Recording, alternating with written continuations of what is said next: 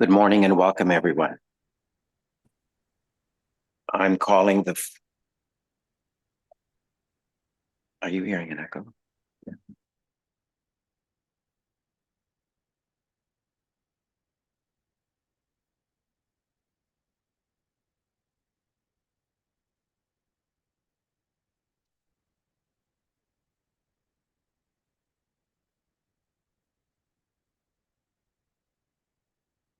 Thank you.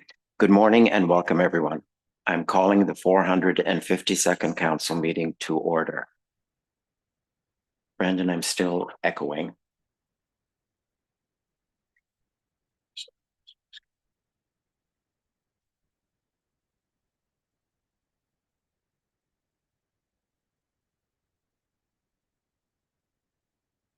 Council members, please have your video on during the meeting and mute yourself if you are not speaking. We are live streaming this meeting through the RCDSO's YouTube channel so that members of the public, profession, and other interested parties can watch our proceedings.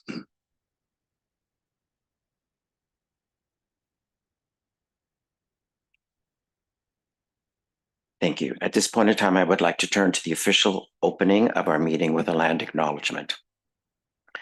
The RCDSO is on the traditional lands of the Mississaugas of the Credit, the Anishinaabe, the Haudenosaunee, and the Huron-Wendat peoples. These traditional lands are known to some as Toronto. Toronto is covered by Treaty 13 with the Mississaugas of the Credit and is home to many diverse First Nations, Inuit, and Métis peoples from across Turtle Island. This land is also part of the Dish with One Spoon territory, a treaty between allied nations to peaceably share and care for this land. We accept our responsibility to each other and this land we live and work on in a spirit of peace, friendship, and respect. We are committed to actively supporting the necessary work towards truth, reconciliation, and equity. We embrace the role we play in regulating dentists, in protecting the public interest, and in strengthening our partnerships with Indigenous communities to advance access to safe and equitable oral health care. Thank you. I'm going to turn it over now to Dan to do the council roll call. Thank you, Hannah. Good morning, council. So as per usual, I will go in alphabetical order, and please be ready to unmute your mic if you're in room or virtually.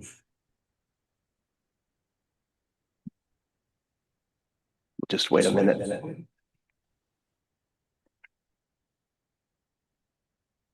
Okay, thank you.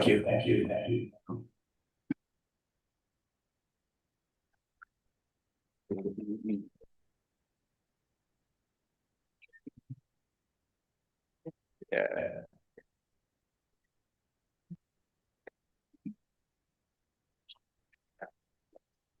My sound's on too.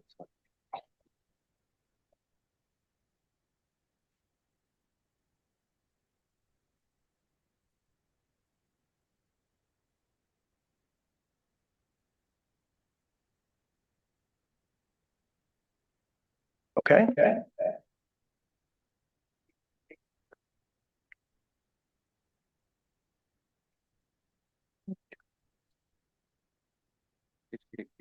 How's that?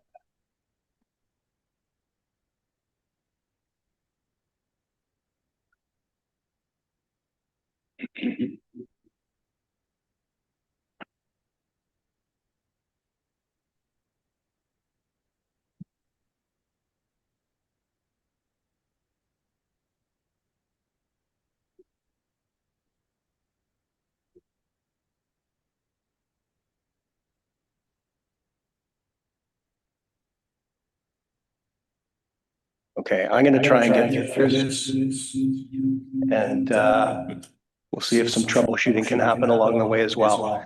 But I'm going to go, I'm going to deviate a little bit. The first person on the roll call is our new public member, Patrick Ballantyne. And what I want to do is first welcome Patrick to his first council meeting as a public member. And I want to call him up to accept a pin as well. So Patrick, if you'd come up, thank you. Once he takes the pin, turning back. Thank you.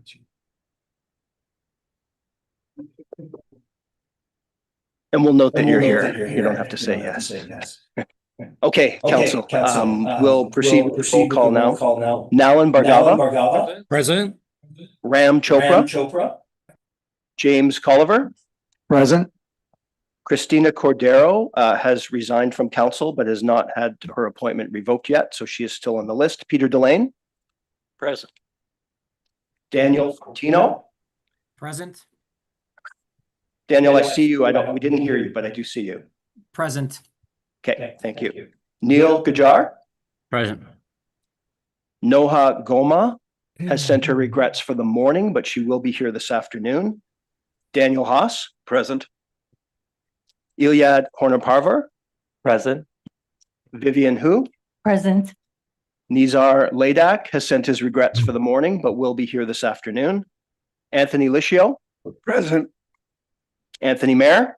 Present. Harinder Sandhu. Present. Brian Smith. Present. Osama Solomon. Present. Robin Somerville. Present. Rod Stapleforth. Present. Mark Trudell. Present. Aaron Walker. Present. Judy Welakovich. Present. And Deborah Wilson. Present. Thank you, Hanno. Back to you. Thank you. At this point in time, I'd like to ask Dr. Harinder Sandhu to provide the president's remarks. Harinder. Thank you, Hanno, and good morning, everyone. I'm pleased to see you all, council, RCDSO staff, and all the observers. Before I begin my remarks, I would like to take a moment to formally and publicly welcome our newest public council member, Mr. Patrick Ballantyne. Patrick Ballantyne is a member of the Law Society of Ontario. He has been the CEO and General Manager of the Registered Insurance Brokers of Ontario. He has also served as chair of the Songwriters Association of Canada. Patrick was appointed by order in council on August 14 for a 3-year term. We have already put him to work. Patrick is serving on the ICRC as well as the Registration Committee. We are delighted to have his expertise at this table. Please join me in welcoming Patrick.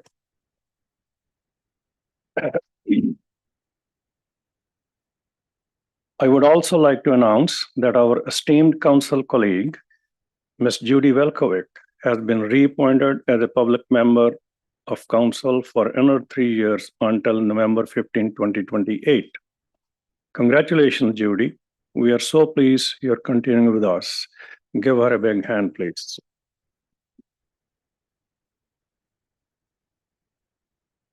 And finally, as you may know, Ms. Ellie Fisher's term as a public appointee to the RCDSO Council expired on July 25th, 25. Ms. Fisher had been on council since 2019 and served on various committees. We are very grateful for the 6 years that she contributed in the service of our public interest mandate. We wish Ellie the best in her future endeavors. Earlier this year, council took time to step away from regular committee and council business to focus on the future. We spent, with the assistance of facilitators and senior staff, thinking about the future of the college. The purpose of our contemplations was to help build the foundations of a vision for the college. This work is so important in our role as governors. Your contributions, your thinking, your comments, council, were so insightful, so inspiring. You will hear a little later today about the work that is starting out of those conversations. Your wisdom was critical in building the foundation of that vision. Thank you. Speaking of inspiring, just last week, members of council, members and RCDSO staff spent time at Western participating in their inaugural professional day. There were rapid fire presentations, debates, discussions, all focused on the meaning of professionalism in dentistry. The audience was students, over 200 first and fourth year students were in attendance. We were all energized by their engagement. Council, we have so many important topics today. Much of the work on the 2023-25 strategic plan is coming to fruition. Today, we'll have an opportunity to discuss the governance modernization project, and a number of council members will be presenting. We will also hear significant updates from the policy department. Some of the projects are near completion, and some are at a critical stage of your feedback. As I have often said to council, together we determined at the outset that this work was fundamental to advancing the profession. This team has been dedicated to ensuring that the profession has the most up-to-date, relevant, and research guidance. I'm so impressed with this team and the caliber of the work they do. This work has a clear and direct impact on public because it helps shape that happens in every patient's interaction. We are reaching a significant milestone today with the divestment of PLP. It has been many years in making. Earlier this week, we communicated to the profession, to the public, and to the host of system partners that the new owner-operator of the PLP will be Navaccord. Navaccord, one of the Canada's largest and fastest growing multi-line insurance brokerages, will take over as of January 1st, 2026. John Gilaurier, a wholly owned subsidiary of Navaccord, will be the broker for the PLP program. You will hear much more about this later in the meeting, but I did want to take a moment to thank all of those who helped us get to this point. The procurement review group, my colleagues, Mark Trudell, Jamie Colliver, Anthony Liscio, Margot Orchard as project manager, John Wilkinson, Alan Bromstein of Weirfold, and PwC, who have been our advisor throughout the process. And of course, Dan and Jeff were on that group as well. Staff have done an exceptional amount of work to get us to this place. Thank you very much for all of you. This is a historical change for the college and will be a time for change for the profession and for the staff. This important program will be maintained, but under the auspices of Navaccord, and that will benefit the public, the profession, and the college. Council, you have been critical to the process. Your advice and direction was essential. Finally, I'm so honored that we have the First Peoples Group present with us today.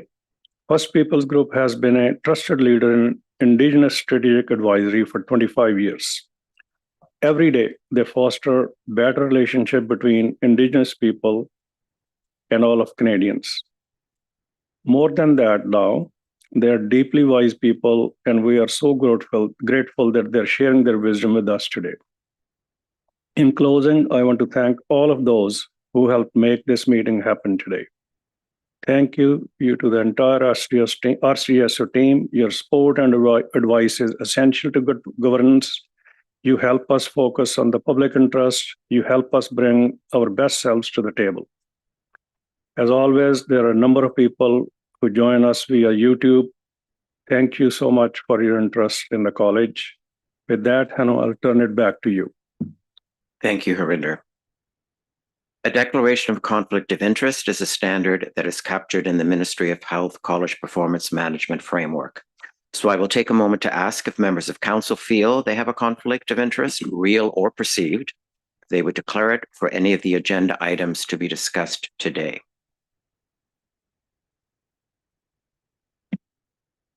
Mr. Anthony? Chair, yeah, I'm going to declare a conflict for the item related to corporate dentistry. Thank you. That is duly noted. Next on the agenda is the consent agenda. As a governance best practice, we use the consent agenda as a time-saving mechanism. On the consent agenda are several items that are for Council's information, acceptance, and ratification. Council will be asked to approve these in one single motion. Council may ask clarification questions about an item on the consent agenda. However, if members wish to have a conversation about an item, we will take it out of the consent agenda and address it later on in our meeting. I would ask that you use a very high bar when asking to remove any item from the consent agenda. The consent agenda items are in your meeting materials starting from pages 18 to 147. Are there any questions about an item on the consent agenda? Seeing none, if I could have motion number 1 on the screen, please. Motion number 1 is that the items that follow from 1 to 11 be approved and or received for information by council. I would ask you to raise your virtual hand. That's moved by Vivian, seconded by Mark Trudell.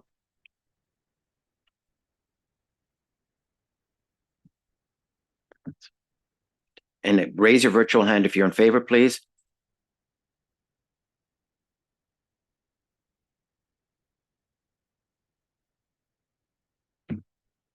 Okay. That motion is carried. Thank you.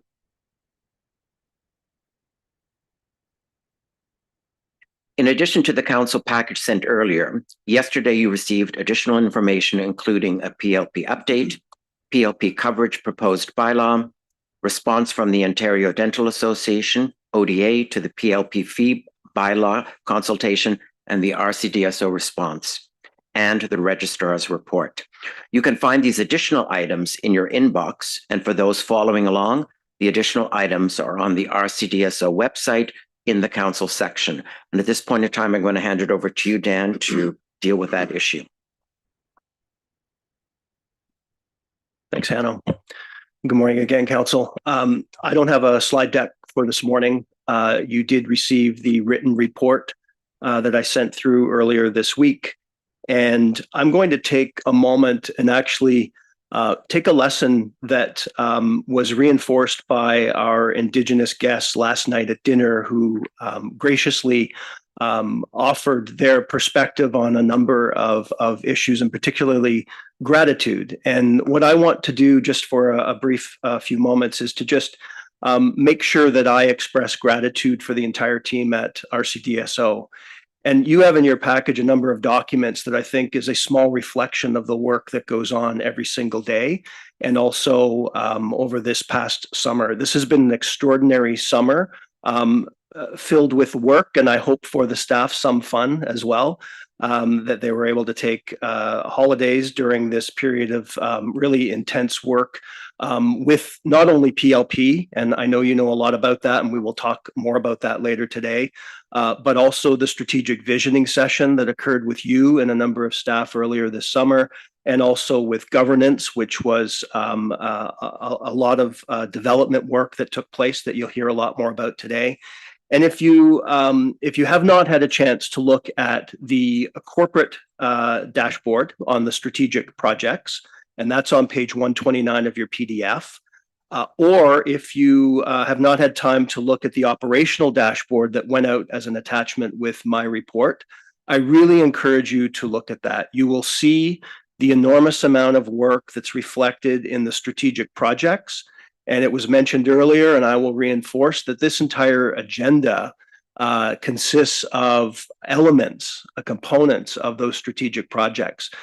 Some of them coming to conclusion, some of them in the form of standards that you will see a number of those standards that you have already seen, but they will come to you for approval to go out for consultation or final approval. All the work that's happening with respect to access to care, and you'll see the professionalism document today. You will see a policy, proposed policy in December on accepting new patients in dentist's office and trying to provide guidance to dentists in that manner. You will see the service experience, and within the key metrics that you have, it speaks a lot to the work that we've done to really ensure that we are offering our services in both English and French, and all the work that's done in translation and making sure that we have people at the front lines who are able to converse in French with callers. That doesn't even capture a lot of the other work that's happening with respect to service and our areas of the college that are really trying to ensure that we're providing live call answers as much as possible, and also making sure that any member of the public, any member of the profession, any member of our stakeholder community is able to get the service that they deserve when they contact the college. The work that we have ongoing in a number of ways, including, as you'll hear this morning with our Indigenous colleagues around equity, diversity, and inclusion, is extensive. Governance, I've mentioned. Practice models and corporatization is also on the agenda, where you can see over 2 years of work that's been used to really understand what the research is saying, what the environment is telling us, what our own data is telling us, and how we can move forward as a college as we are dealing with the context of business and dentistry, and making sure that we regulate effectively. And also then, as you get into the corporate dashboard that went out with my report on the operational side, I think there you can see the immense volume. So when we talk about the strategic plan, those are things that we do because we think they're going to further us as an organization. We want them to advance how we are protecting the public. But all of the legislatively required programs are also ongoing with a tremendous amount of volume, from quality assurance to the facilities inspection program to registration to PCRA. And I'm sure that I've missed one. I hope I haven't missed one. But all the supports that go to that as well: our IT department, our communications department, our human resources and finance and operations department, and our practice advisory service. And I really think that it's important to extend that gratitude, because what you see here is a microcosm of the work that goes on every single day. And it is really tremendously advanced by the incredible staff that we have at the college. And I wanted to really speak to that with you this morning. Obviously, there are a number of other issues that I raised in my report, and I'll just highlight a couple of them.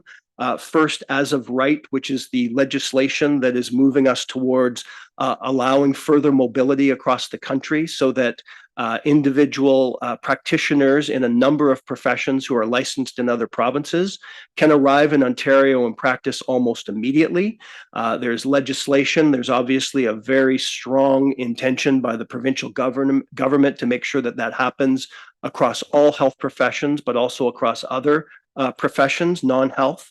And we have been working with the government to make sure that we are able to design our systems that are consistent with the legislation and the regulations, but also ensuring that we're mitigating or eliminating any potential risk that there might be for patients. Just as a reminder, the as of right legislation basically allows an individual to file an application with the college and then immediately start to practice. So they don't have to be issued a certificate of registration, but they have to have one issued within the first 6 months. And so we know that it's really important for there to be mobility.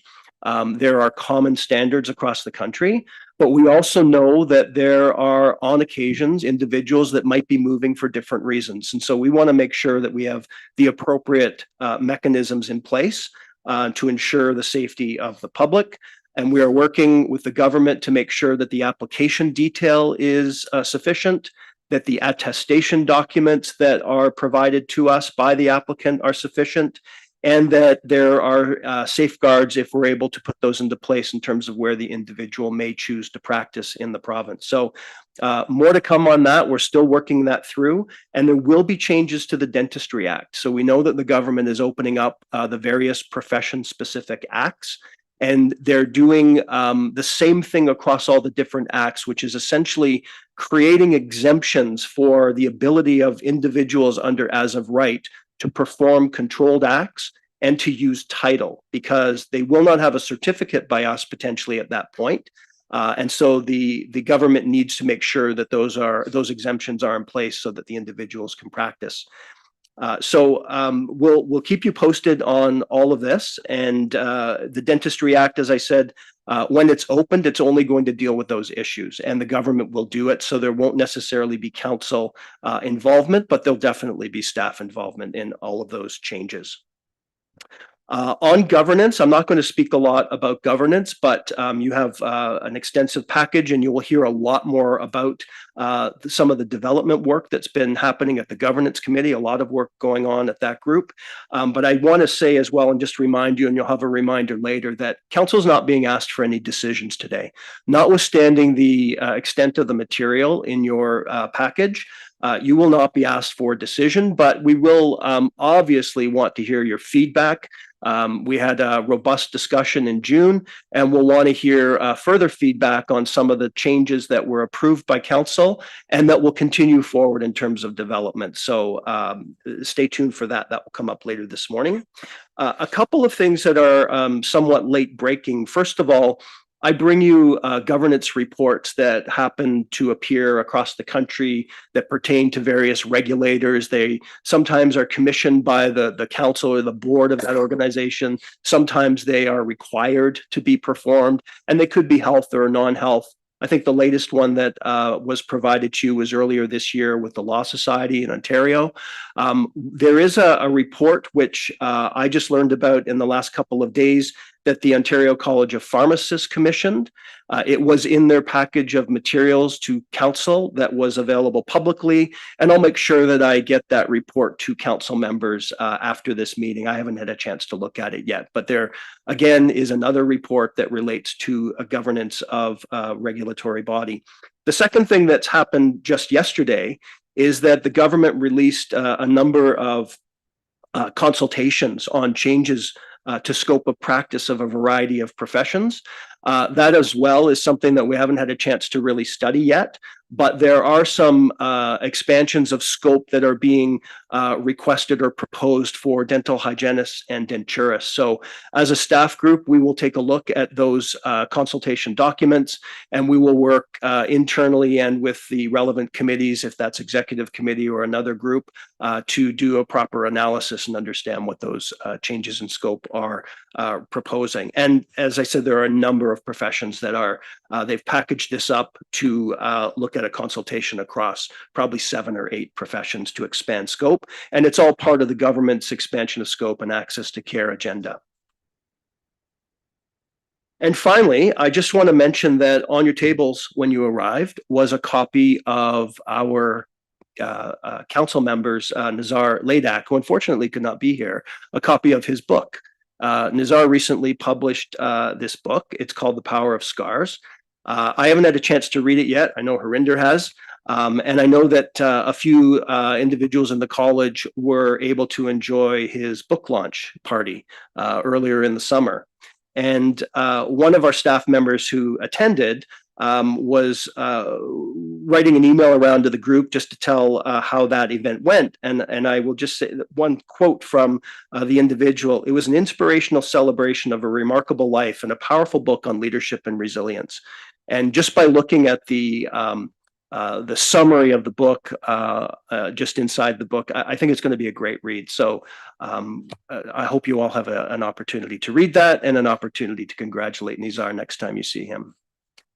And so with that, Hannah, I'll turn it back to you, and I'm happy to entertain any questions. Thank you, Dan. At this point in time, I will ask, we do have a few moments, Council, if there are any questions for Dan in his report.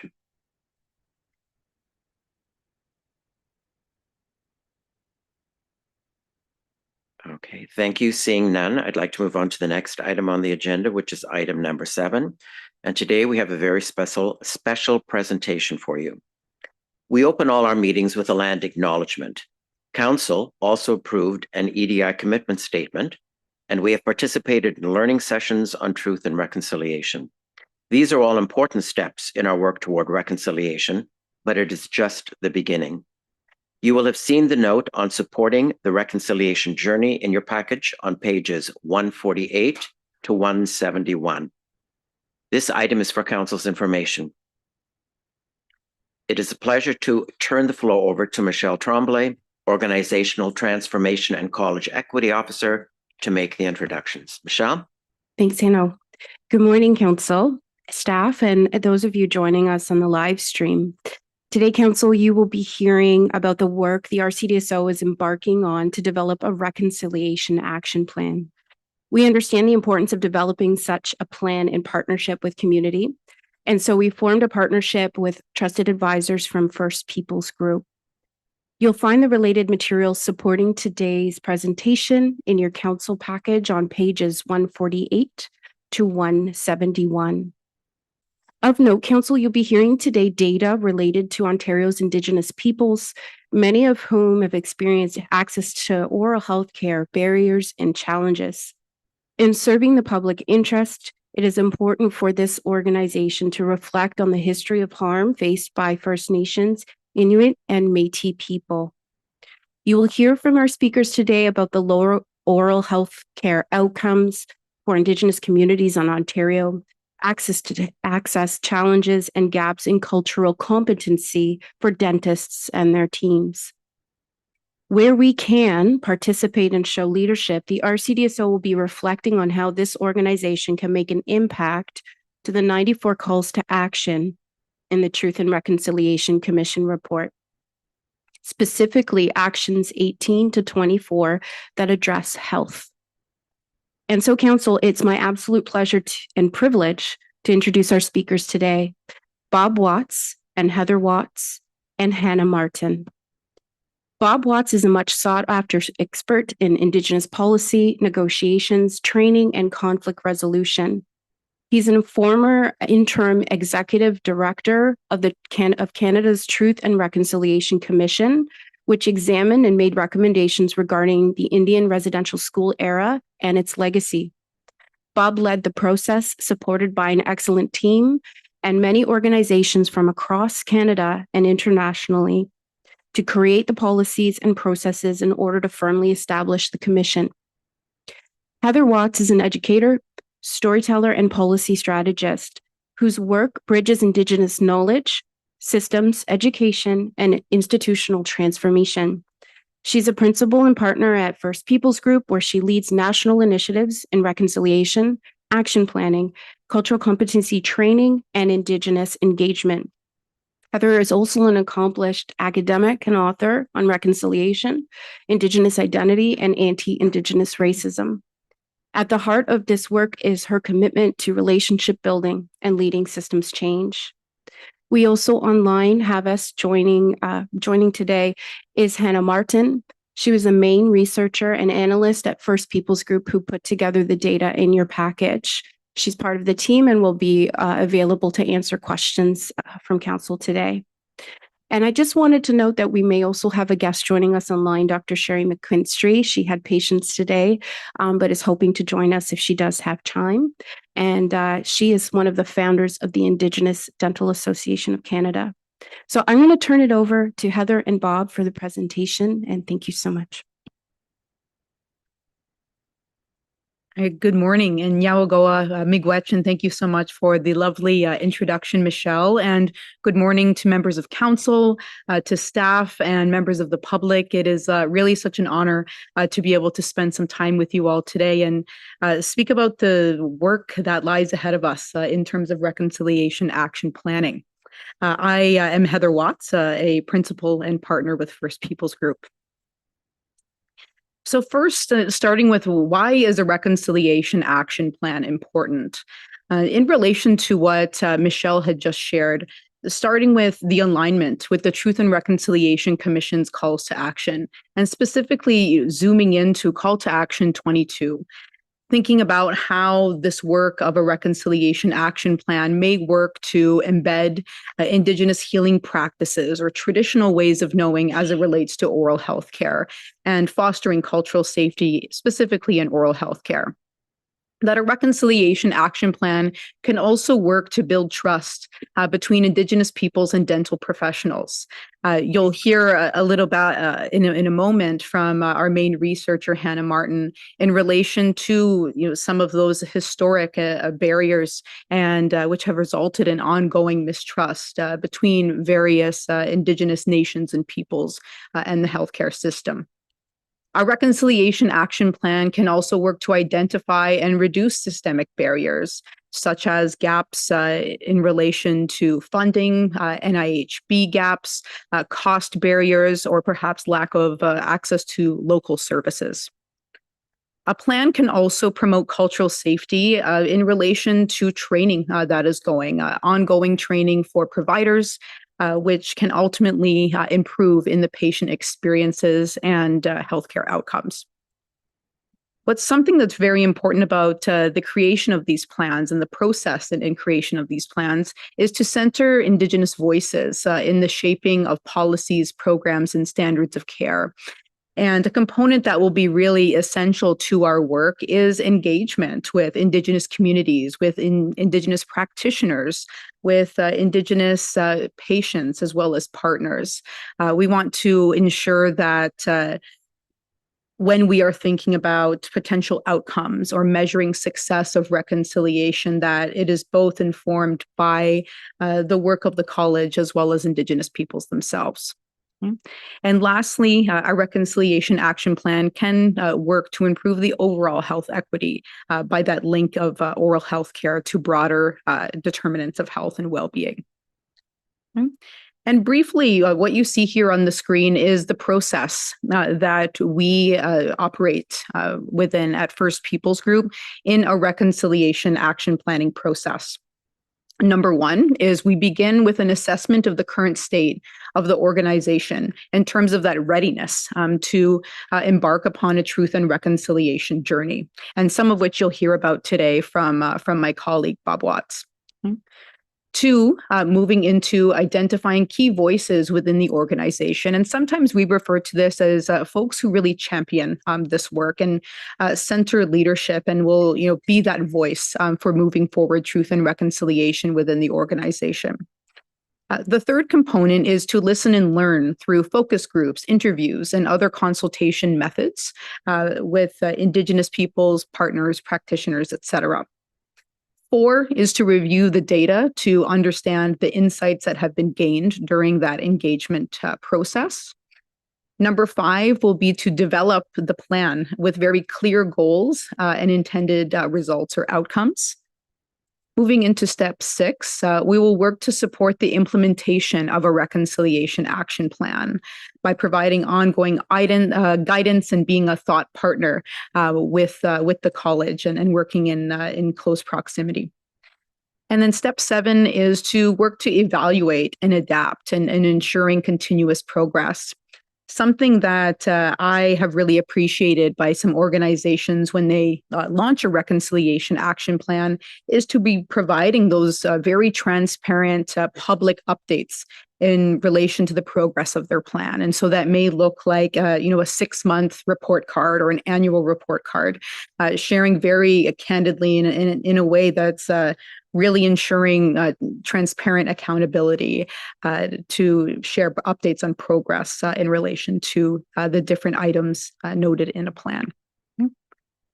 With that, we are very excited to share that step 1 has actually already been completed in our work to assess the current state of the organization. And in addition to a number of the initiatives that we analyzed in partnership with the RCDSO, we also conducted an Indigenous oral health care scan in Ontario. And a part of that work, which was led by my colleague Hannah, who will speak in just a moment, was looking at various academic articles, news articles, speaking with folks within community as a part of that truth component of truth and reconciliation. And so with that, I'll turn things over to Hannah and invite her to share a bit about some of her findings during this research phase of the work. So Hannah, over to you. Great. Hi, everyone. Ninda Lewisi, Hannah Multi, Delewi Millbrook First Nation, Off Sigaweg. Hi, everyone. Greetings. Good morning. My name is Hannah Martin, and I am Mi'kmaq and Scottish, a member of the Millbrook First Nation, and I currently live in Sigaweg, or Brule, Nova Scotia. And as Heather mentioned, I'm an associate with First Peoples Group. Thank you for inviting me to present on this portion of our work with First Peoples Group today. So as Heather mentioned, I conducted the literature review for this work. Today I'm going to go over a few statistics and findings from this this literature review that we felt were pertinent. And so we know that Ontario has the highest Indigenous population in Canada. And I will say that while statistics were quite limited in terms of findings within Ontario specifically, this context can give us a better idea, that Ontario probably reflects that greater national context because it has the highest Indigenous population. Throughout the research, we found that Indigenous peoples experienced nearly double the rate of dental disease compared to other Canadians. And we'll get into some of the reasons for that in a little while. 28% of Indigenous peoples in Ontario only visit the dentist for emergencies. This statistic is quite a bit higher compared to 19.3% of non-Indigenous peoples within Ontario. We found a study specific to the Sioux Lookout Zone, which found that in Indigenous children in Sioux Lookout, they had nearly double the rates of decayed, missing, and filled teeth compared to non-Indigenous peers in that same region. We also know that First Nations, the majority of First Nations must travel outside of their communities for dental care. And this is due to a number of reasons. A lot of times it's because they live in rural or remote regions. And we'll touch on this a bit later, but a similar reality exists for Inuit folks who live in the north. So one thing that we discussed in the report, which is a systemic issue, is that the non-insured health benefits program, which is one of 2 federally supported oral health initiatives, is only available to status First Nations. And so non-status First Nations, as well as Métis, do not have access to the NIHB program. Métis similarly do not have access to the Children's Oral Health Initiative program, which is the second federally supported oral health program in Canada. We also found in the research that 28% of Métis cited cost as a barrier to accessing oral health. And we also found that those without insurance were, of course, less likely to have good oral health. We discussed Inuit in Ontario. Something important to remember is that in Ontario, the majority of Inuit in Ontario live in Ottawa. And in Ontario, there are no northern communities. So the majority of that population is urban. Ottawa-Gatineau also has the highest population of urban Inuit in Canada. And so outside of the urban Inuit population, the majority of Inuit coming to receive care in Ontario, specifically Ottawa, are coming from northern communities and flying in from all across the Canadian North. Again, in the Inuit population in Ontario, they were found to have high oral disease rates. And across Canada, we found that by adulthood, almost the entire population of Inuit surveyed had some instance of dental caries throughout their life. Next slide, please. Thank you. So moving into barriers, in the report, we did discuss the impact of historic events of colonization and how those have impacted Indigenous peoples today and their relationship with oral health care. So we looked at and discussed the forced relocations of Inuit to the far north, systemic racism, the legacy of residential schools, and the 60s scoop, and the resulting issues from some of these things and their impacts on the fear of judgment, mistrust, and trauma that Indigenous peoples face, and how this affects their feeling of safety around seeking dental care. We also found that poor oral health is linked to various diseases, cardiovascular and respiratory, as well as diabetes. So in communities where these diseases and health issues are higher, they just exacerbate poor oral health issues in these communities. In one study, I believe it was the Native Women's Association of Canada, they did an oral health study and they collected some of the experiences of Indigenous peoples with oral health care. And they found that many people shared that their experiences in the office, feeling dismissive attitudes in some situations from staff and caregivers, not receiving the pain medication that they needed to relieve pain from various procedures, and also general experiences of discrimination. Coming back to Inuit specific barriers, as I mentioned, geography is a major barrier for Inuit. Many of them have to travel from their communities to places like Ottawa to receive the oral health care that they need. And oftentimes, this is why folks who live in remote places wait until things are an emergency or find themselves in an emergency situation before they feel that they are able to travel and make that move to receive the care that they need. There are many social determinants of health specific to oral health that Indigenous peoples face, specifically Inuit. Food insecurity, smoking, crowded living conditions, these things all contribute to oral health issues. In terms of food insecurity, lack of access to traditional country foods, and also the high price of healthy food in the north. Those both contribute to food insecurity. One report that we found, they examined actually some archaeological information that revealed that pre-contact Inuit, for the most part, had very, very little dental disease, very little sign of any kind of dental disease. So we found that quite interesting. And of course, compared to post-contact, where we have the introduction of sugars and which of course worsens some of these outcomes when combined with some of these systemic barriers as well, right? Next slide, please. Some other barriers that we found were high cost and low access to oral hygiene products, inconsistent oral hygiene education across generations. And this, of course, could be related to residential school experiences and 60 scoop experiences, the lack of cultural safety training for dental professionals. The Native Women's Association of Canada study, they met with 94 oral health professionals, and 53 of those folks actually reported that they felt that they did not have the adequate training to serve specifically Indigenous clients.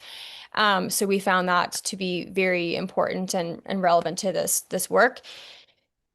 We also found barriers with the non-insured health benefits program. So delays that folks experienced in waiting for the predeterminations for services that they required.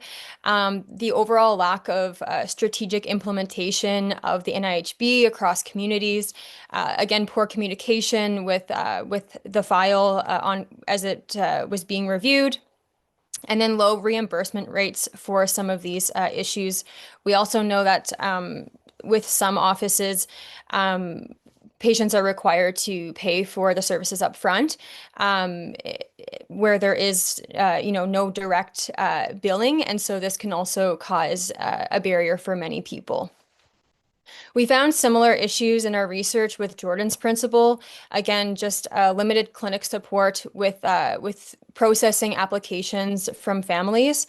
We did find that the Indigenous Dental Association of Canada, they are looking to create supports actually around this in the future. I'm not sure the current status on that currently, but we did read that that is something that they are going to be targeting in the future, which is great. Another barrier was underfunded preventative programs, again, like the Children's Oral Health Initiative, which is comparatively much more underfunded than NIHB. And access to clean drinking water. As of August 2025, there are still 28 active long-term drinking water advisories in the 27 First Nation communities in Ontario. Next slide, please. And so just to finish off this portion of the presentation, we are bringing in some of the recommendations from various organizations, as well as the Auditor General and their assessment of the NIHP program. So just to go over a few of them, the Health Canada, now Indigenous Services Canada actually administers the NIHP program, but the Auditor General recommended that they finalize a strategic oral health approach with timelines and monitoring to assess the efficacy of the program, improve the management of the program, appeals and data collection. We found recommendations to expand the Children's Oral Health Initiative and NIHB with a greater focus on prevention in Indigenous communities, as well as better equity in reimbursement of services. We found a recommendation to increase human resources for oral health delivery in Indigenous communities, expand the provider status to dental hygienists. Currently, there is a lack of dental professionals in especially northern communities, as we mentioned earlier. Within the Inuit Oral Health Action Plan, we found recommendations to strengthen Indigenous leadership, link oral health to overall health, increase interventions, improve treatments, and mobilize families and caregivers in supporting oral health within the family unit, and to increase Inuit providers and also improve nutrition in the north. We also found recommendations coming out of the Assembly of First Nations National or Non-Insured Health Benefits Dialogue session to invest in community-driven strategies, expand NIHB coverage, fund First Nations-led oral health strategies, and increase dental therapists. Again, additionally, we found a call, I believe this one again was from the Native Women's Association of Canada, the recommendations to create mandatory and anti-racism training, community-specific teachings, increase time with Indigenous patients in particular in the office, and also improved accessibility to regular care. Great. So again, in terms of some of the findings to date, we have a framework that we want to share with council and members of the public. We think of this framework that we use in terms of symbolic change, substantive change, and systemic change as some of the things that we'll look at in terms of how to think about reconciliation and how to measure it. We also have spirit. We have all these change within this circle of spirit, and spirit in this case represents both attitude that's brought to change, but also sort of the energy that's put in it. Everything is driven by spirit. So this is a framework that we use. Next slide shows what we found so far, and to our delight and to your credit, a lot of times when we're working on this and early in our project, we find maybe a lot more symbolic types of change. People hanging art in the lobby, or maybe having a land acknowledgement. But as you can see, we have findings that are both are symbolic, substantive, and systemic, which I think provides a really good foundation in terms of how we move forward. And this isn't sort of a flow of good to bad. It really talks about depth and talks about commitment. Systemic sometimes is a lot harder. It may be regulatory changes, it may be policy changes, it may be changes that you need to lobby for. It may not all be within your control. But the fact that you have activity that are going on in all three areas, I think provides a really good foundation for moving forward. So congratulations on that. And just to be really clear, when we talk about symbolic change, we're not sort of downplaying that. Sometimes symbolism is incredibly important. It may make people feel really comfortable coming into your setting, your place of work, and having people feel comfortable or feel at home or feel safe because of some of the symbolism that they may see there really creates a different environment and a different experience for clients that are coming into dental offices across the province. So We just want to leave that with you as our final slide in terms of learning to date. And with that, we'll turn things back over to you, Chair. Thank you very much. And thank you very much for that very thought-provoking presentation. At this point in time, Council, we do have a few moments. If you do have questions that you would like to ask, if you could raise your virtual hand and I will call on you.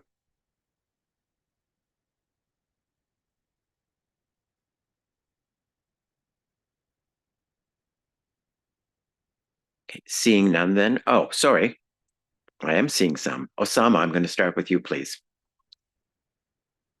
Thank you. Great presentation. I was just wondering if there's any data on in the rural communities regarding like fluoride in the water and what the water status is because of the high caries index. Thanks for that question.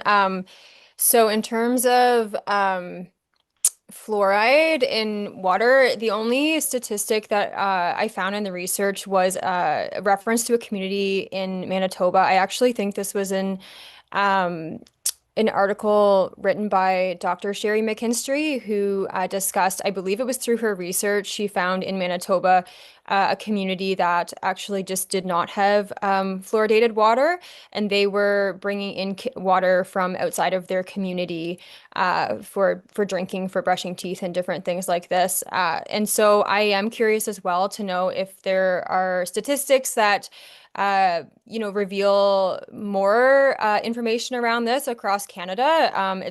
It's not something I found in the research, but there was a reference to it. So I would not be surprised if there were other communities dealing with a similar situation. Yeah. Thank you for your question. Thank you. Harinder? Thank you, Hannah. I just want to thank all three of you for a wonderful presentation last night and today. As we are embarking on our EDI initiative quite far ahead, and now this book which is on our tables, I think if everybody reads that book, I think the presentation today, this book and our initiatives actually align ourselves into doing much more than what we have been doing. And so we are committed as the organization to move this forward. Thank you. Thank you, Harinder. Judy? Yes, thank you. Really good presentation. I really enjoyed last year's day that we spent with you. And so I really appreciate the work. Correct me if I'm wrong, but it seems to me that all of the initiatives that are being recommended relate to how to better deliver healthcare to Indigenous and Inuit peoples through access routes. But I'm just wondering if you've been studying access to the dental professions by having Native and sort of Indigenous and Inuit peoples go into the dental professions, and if so, do they go back to their communities when they're done? Thanks, Judy. In my research, I did not come across any statistics or research on Indigenous peoples in relation to entering this profession and bringing those skills acquired back to communities to improve things in Indigenous communities. I'm not sure if Heather or Bob have any additional comments or have any additional knowledge with this, but yes, most of the research related to access to care that I looked at. Yeah, thank you, Judy. Yes, for sure. I can comment on this. And so while this was not something that we came across in the research, we see this as a real opportunity when we do go into the engagement phase to be able to connect with, whether it be post-secondary offices in various Indigenous communities, to connect with the Chiefs of Ontario, as well as the various Indigenous institutes that are post-secondary institutions that are Indigenous run, that are in communities, some of them being diploma granting or degree granting. Some of them working in close partnership with various colleges and universities across the province. to be able to learn more about perhaps like data that they have already embarked upon. And so that will definitely be something that is embedded within our engagement plan. Thank you very much for the question. And I'll just add one point, Judy. Thank you for your question. I know Dr. McKinstry couldn't be with us this morning because she's with patients, but she has mentioned to me that part of IDAC's mission is collecting data around how many people with Indigenous identity are actually in practice. And that's part of building community, understanding the issue there, and then seeing how it can influence more Indigenous practitioners in dentistry. Thank you. And thank you again, Bob, Heather, and Hannah. And at this point in time, Dan, I'm going to ask you to please formally thank our guests.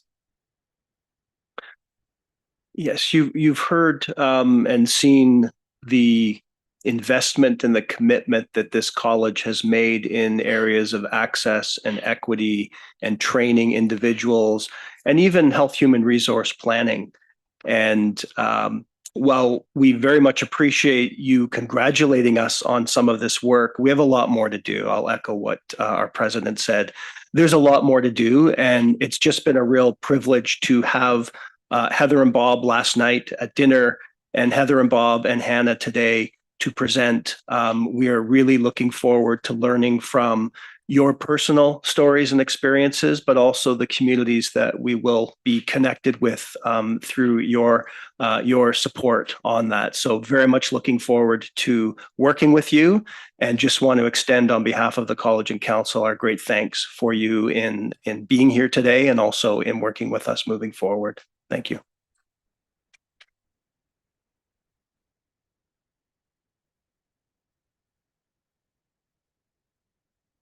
Thank you, Council. Next item on the agenda is item number 8. And Anthony, Mayor, am I correct that this is the item that you are declaring a conflict of interest in? Is that It's practice models and corporate dentistry. that's correct. So I won't be voting if there is a vote. All right, I will step out. Okay, so you'll get to have an extended coffee break.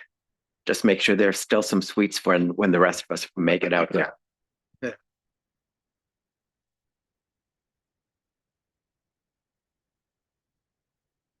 Council, the next item on the agenda concerns practice models and corporate dentistry, one of the 6 strategic projects currently underway.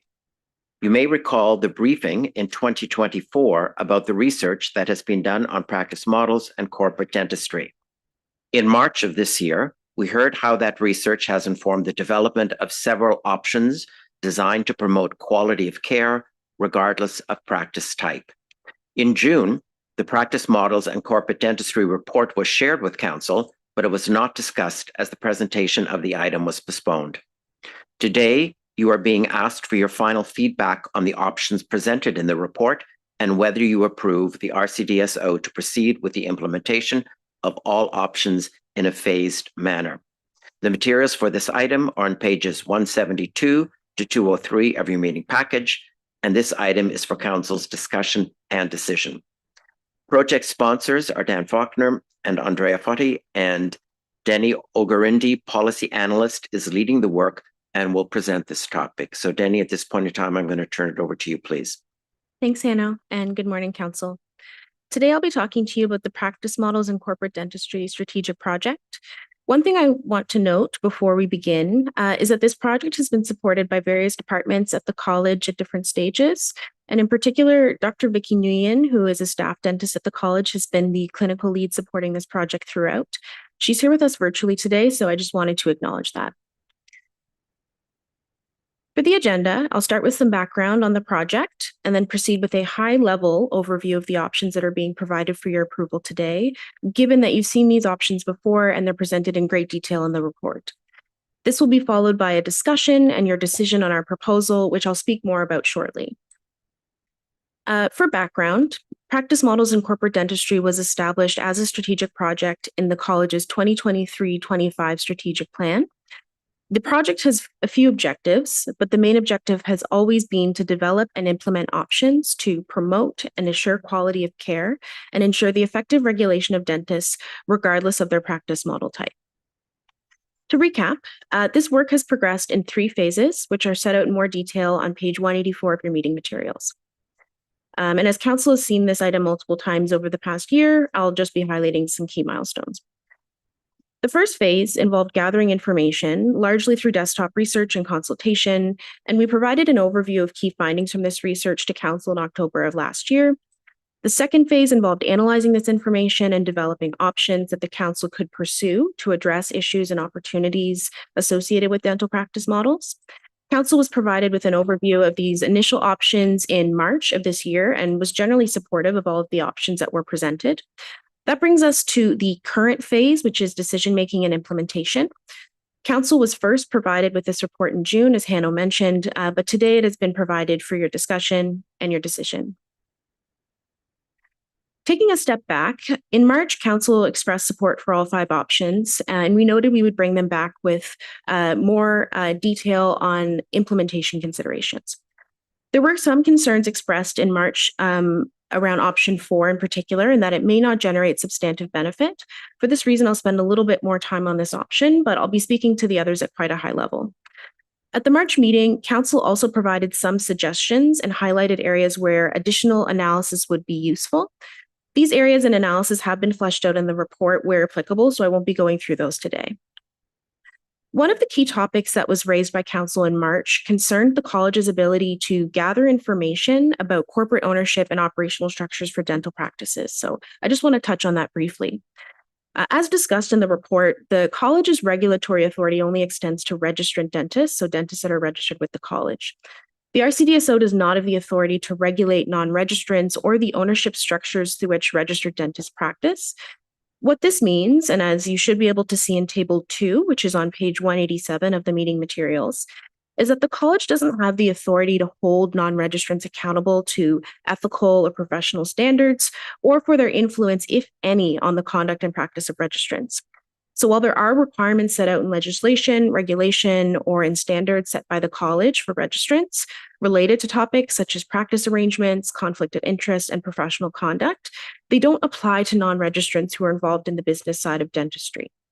The theme may come up for you as we go through the options, so I encourage you to keep this in mind. Now, for our proposal.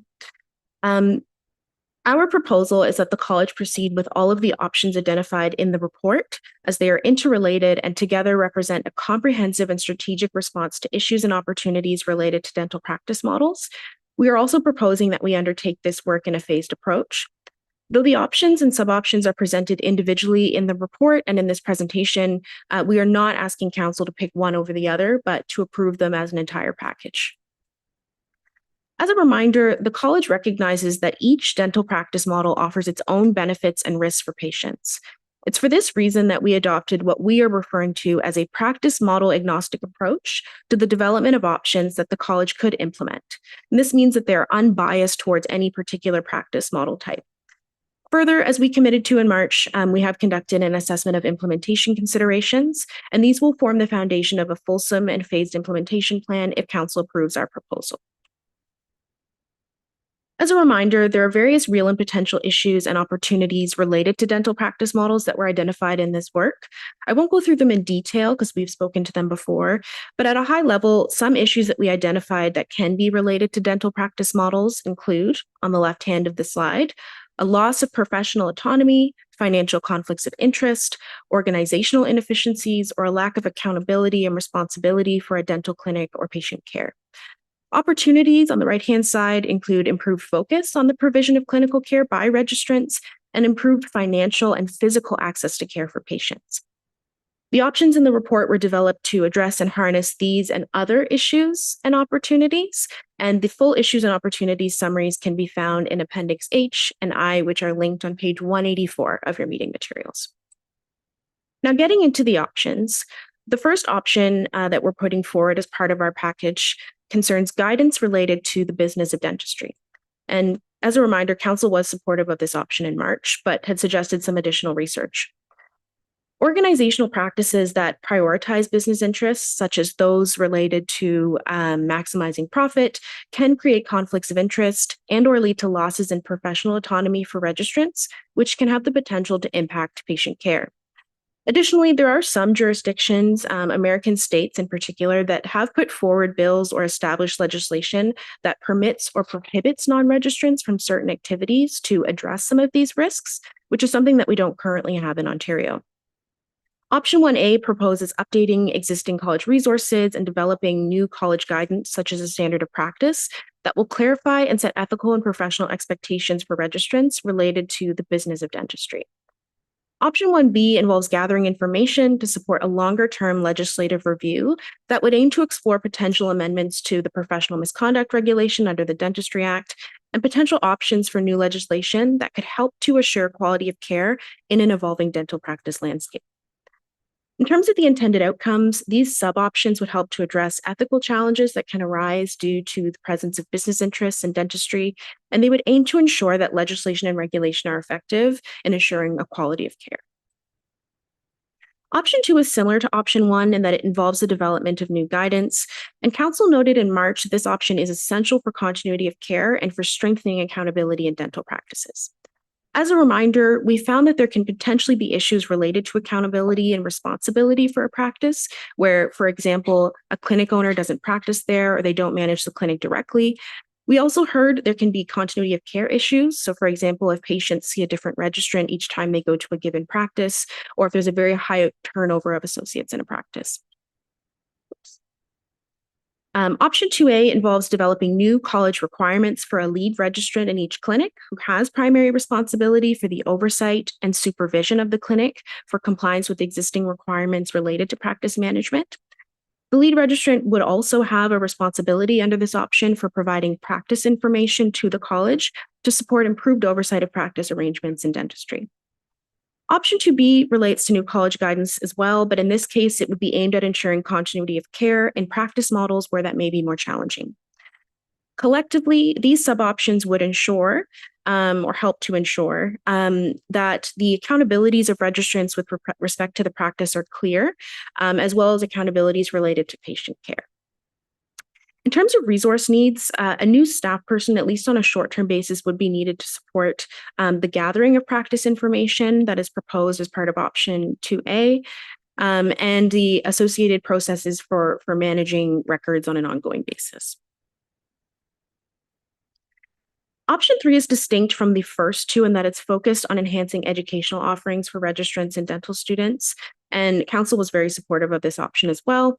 It involves developing new college resources. So, for example, an RCDSO Connect session that registrants could revisit that would be focused on upholding ethical and professional responsibilities across various practice models, engaging with dental faculties in Ontario to implement strategies, for example, additional course material, presentations, to reinforce for dental students their responsibility to protect the public interest respecting the practice of dentistry, regardless of their practice model, and adding new scenarios and questions to components of the college's quality assurance program after new standards of practice come in. So, for example, those proposed under options 1 and 2. From an implementation standpoint, this option would be part of regular work at the college, so we don't anticipate any additional resources would be needed to implement it. Option 4 is the most innovative of the options that are being put forward for your approval, and it's also the option that Council was most apprehensive about at our March meeting. As discussed in the report, the jurisdictional review identified regulatory sandboxes and innovation hubs as similar but distinct types of programs that can help to ensure effective regulation of new technologies, ideas, and business models. As a refresh, our proposal is for what we're referring to as an innovation advisory service, which is comparable to the innovation hub concept described in the report. What this means is that our proposed innovation advisory service would provide non-binding guidance to innovators to help risk manage innovative ideas or practice models for patients. It would build on existing strengths of our practice advisory service, but through a program that is more fit for purpose. And a detailed illustration of the similarities and differences between the innovation advisory service and our current practice advisory service can be found on page 200 of your meeting materials. We're also proposing that this option include the support of a voluntary advisory body or working group composed of independent subject matter experts who could help support answering questions around innovative ideas or models that may traditionally take a little bit more work for our college to address. Finally, As this is a pilot, this means it would only be a temporary program, at least at the outset. After an initial period of time, so for example, 12 to 18 months, we could conduct an effectiveness review to determine if the program has achieved its intended objectives, after which the pilot program could be extended, remain shut down, or be otherwise changed. Overall, the intended outcome of this option is to encourage innovators to share new initiatives with the college, to promote compliance with the existing regulatory framework, and help the college gather information that can enable us on a longer-term basis to make informed and risk-based decisions. In terms of the key implementation considerations for this option, we do expect that it would require at least an additional staff resource to support program administration. Otherwise, we would really leverage the skills and expertise of our current practice advisory staff, the proposed voluntary advisory body, and other departments in the college as necessary, depending on the inquiries that come in through the program.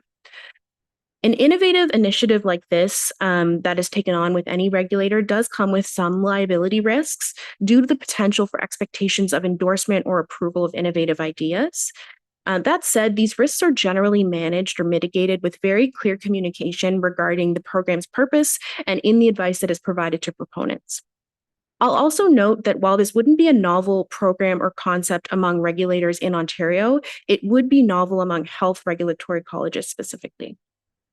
Finally, given the described risks associated with this option and Council's previously expressed concerns, we are proposing that the RCDSO bring an Innovation Advisory Service pilot program proposal to Council for approval to implement the program at a later date. Additionally, an internal working group could be convened, or we could leverage an existing working group, such as the current Standing Policy Working Group, which advises on the development of college standards, to consult on the draft proposal before it's shared with Council as part of our approvals process.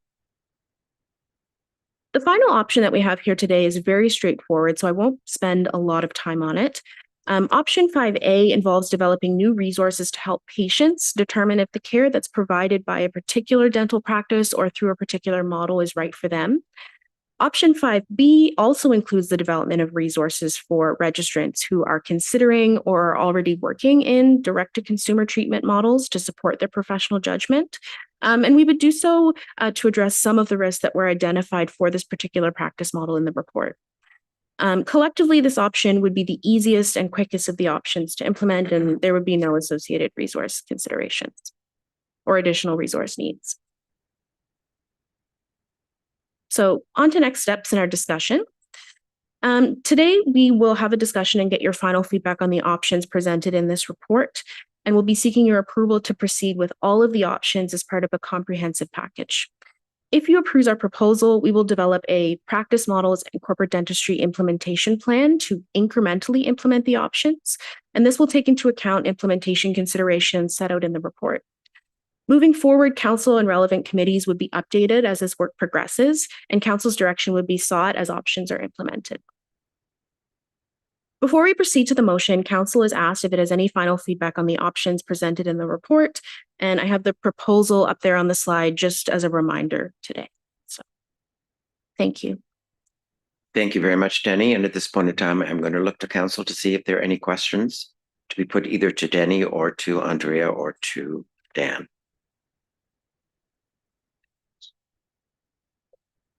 Oh, Dan Haas, please. Thank you. And thank you very much for the presentation and for all the work going to this report. It's clearly very, very thorough. And thanks for incorporating the feedback from March. And I'm supportive of everything that's there. I just have a very trivial question, and it's just to clarify some of the data that you had. And it's really on page 191 of the resource package, where you talk about the drop-off and the number of dentists that own clinics. The more they own, the less they practice at. And I get that concept. And for instance, at 2 clinics, you've got almost 100% of the dentists that own 2 clinics work in both clinics. Only one dropped off, and it gets progressively less and less. However, I don't understand the bars on the left, because let's say for the one clinic, there's 4,000 some dentists own one clinic, but you now have more than them that own one clinic and practice on that. And I can't see how you can be more than 100%. It's either the same or less. So could you explain that? Yeah, absolutely. That's a really great question.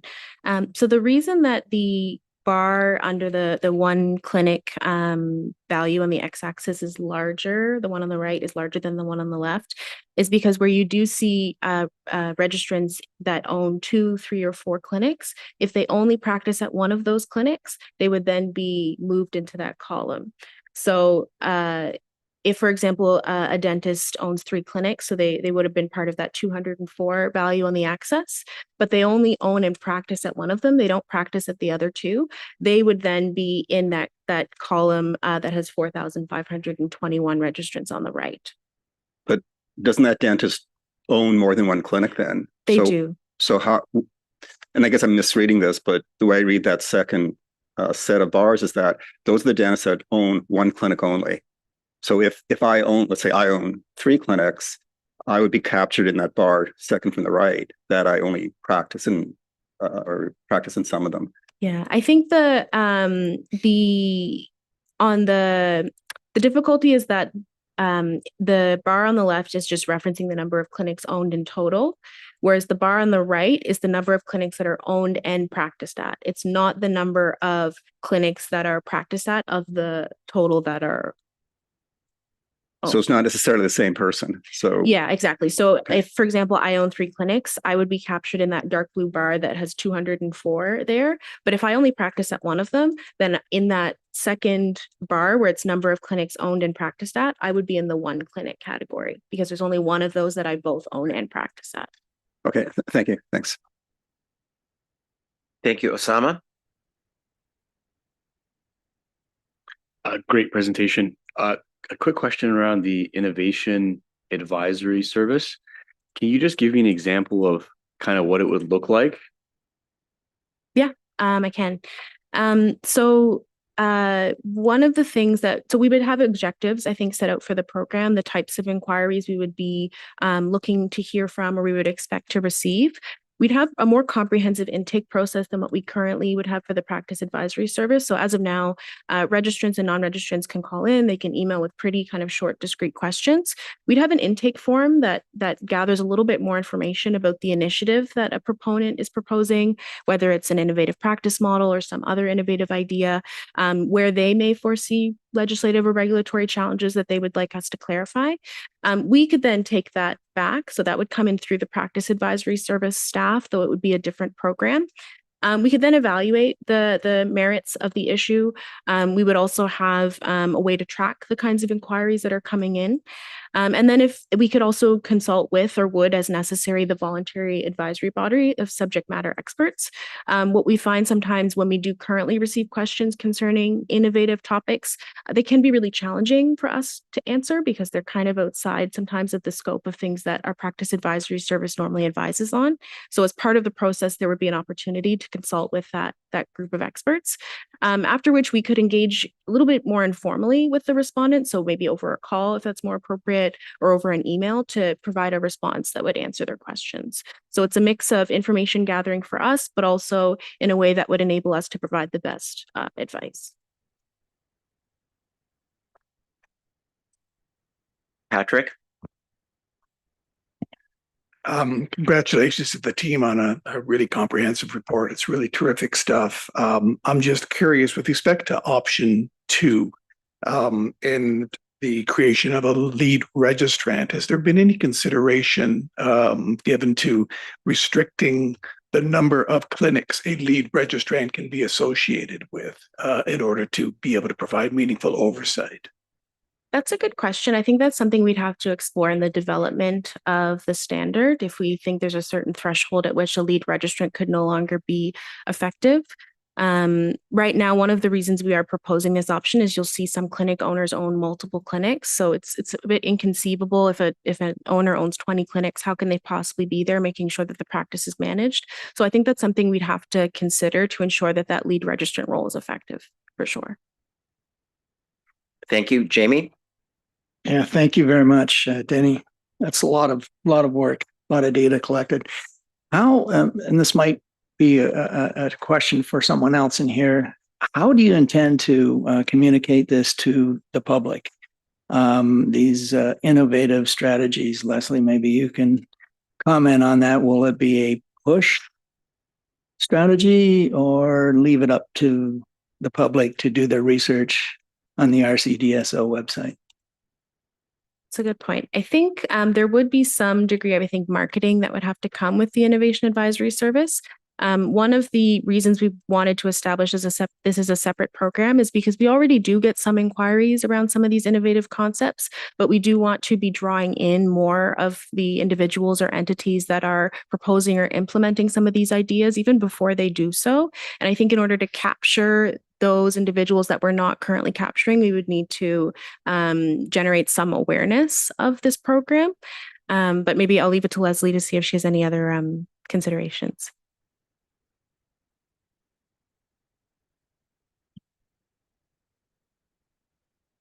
Thank you.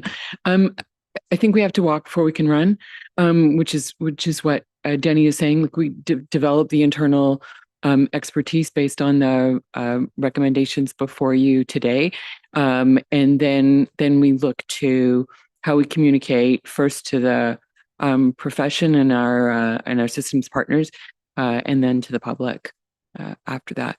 But yes, this is part of the plan. We'll be working together. Thank you. Thank you. Dan? I just want to go back, I think, to Osama's question about an example or trying to imagine what the innovation service looks like. I don't think we completely know yet. And that's the reason why it's proposed as developing a pilot program that council would obviously have a lot of voice in. But I think for council's purposes, it obviously would have to have a lot of legal input as well in terms of how we move forward. And you can imagine that there's lots of innovation in oral health care and dentistry every day. We can't take on everything. So we'd have to really think about how do we start and what are the sorts of examples, whether it's some kind of emerging technology or, a direct to consumer approach. How do we start and how do we actually ensure that we're providing appropriate advice, but we're also ensuring that there's compliance with the regulations that we have to date already. So I think it's going to be really crucial to develop a staged approach to any pilot program. But I also think it's really important for us to try some different initiatives in this area. Otherwise, we continue to see what we see already, which is a lot of emerging innovations that appear on the scene, and then they create challenges for us as a regulator. So we won't be able to tackle it all. We won't be able to tackle it all up front, but we will, I think, be able to put together an approach that we'll be able to test, and hopefully at least a lot of it will be useful to us moving forward. But again, there's a lot we still don't know, which is why it's being pitched as a development of a program or a pilot program. Thanks, Dan. Mark? Thanks, Hanno. And thanks, Denny, and your team. Wonderful presentation. Lots of depth. I'm going to just touch on option number 4 again, the innovation advisory services.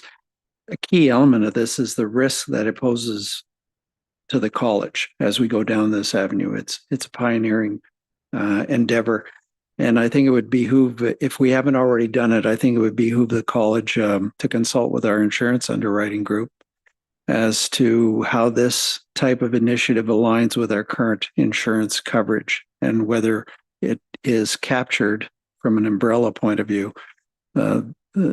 But in that regard, it's just a touch point, and you may have already carried this out, but in the event that it hasn't, I think before we get too far down the road on this, it would behoove us to circle back to that our insurance underwriter. Thank you. Thanks, Mark.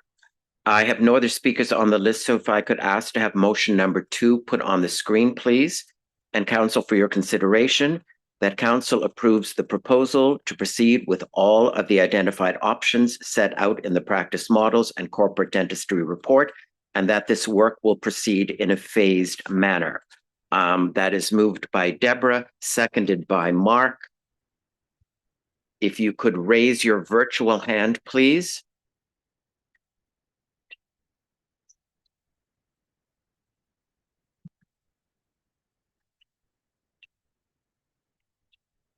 That motion is carried. Thank you very much. Council, we have been keeping good time. We're only a few minutes behind schedule, so I am proposing a 15-minute break right now. We will return at 10:45. I would really ask your cooperation to ensure that you're sitting in front of your computer and camera so that we can begin at 10:45. As you know, we have a very full agenda and we've done good so far. We want to keep on doing the same thing. So 15 minutes, and please be back in front of your camera at 10:45. Thank you.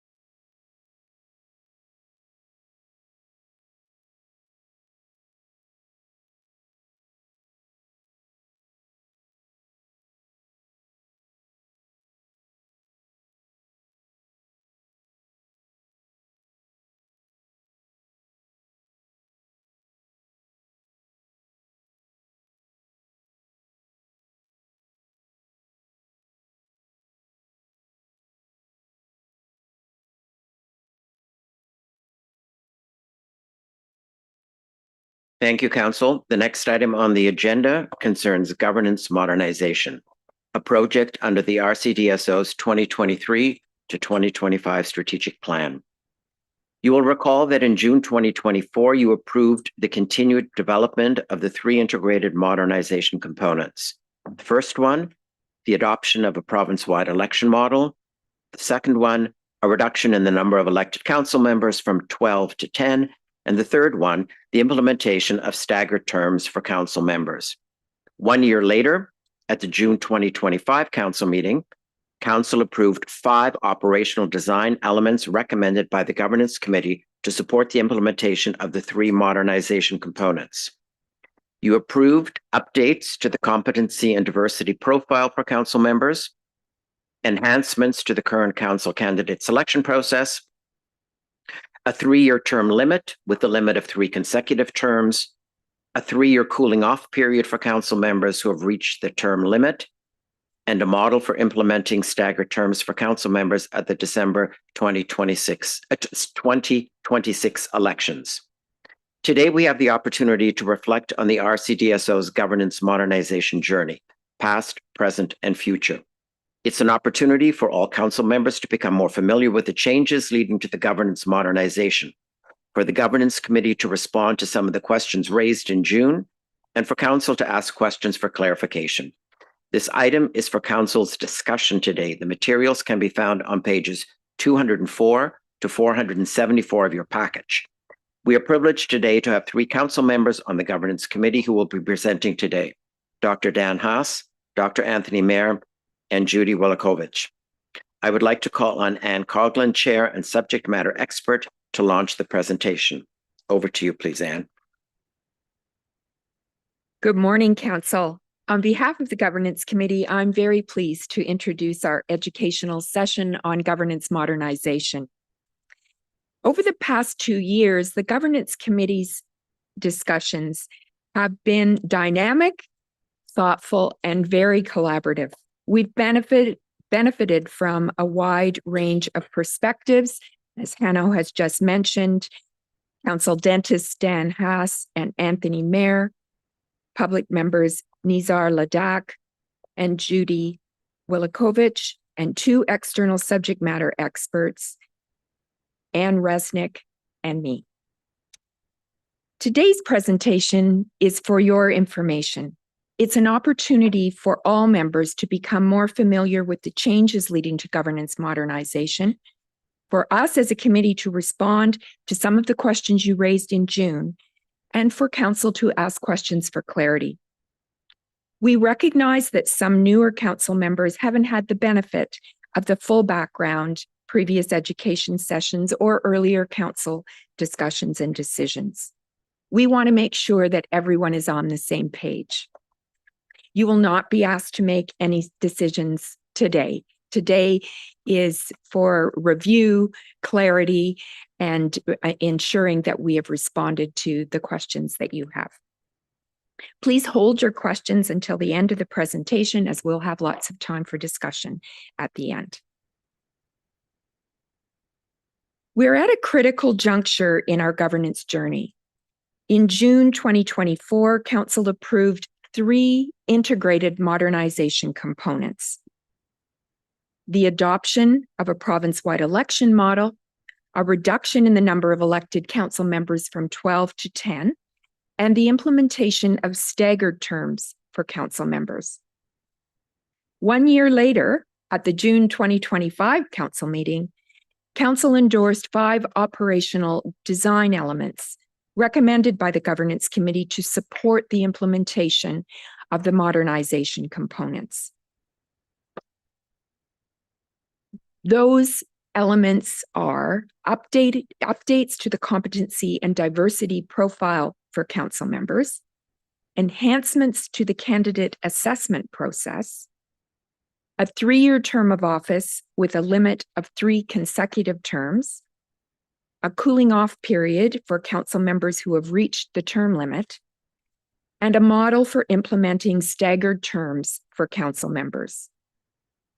Together, these decisions represent a thoughtful evolution of our governance framework, one that provides and positions council to best serve the public interest.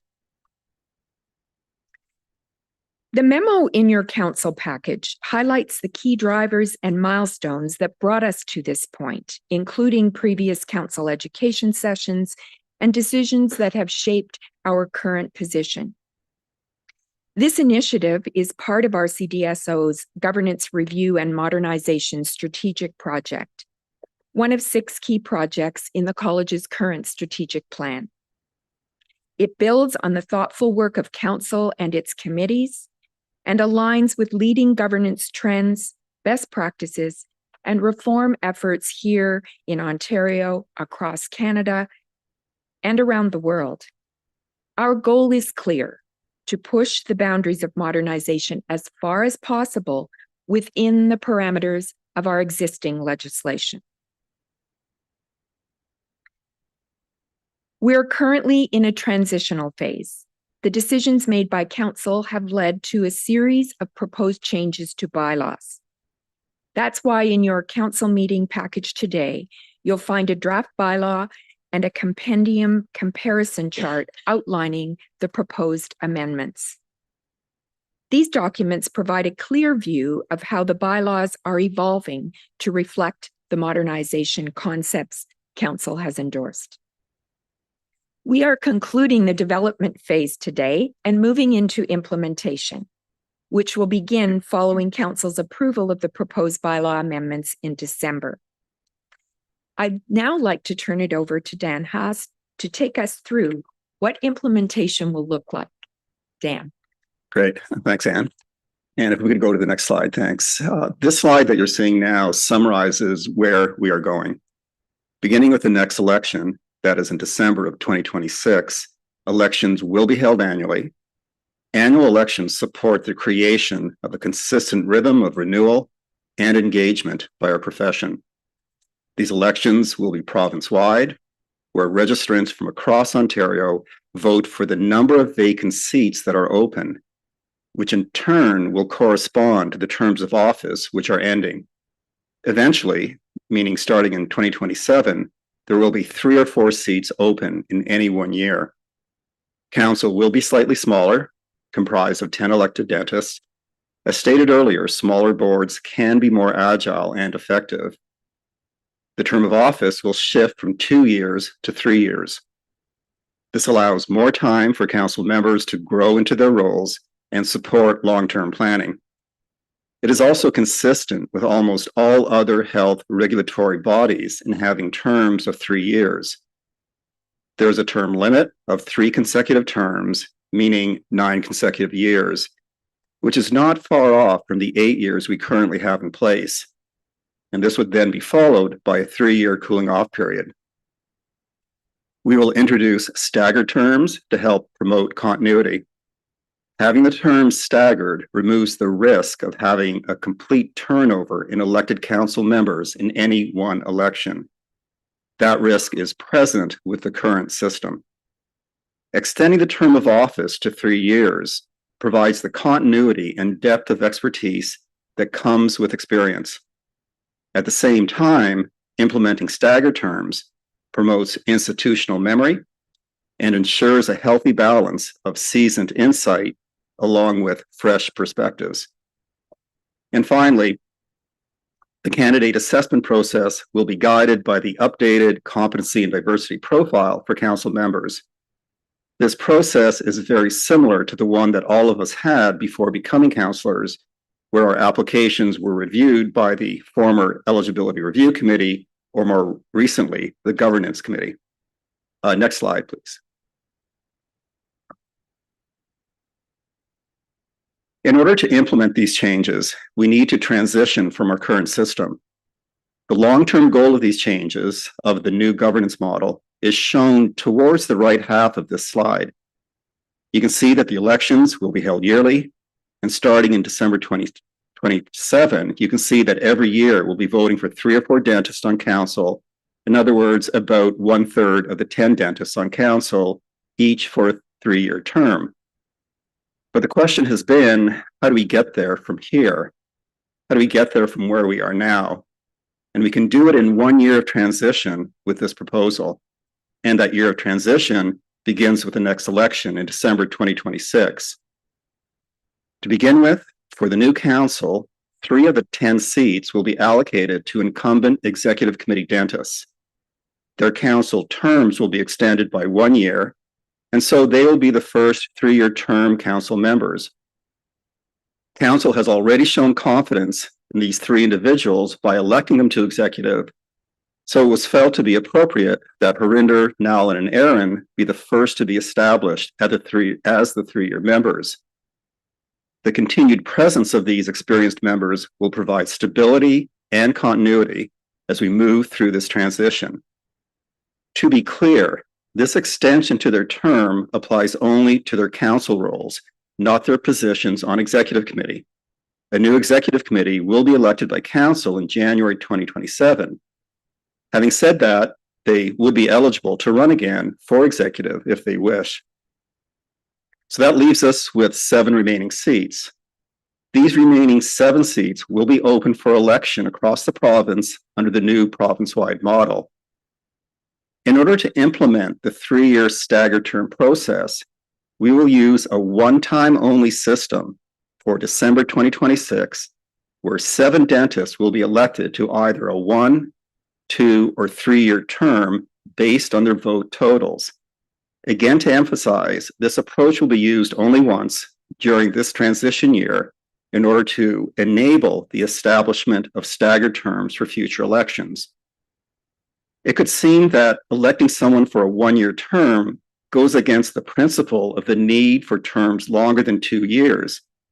But it's important to point out that this person is not necessarily restricted to 1 year on council. This person could be any existing dentist member of council here today who is going for re-election, so their term is essentially extended for 1 year. As well, if it is a new person, that person can run again the following year for a 3-year term. Nevertheless, this system allows the transition to staggered 3-year terms that will take place. For the 2026 election, we will use the existing candidate assessment process. However, it will be guided by the updated competency and diversity profile. And Anthony will speak more about this later in the presentation, including how the updated profile will shape the assessment process moving forward. Next slide, please. Looking ahead to December 2027, to that election and beyond, we will begin to see the full implementation of our new governance model. Again, each year, 3 or 4 elected dentist seats will be up for election, depending on the cycle. Those elected will serve a standard 3-year term with approximately 1/3 of the elected council members turning over annually, and the limit is 3 consecutive terms. Beginning with the 2027 election, changes to the candidate assessment process will also take effect. While the core elements will remain familiar, such as the application form, a competency-based essay question, and interviews, they will now be anchored in the updated competency and diversity profile, which has already been approved by council. Before each election, the RCDSO will conduct a gap analysis to identify underrepresented skills and attributes on council guided by that profile. And based on the findings, the governance committee will develop a proposed candidate profile, clearly outlining the specific competencies and perspectives that are being sought. This profile will be presented to council for their approval. Once approved, the candidate profile will inform the call for applications, signaling to potential candidates the qualities needed to strengthen council's composition. The governance committee will then assess each applicant's eligibility and identify those whose skills and attributes align with the council-approved candidate profile. And Anthony will be providing more detail on this process later in the presentation. At this point, I'd like to turn it over to Judy, who will delve into the rationale underpinning the modernization changes. Judy. Thank you, Dan. Today, I want to speak to a fundamental shift in how we think about representation and accountability. For years, our council has operated under a geographic district election model. While well-intentioned, this structure has led to confusion, both internally and externally, about who we serve and why we exist. It has reinforced the perception that elected dentists represent the profession or the dentists in their district, but that is not their purpose. Council is here to protect the public. That is our mandate, our purpose, and our fiduciary duty. Every decision we make, every recommendation we bring forward must be rooted in the public interest. We govern to maintain and enhance the quality of care. We govern to improve access to care. We govern to ensure that the people of Ontario receive safe, ethical, and effective oral health services. Our move to a province-wide election model is more than structural. It's a reaffirmation of our values. It reinforces that elected dentists serve the public, not a specific region. It's a commitment to clarity, accountability, and public trust. Next slide, please. But this change isn't just about accountability. It's also about opportunity. A province-wide election opens the door to greater diversity and competency on council, allowing us to recruit the skills and perspectives needed to govern effectively, expanding our capacity far beyond geographic boundaries. Competency-based elections are not just about filling seats. They're about building a council that is equipped with the expertise needed to govern effectively and to address the complex topics of today and tomorrow, to uphold our mandate and to serve the public with integrity and foresight.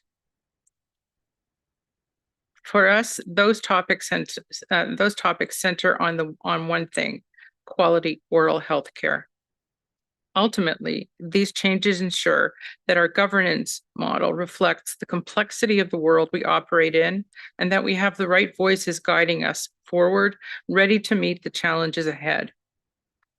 Another important benefit of the new province-wide election model is that it addresses a challenge we've seen in recent years, and that is acclamations. Under the previous system, candidates often ran unopposed, limiting choice and reducing the opportunity for meaningful engagement. With a province-wide approach, we open the door for multiple high-caliber candidates, even from the same region, to stand for election with other mechanisms to ensure regional representation. This not only strengthens the democratic process, but it also enhances the quality and diversity of voices on council. Next slide, please. Council has approved a formal equity, diversity, and inclusion commitment statement. In Ontario, we serve a richly diverse public, and with that comes a profound responsibility. We are accountable to communities with varied identities, lived experiences, and perspectives. Our governance must reflect that reality. Competency and diversity-based frameworks help us bring broader, more representative voices to the table, leading to better, more equitable outcomes. As part of our modernization, we're reducing the number of elected council members. Smaller councils are more effective, more engaged, and more accountable. We're also moving forward toward parity between professional and public members. Shared leadership ensures that our decisions are balanced, trustworthy, and rooted in the public interest. It helps us maintain a clear focus on safety, fairness, and accountability. Most importantly, it prevents professional interests from dominating the conversation. Excuse me.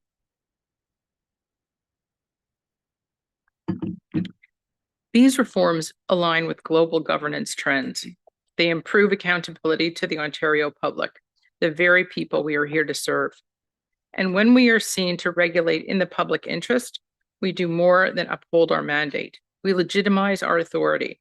We reinforce the fairness of our decisions. This is how we build public trust and earn confidence. These reforms are about more than structure. They are about values. They are about ensuring that our governance reflects the expectations of today and is prepared for the challenges of tomorrow. Now I will turn it over to Anthony Mayer for a deeper look at enhancements to the current candidate assessment process. Anthony? Thank you, Judy. In June, Council approved the updated competency and diversity profile for RCDSO Council members. This profile outlines a desired and aspirational composition of Council.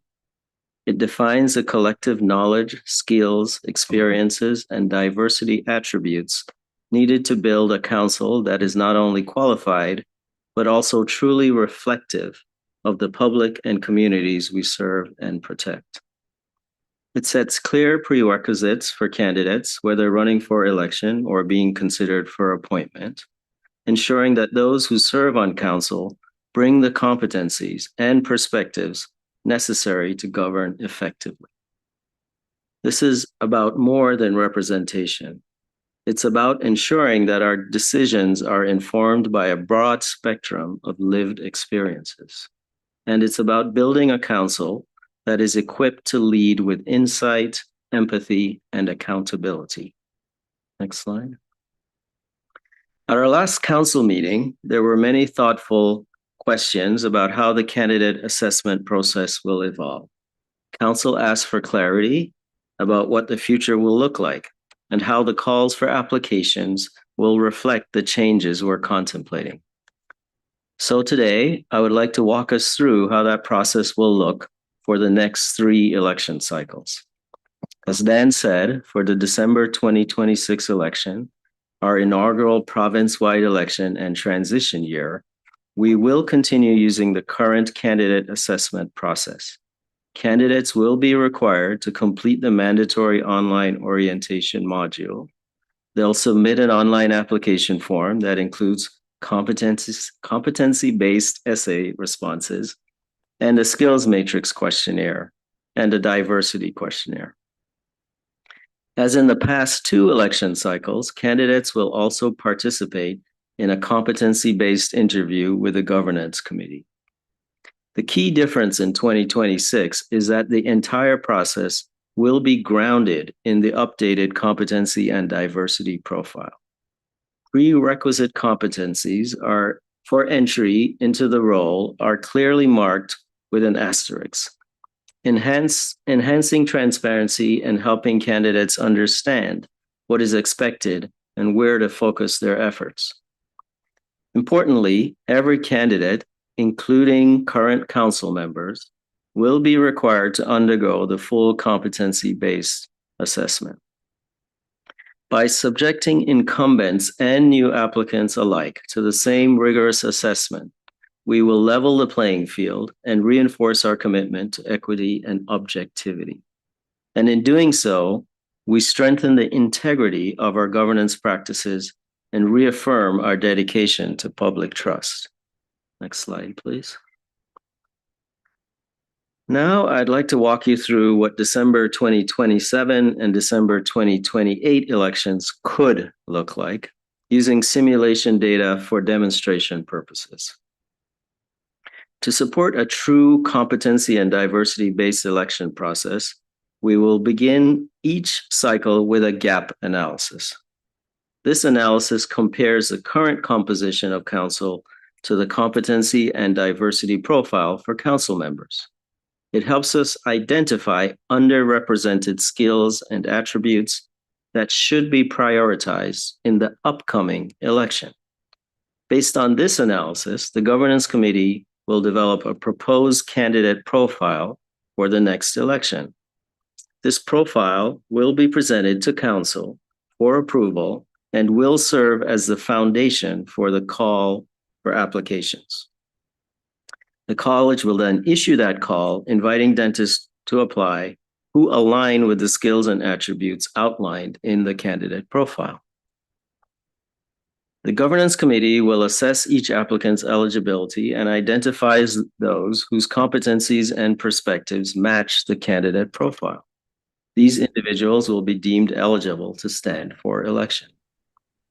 This process ensures that those who seek election are assessed against transparent, competency-based criteria, and that each election is strategically aligned with Council's evolving needs.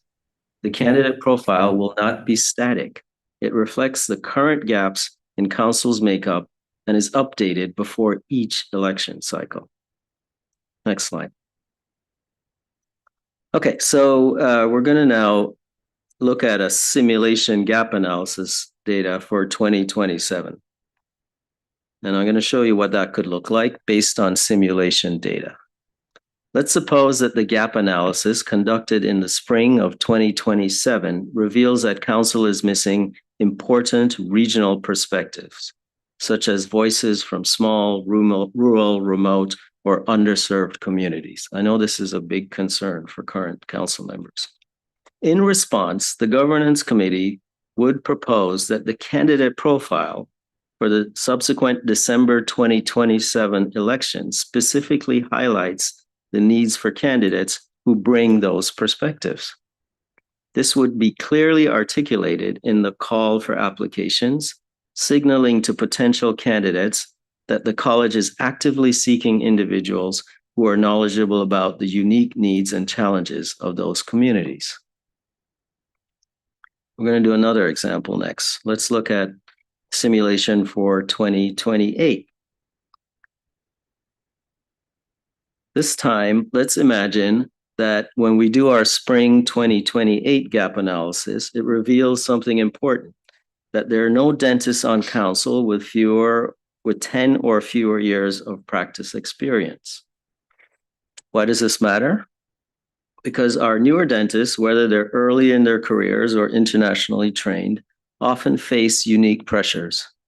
They're navigating the realities of corporate dentistry, grappling with financial and professional demands of integrating AI into their practices, working to meet evolving standards in a rapidly changing landscape. The perspective of this cohort of dentists matters. It brings a fresh lens to Council discussions. It helps ensure that our governance reflects the full spectrum of professional experience and is responsive to the challenges faced by all of today's practitioners. I feel that the members around this board table are very lucky to have two such members currently, but in our current system, it's not guaranteed. So in this scenario, the Governance Committee would propose that the candidate profile for the December 2028 election include a call for candidates who bring that specific experience and insight. I hope we can all now appreciate how this approach moves us beyond simply designating seats based on geography. Instead, it ensures that dentists come to the table with current, relevant experience and contributing knowledge that strengthens the Council's ability to govern effectively. The intent is to build a Council that is not only representative, but also deeply informed and future ready. With that, I will now turn it back to our chair, Anne, to guide us through the proposed bylaw amendments and outline the next steps for our journey. Anne? Thank you, Anthony. As I noted earlier, draft bylaw amendments are included in your meeting package. They show the proposed changes intended to address the contemplated governance reforms. We want your feedback today, specifically whether the proposed changes clearly reflect what Council has approved. Before Council proceeds with formally adopting these bylaw changes, especially with newer members around the table, we want to ensure that everyone is aligned and fully informed. Ensuring the bylaws are clear is a collective effort, and your insights are essential to ensuring that our governance remains transparent, effective, and grounded in the public interest. Legal counsel is here with us today to help answer any questions and provide clarification where needed. We will take the feedback received from council today and use it to refine the proposed bylaw amendments where needed, ensuring they are clear, effective, and aligned with our shared goals. We will bring final bylaw amendments to council for approval in December. As we move forward, our governance committee will continue our work. We will take the feedback received from council in previous discussions as well as from today and use it to continue our work and to refine the proposed bylaw amendments for council's consideration and approval in December. Council insights from today's meeting will also inform our strategic communications to registrants, helping us to engage with clarity and transparency as we move into the next phase of implementation. I'll now turn it back to Hanno to facilitate discussion, please. Thank you, Anne, and thank you to you and your committee for your presentation this morning. I've started a speakers list, so the first person on my list is Harinder. Thank you, Hanno. I just want to acknowledge and congratulate the committee chair and the members for bringing this clarity to all the information which people were seeking last time. So thank you very much. I think it becomes very, very easy to understand, and hopefully when the motions are brought up, we'll have the total council support. Thank you. Thank you. Neil? Thank you. Truly impressive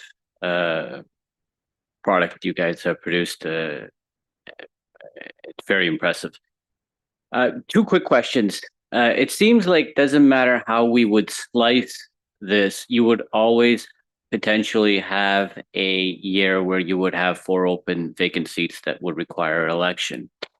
I just wanted to know the genesis of why a third tier was created for the third lowest number of votes. Why not just keep it at the second, and then you would have 4 and 3 and 3 term? You would have the same result. Why have that third tier where the third lowest votes would only serve the 1-year term? I could take this. We went over all the different permutations. It comes down to arithmetic, actually, because we're dividing into 10, but we're protecting 3 seats. What was left over is 7, and we just wanted to go ahead afterwards with 3 or 4, like approximately a third of turnover. So it was the lesser of all evils to have this one thing, because the election in 2026 is a one-off. It's going to be awkward anyway. Once we get that awkwardness out of the way, everything just proceeds much smoother and with much more regularity if we had just allow it to happen like that in that 2026 year.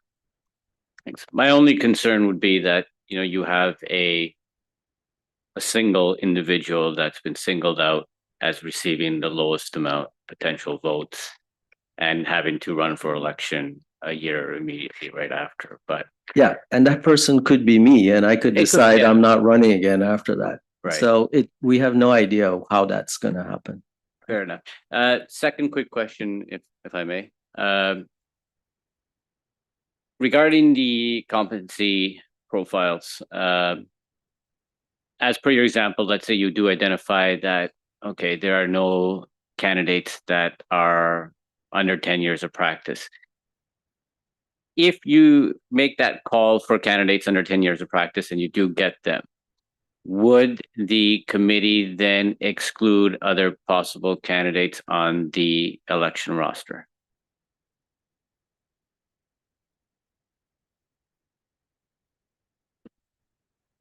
When the gap analysis is conducted and presented to council, there would be a discussion with council around how those seats that are up for election that year, what competencies want to be filled.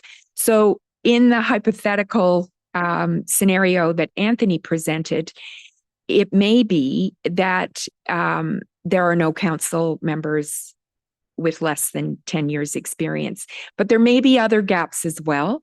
And so that would be a discussion with council around, should it be that the governance committee looks for 2, looks for 4, looks for 2 with that gap and other gaps as well. So we presented those scenarios as hypothetical to try to illustrate how that gap analysis would lead to council's discussion and then direction to the governance committee. But we would be dependent on what that gap analysis looked like.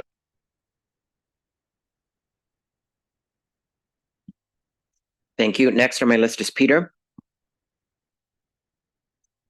Thank you, Anna. The question I had was about appointed dentists. And I was wondering if university appointed dentists are subject to the same term limits or the same 3-year cooling off period. Yeah, and I'll have Anne correct me, but the answer is yes. It's the same rule, same competency assessment, same application process, 3-year terms, maximum of 9 years, etc. So it's all the same and requiring a 3-year cooling off period. And Anne will correct me if I'm mistaken. No, that's absolutely right. And it is a change that the governance committee identified, that there was an opportunity to align the parameters so that they are the same for both elected and appointed dentists. Thank you. Osama? Thank you guys for the clarity. We had a lot of questions last time, and I think this really cleared things up. Just another question regarding, so let's say, just an example, let's say there's 3 spots available. There's 9 people who are 9 dentists who've met the requirements. When everybody's voting, do they just vote for one person and it's just like tallied based off of the number of votes, or is it based off of like a ranking where you can rank 3 in that 9? I didn't see any information on that specifically. Is it like a specific one-person vote, or is it by ranking? So each voter will vote for the number of vacancies. So if there are 4, then the voter would have up to 4 votes.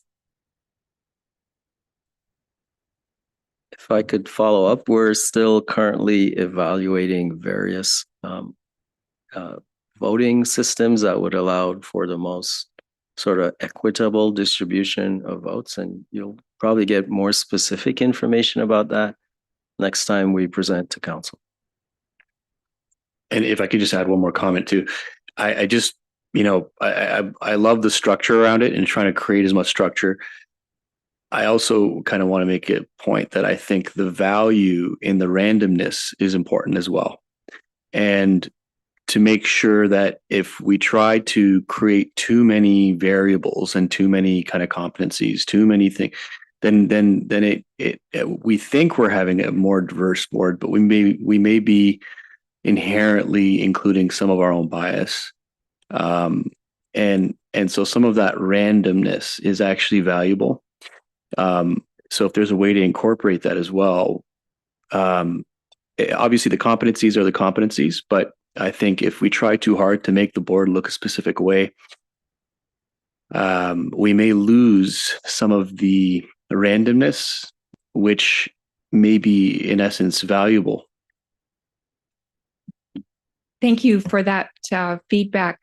I just want to elaborate on the fact that this is the first set of changes that will effect governance modernization.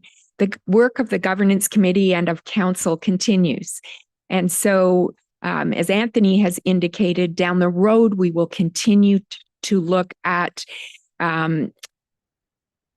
what the results of these changes look like and what the implications might be for other changes. And I take your point around randomness. These are things that we are going to monitor as we move forward.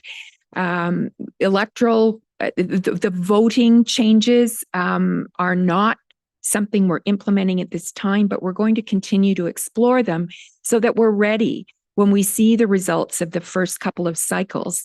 And we'll have options to explore in terms of responding to what the changes result in. Thank you. Jamie? Anthony, thank you very much for clarifying the one-year term being a math issue. I appreciate that. I wasn't really in favor of staggered terms at the last meeting based on what you brought up, Neil, on the one-year term.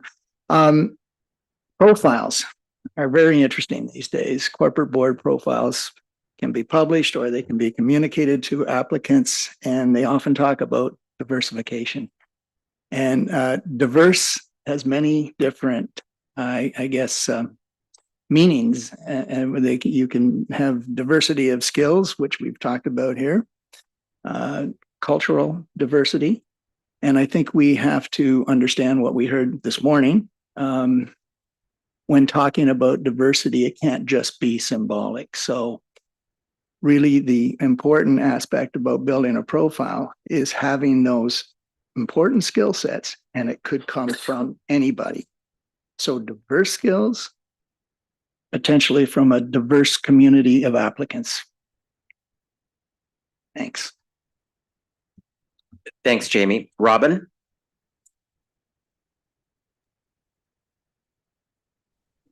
Hi, everybody, and thank you. This was a lot more detailed than the previous, and obviously as you're working through the project, but this was a great presentation with more detail that did answer a lot of questions from last time.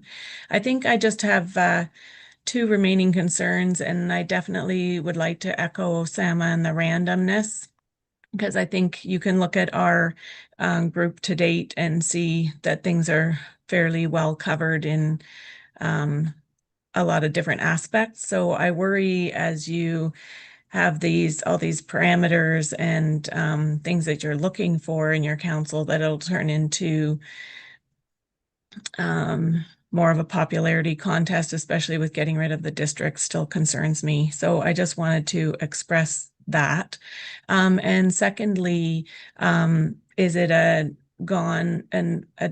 discussion complete on reducing the number from 12 to 10? Because even the 12 would work better than the math with the dentists. How many non-dentist council members are there right now? And it does concern me just reducing the numbers.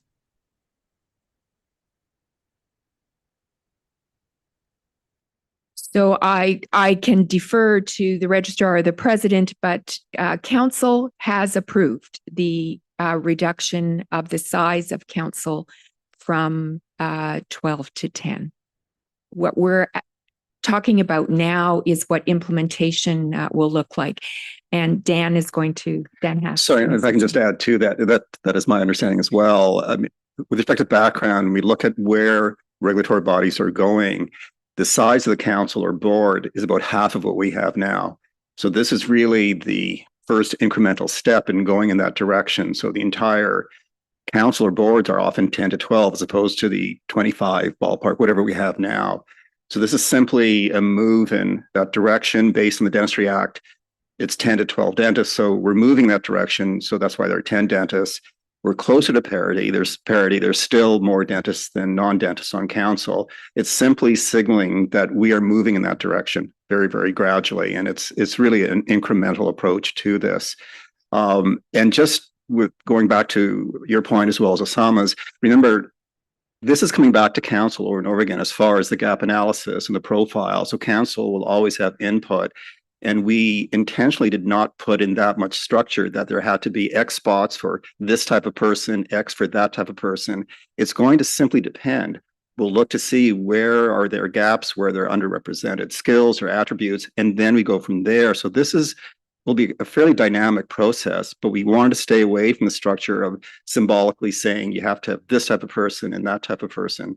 So this will be an ongoing work in progress. As Anne said, we're going to continue to revise and reassess and likely tweak some of the details year by year.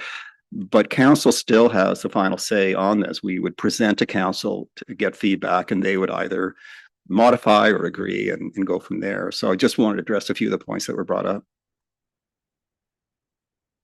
Thank you for that, Dan.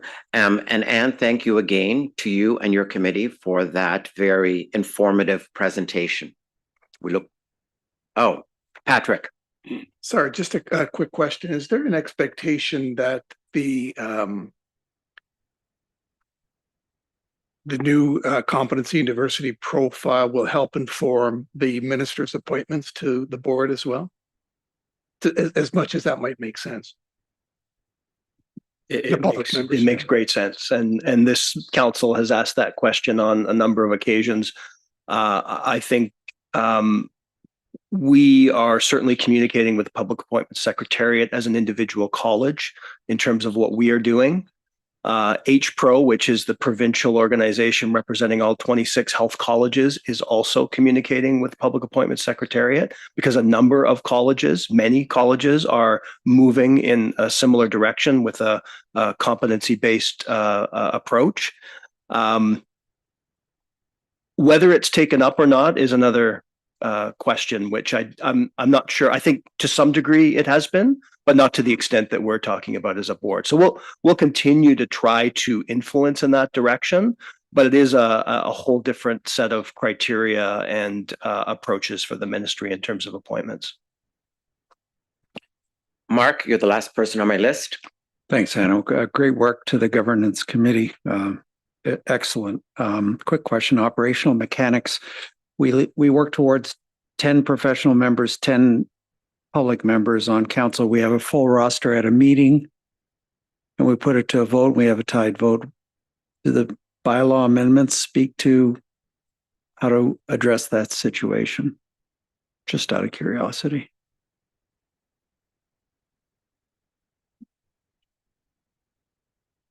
I don't think you're going to require any bylaw amendments to deal with votes. There will be effectively 12 dentists on council, even with the change, because of the two, I call them academic or selected members. And then the number of public members varies depending upon whether the government has fully implemented the appointments.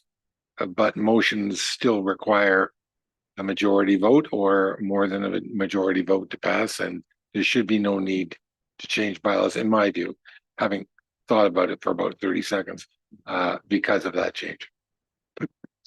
So to be clear, pursuant to these amendments, the makeup of council will remain a majority professional members. That's right. Yes. And just if I can give you the exact numbers, 10 elected dentists in the new system, 2 appointed dentists, so that's 12. And the Dentistry Act requires anywhere from 9 to 11 public members. So a maximum of 11 and 12 dentists. We currently sit at 9 public members. Those are the exact numbers at this point. Thank you. It's a very important point of clarification. Thanks. Anthony Lisho. Thank you. I know that we're not speaking about of public members right now, but the subject has come up, so I thought I would ask this question. Thank you, by the way. It's a great report and great to look forward to it. I think it's the right way to go. But Dan, you just touched on it. You have no control on the other side. How critical will it be if there will be such a diversity of we're doing competency, EDI, and on the other side there isn't that strength. In other words, they're just appointed, and who knows what their criteria for appointment is. We have no control over that. What kind of influence can we have? I know we're asking all the time, but could there be such a discrepancy between the two bodies then? I think that's something that we should think about. I'm not sure it needs a response, but I think in theory there could be discrepancies. We certainly benefit from a fantastic group of public members around this table. And I don't want to suggest that the ministry doesn't have any criteria. They do have criteria, and I'm suspecting that they are also trying to change with the environment as well. But it is something that we have no control over. At the end of the day, it's up to the minister, in this case, the Minister of Health, to sign those appointments and to decide who will be the individuals chosen for the roles. But we can also have some control on how we onboard individuals, how we use our training mechanisms and approaches with those individuals, how we integrate them within this council. That is certainly aligned and moving forward in those ways. So we have to deal with the uncontrollable, but we also have the ability to work very closely with our public members once they're on board. Thank you. Thank you. And thank you again. And thank you to you and your committee for that report. And we look forward to hearing from you again at subsequent council meetings. Council item number 10 on your agenda is what we're going to be addressing now. It is one of 6 projects under the 2023 to 2025 strategic plan for the college, and it concerns the modernization of standards. The policy team reviewed the standards most in need of review. One emerging issue that is not a standard was identified: artificial intelligence. Though not a standard, the team determined that guidance would be very helpful to the profession as they adopt this powerful tool in practice. The Standing Policy Work Group, or the Standing Policy Working Group, as well as the Quality Assurance Committee, have reviewed the revised draft, and the QAC has approved the draft guidance for council's feedback and consideration for final approval. This item can be found in your package from pages 475 to 486, and this is for council's decision today. With your approval, college held a general consultation on the draft Artificial Intelligence and Dentistry Guidance document from March 31st to May 30th, 2025. Alex Wong, Senior Policy Analyst, will be walking council through the results of this and other consultations, as well as the revisions that have been made to the guidance as a result. And Alex, I'm going to turn it over to you now, please. Thank you, Hannah. And good morning, council. Today, I'm here to present to you the revised draft Artificial Intelligence in Dentistry Guidance, and this is here for your final approval. I'll provide some background on the development of the guidance and highlight some key feedback that we received in the recent consultation and provide an overview of the revisions. And then I'll welcome your feedback at the end as you make your decision.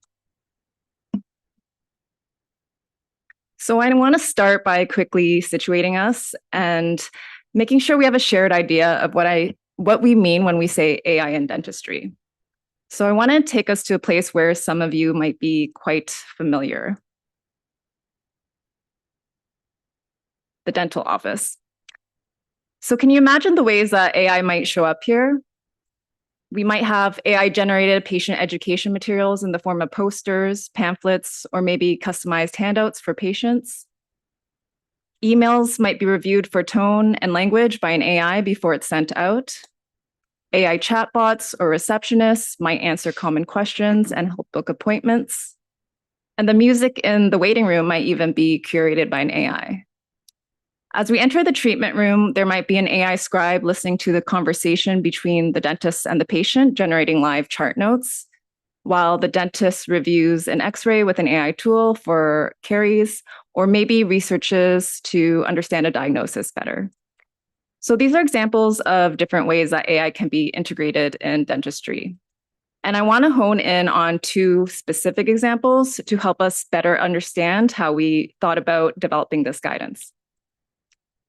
Now, AI scribes have been being increasingly adopted across Canada, with Ontario launching the AI scribe program in medicine recently. So this might be an area that clinicians might be interested in starting in. And studies have discussed the benefits, in particular, reducing administrative burden. And having seen a couple of demonstrations myself, it's clear how these tools can be very helpful as they summarize the relevant parts of the conversation very quickly. But there might be errors. And this study, which evaluated 2 commercial scribe products, lists some types of errors that can occur.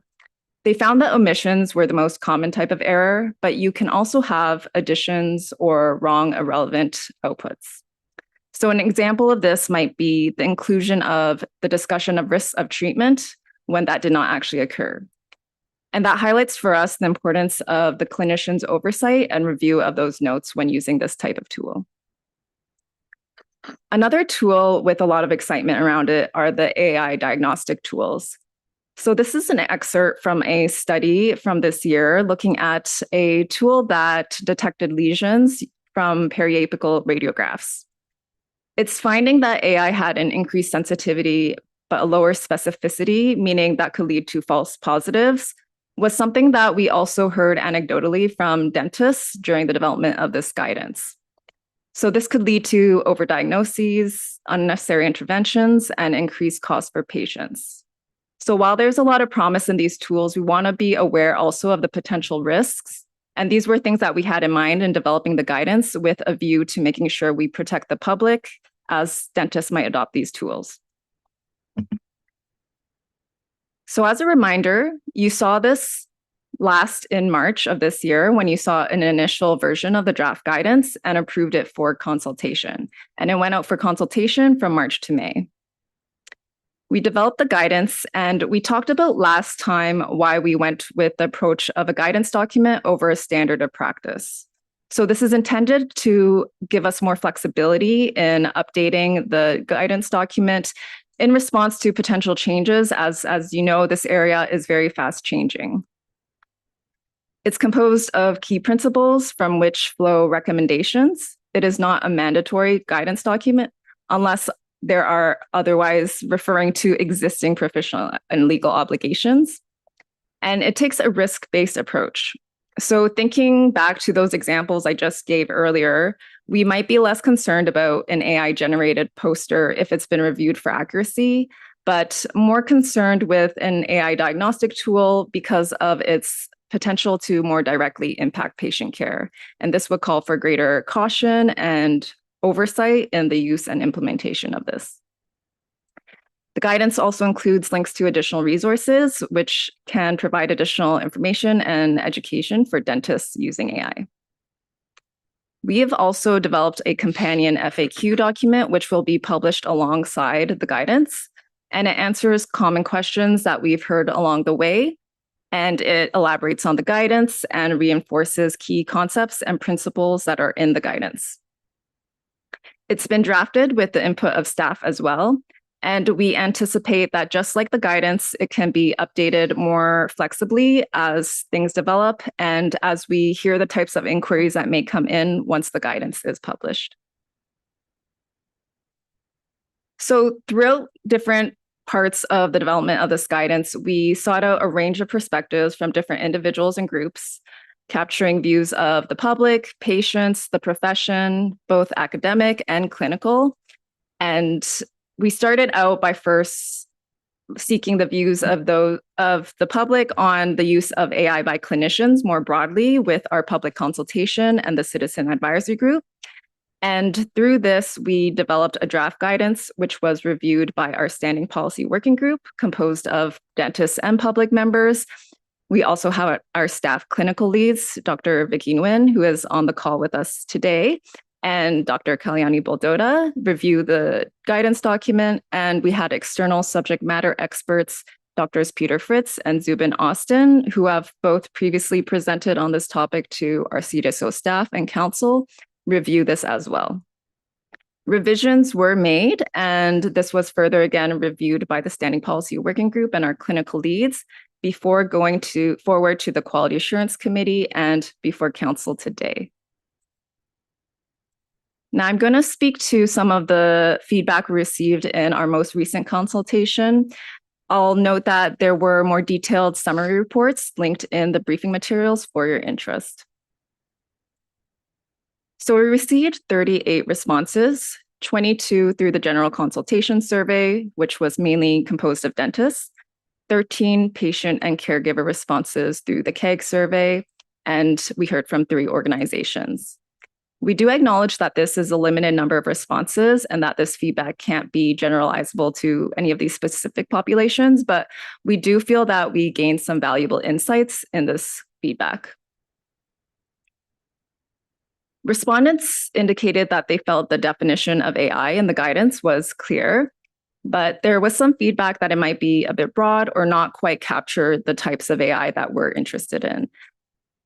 So there hasn't been a change to the definition of artificial intelligence, but we have added 2 new definitions, specifically machine learning and generative AI. So this helps focus the guidance on some of the newer types of AI that may raise some different risks. And the revised guidance notes that generative AI can pose some heightened or distinct risks based on its potential to produce outputs that are wrong, inaccurate, misleading, or biased. We asked respondents to what extent they agree with the 4 principles in the draft guidance. The 4th principle received the highest rate of agreement, and this states that AI is not a substitute for dentists' clinical or professional judgment, and they remain responsible and accountable for their clinical decision-making. And this is a sentiment we heard throughout the development of the guidance, so not surprising. The 3rd principle received the lowest amount of support, which states that the use of AI in dentistry has the potential to benefit dentists and patients. This indicates a lack of full confidence in the benefits of AI and a need to balance those benefits with the risks. So I've proposed a change by combining 2 of the original draft principles into one that reads, AI in dentistry has a potential to benefit dentists and patients when implemented in a manner that is safe, transparent, unbiased, and non-discriminatory, and safeguards patient privacy and confidentiality. So rather than just stating that AI has a potential to give benefits, we qualify this by indicating those important qualities of ethical and responsible AI. And while this 4th draft principle was highly supported, we wanted to make it even stronger. So we added language that AI is not to be used to provide care that a dentist is not otherwise competent to provide. So in other words, a dentist can't rely on an AI tool to make a diagnosis or treatment if they wouldn't be competent to do so without the use of AI. And this is important because dentists need to have the knowledge and skill to recognize when an output may be wrong or inappropriate to the circumstances and provide that effective human oversight. The draft guidance includes a list of information that dentists might want to seek out when they're deciding whether a tool is right for them. We've revised this to help improve the clarity by, for example, clarifying what clinical validity and accuracy mean. And we've added some new data-related items, which are also expanded upon in the FAQ document. Now, there is some interesting contrast in the responses from the KEG survey and the general consultation survey with respect to the transparency and disclosure recommendations.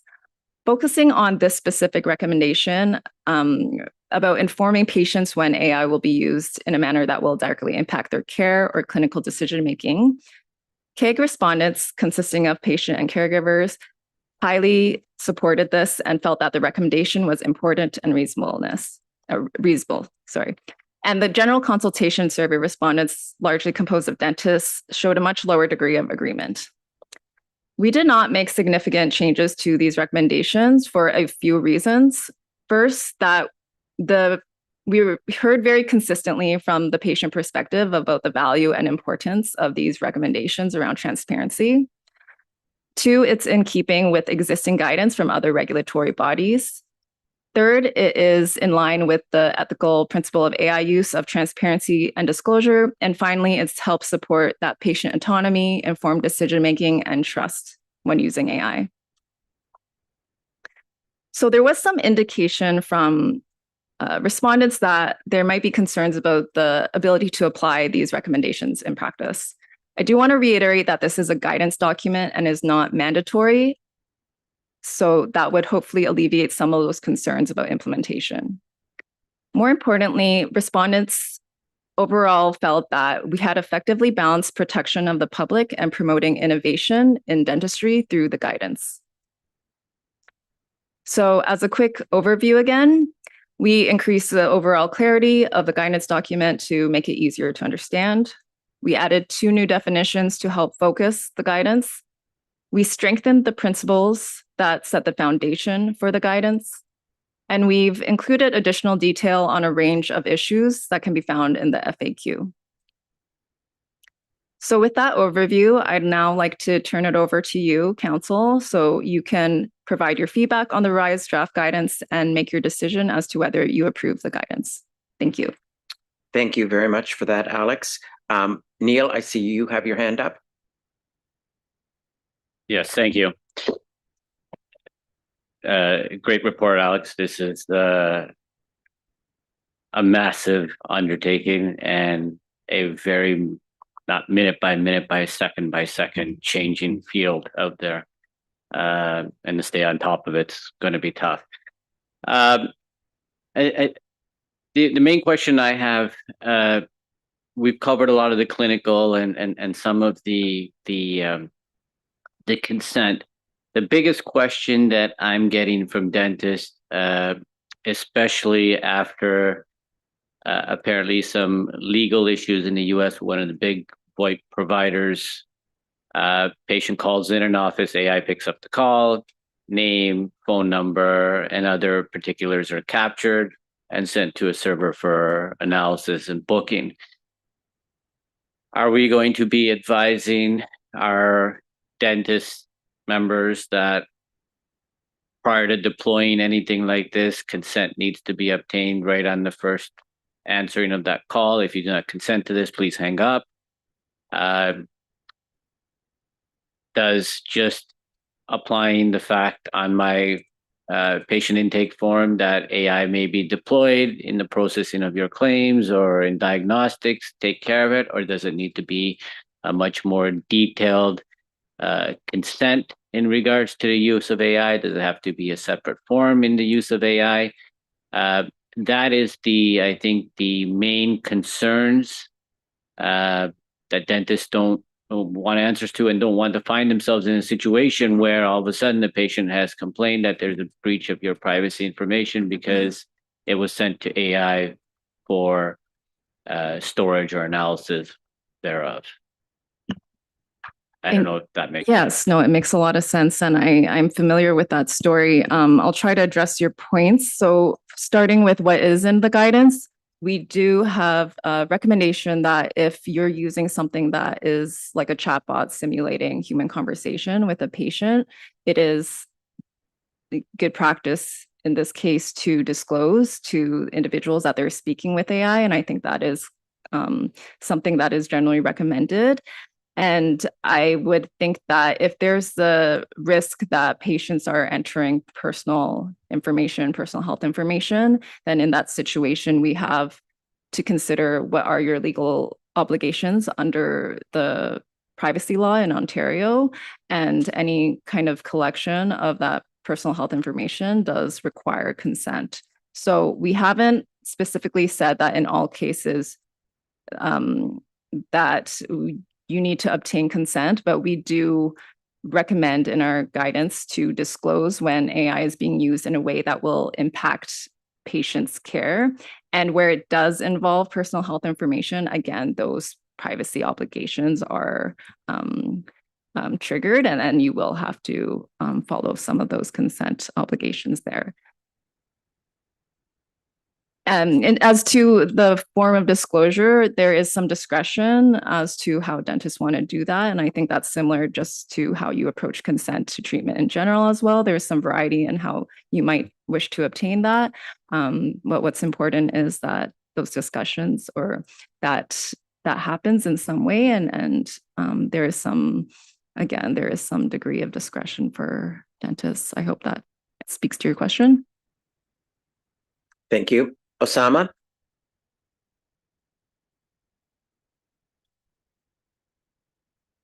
This was a really good presentation. And I think the reason why it's really good is because it kind of finds the balance between like going into too much detail.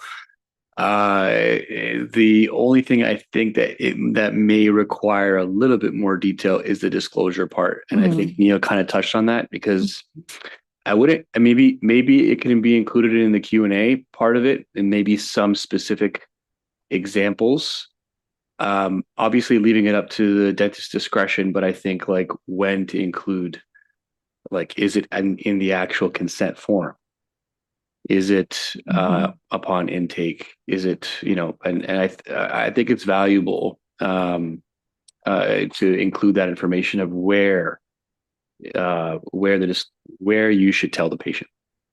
Thank you for that feedback. That's definitely something that we can include in the FAQ. We do speak a little bit more to how that disclosure can take place. And there are a few resources out there, at least specific to if you are using an AI scribe, for example. There are some materials out there that give examples of how you might want to have that conversation or just make that disclosure. So all of that is included in the FAQ, and we'll take your feedback to include some more specific examples too. Thank you. Thank you, Vivian. Thank you for the presentation, Alex. And I was just wondering, you had mentioned that some of the inaccuracy of AI leading to sometimes overdiagnosis and maybe other concerns. So I was wondering from the college point of view, do we actually maybe in the future set in some sort of inspection or peer review, or at least initially? And a second point, do they have to register that they're using that as part of their diagnosis? Maybe this is for the college, Dan? Or Alex? Yeah, thanks for your question, Vivian. I think that at this time, I can say that we are not, there's no requirement to register that they are using AI. And I think that is, it's a bit hard for me to speculate. I think that what the college is inspecting is right now very focused on very specific areas of care. So for example, CT scanning or sedation, whether AI eventually rises to that level or falls under that program is something that would need to be discussed and thought about more broadly. And if anyone else wants to chime in, they're welcome to, but at this time we are not doing that. But it's something I think to monitor for sure. Thank you. I would just echo Alex's comments. We're not looking at that right now. I think we are obviously trying to deal with a rapidly emerging technology, but it is a technology like lots of other technology, and we're trying to provide appropriate guidance in the moment. And it's one of those areas where we will have to obviously stay on top of what's happening in the environment with dentists, with dental practices, and adjust if needed. But at this point, we're not looking at over-regulation in terms of inspections of this particular area or registrations. Thank you.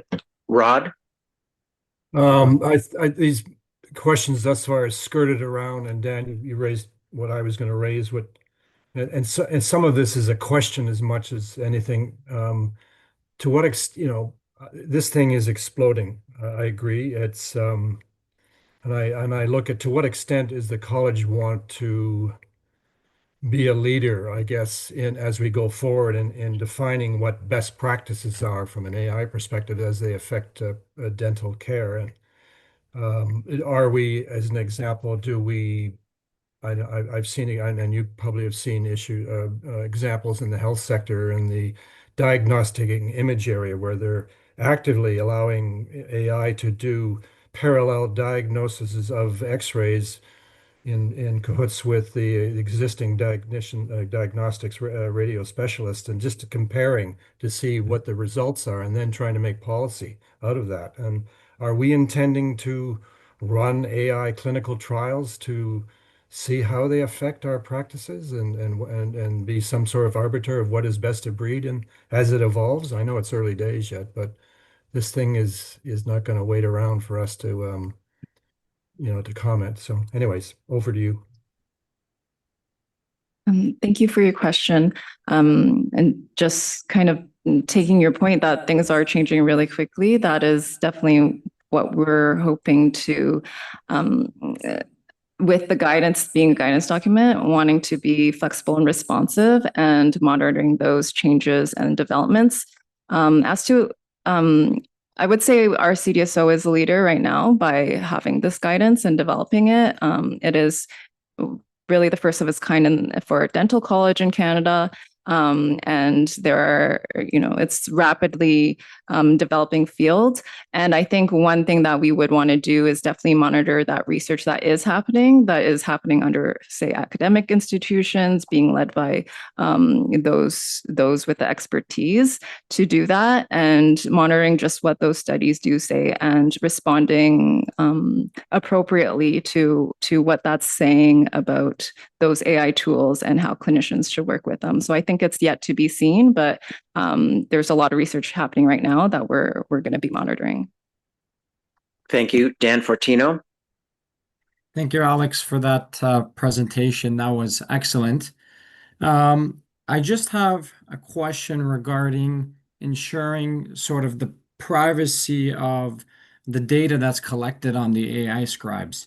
There's a ton of data. If they have this recording all day, every day, the data that's on the AI scribes are in a cloud or online, or are they kind of meshed with the actual systems that we use in our office? Are there going to be recommended AI scribes kind of approved by whether it's Health Canada, RCDSO?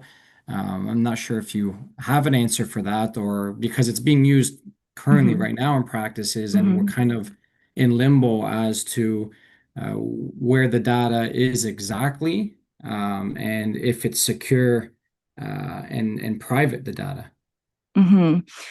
So thank you for your question. It's definitely a very important one. Unfortunately, I can't give easy answers, but I think that really highlights the importance and what we try to encourage in the guidance of that, asking for that information and making that assessment. So asking for that information about where is the data stored, how is it being stored, are you keeping a recording when this transcription is being made, and if so, where is that, what are your retention policies, that sort of thing, and making sure that they align with we do have existing guidance on electronic records management and dental record keeping. So for example, we actually do advise against or caution and consider the risks of using cloud computing for the reasons that it may not be fully within your control. There may be differences in privacy laws in other jurisdictions that you may want to be aware of. So really being as informed as you can about that, a specific vendor you might be interested in, and asking those questions before you make that decision. There are with the AI Scribe program, a list of vendors, and it's public as well, the criteria that was used to help choose these vendors or solicit these vendors. So that can be informative. Our CDSO has not approved or endorsed these, but that might be a starting point, and that is something that is used in medicine, which may not be fully applicable to, say, the dental context, but might be a place to start. And we do have these resources in our FAQ document as well. Thank you. Thank you. I've got Anthony Lisho and then Mark Trudell before we entertain the motion. So Anthony Lisho, you're next. Thank you. A great presentation as usual. We can depend on staff. So my points are basically having to do with disclosure. I was impressed by how you presented the office picture. So there's so many aspects of where it is. And I think disclosure is so important. And these disclosures will be different depending on where it is in the use in dental office.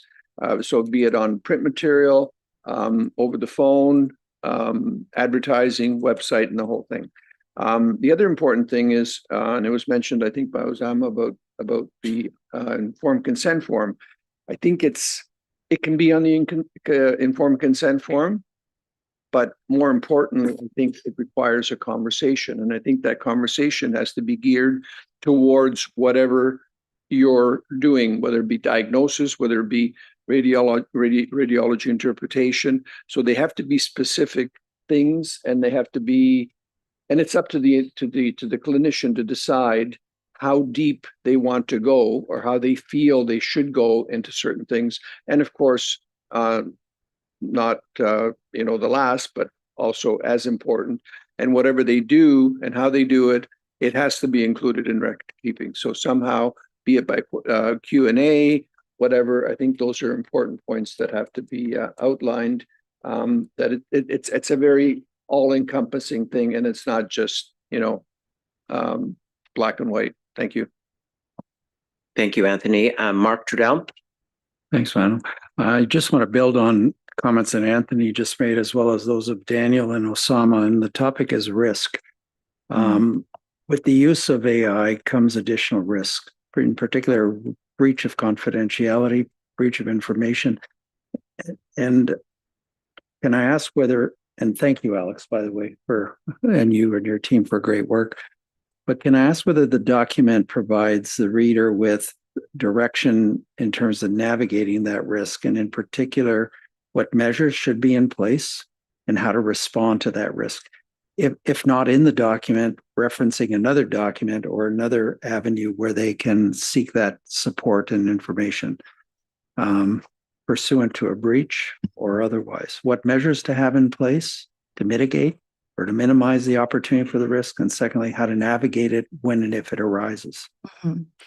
Thank you for that question. So the FAQ document does address this in helping to answer how to make sure that a tool is secure and safe.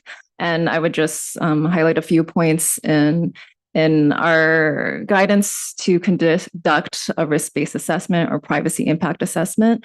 And really the Information Privacy Commissioner is the authority on all things privacy law. So we have linked some relevant resources there for clinicians in order to help make that assessment as they decide when and how and whether to implement an AI tool.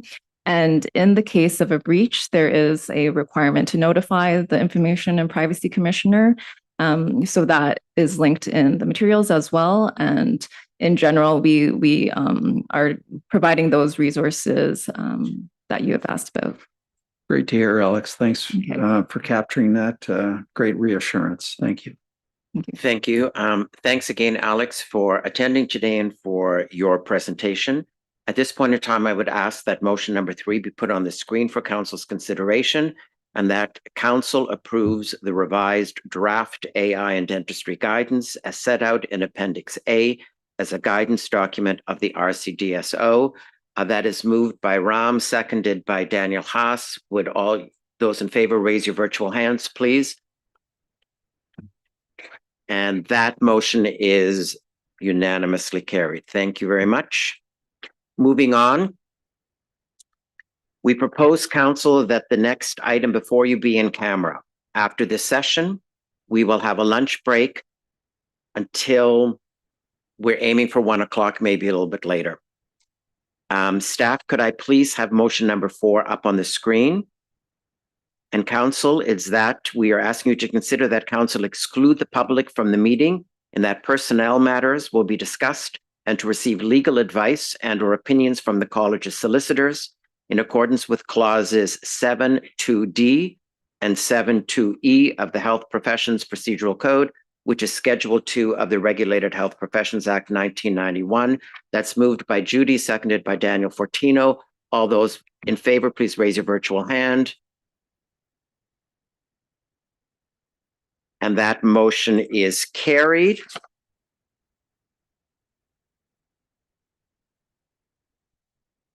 So for those who are joining online, we are having another in-camera session after our lunch. We will aim to be back in a public setting by 1:15. It may be a little bit later, but that's what we're going to aim for.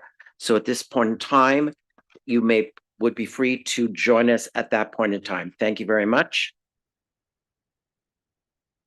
So this is the end of the live stream. So at this point in time, it's just for council only and for Angie, who will be in this first part of the in-camera session.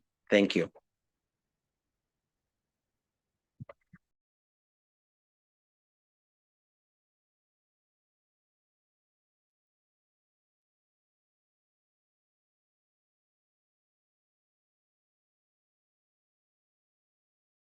Staff have certainly been extraordinarily professional and patient throughout this, and we've done a number of things to make sure that they've been informed and had communications and have had an opportunity to ask me questions at various points along the way. And we've tried to really ensure that they had as much information as possible. But this, as you can imagine, is always difficult. And in the kind of environment that we're a not-for-profit, these sorts of decisions are not made very often. So they're very challenging, but I really want to thank publicly the staff for their patience and professionalism. And they had an opportunity as well last week to meet with the representatives of Navicord and JDIMI. I want to spend just a few minutes sort of reminding you of a few key aspects of this particular divestment.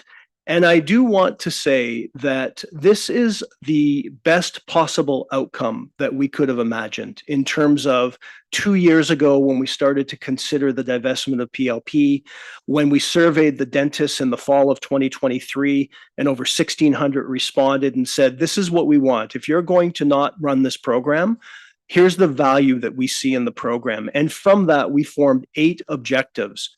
And all of those objectives have been met in this agreement. So we are extraordinarily pleased that we've been able to find an organization that is going to fulfill 8 objectives that we had for the continuation of this program. We are de-risking the college by virtue of the risks that were identified to you. They were financial, they were regulatory, they were reputational, and this will allow the college to be de-risked from those particular areas. And we have identified an organization that really wants to be in this for the long term. They want to make this work, and they have deep knowledge of the dentistry sector already. So as I mentioned, JDIMI as the brokerage has been working with us as the broker on record for PLP for the last 8 years. And Navicord, through another brokerage, is involved in administering the program through the College of Dental Surgeons of Alberta. So they have knowledge of the dental sector. And I think, and I know all of you agree, that the critical part of this transition is that all 20 staff in PLP are offered employment with Navicord. So all 20 staff will be doing the same role, serving the same profession, serving on the same claims. And there will be almost, in fact, I would say there will be a seamless transition to Navicord on January 1st, 2026, because any claim that exists up to the end of this year, any claim going forward, while there are different parts to the structure in terms of how the risk carriers will manage the claims and the payouts, it's the same staff. So for all dentists in the province of Ontario, you will call the same person. You will have the same access to the staff for those particular claims. And if you don't have claims, you'll still have access to an expert staff who are able to help you navigate really tricky, difficult situations in your practice with patients. And that's what they've done, and that's what came to be known as the secret sauce in all of these discussions over the last 2 years. And that has been absolutely 100% preserved. So that's why I say that this is a transition that is probably an outcome that is probably the best possible for us and for the public. the public will continue to know that there are no gaps in insurance coverage for dentists. So there are many, many features to this that obviously we've communicated the broad features to the profession and a number of interested parties in the province and across the country. And there will be lots more information that we'll be able to share as we move forward that's more detailed. But dentists will get a lot of information that they'll hear from us between now and the end of the year, and that they'll hear from Navicord as we head into the end of the year and into next year. The transition, as I mentioned, will be on January 1st, 2026. And so we are actively working on the actual transition of the unit or the entity of PLP, which will include decisions and areas of discussion and exploration around IT, data, files, human resource issues. All those things will be considered as we move forward in the fall. And there's a transition plan that's already been developed and will be worked on over the next 3 months as well. So with that, I am going to stop and see if there are any questions. Obviously, you've had lots of information about this over the last many months. I've tried to just summarize what I think are some of the highlights. And we'll move then, after your questions, if you have any, into 2 specific areas, one related to bylaws that are needed by the college for minimum PLP requirements, and the second being bylaws related to the fees that has been a part of the council's discussion in June, and then through the executive committee and other information that was provided that helped you to understand a lot of the fee structure and what that means. But I'll leave that. There'll be more explanation of that when we get to that item. So Hannah, I'll turn it back to you. Thank you. Any questions for Dan? So this was an information item. The next item we're moving to, which is item 14 on the agenda, is an item for decision. The RCDSO has developed a draft professional liability coverage bylaw for council's review. Enshrining minimum requirements in the RCDSO's bylaws is required to ensure that dentists do not practice without professional liability protection. I will again hand this over to Margot Orchard for Margot, for you to run this through council, please. Great. Thanks, Hannah. You can go to the next slide, please.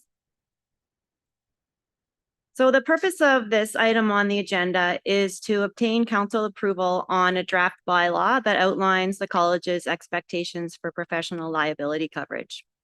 I'll provide a brief overview and rationale for the bylaws. Then we'll have some time for discussion and questions before we present a motion to obtain your approval of the bylaw in principle and direction to post the bylaw for the mandatory 60-day consultation period.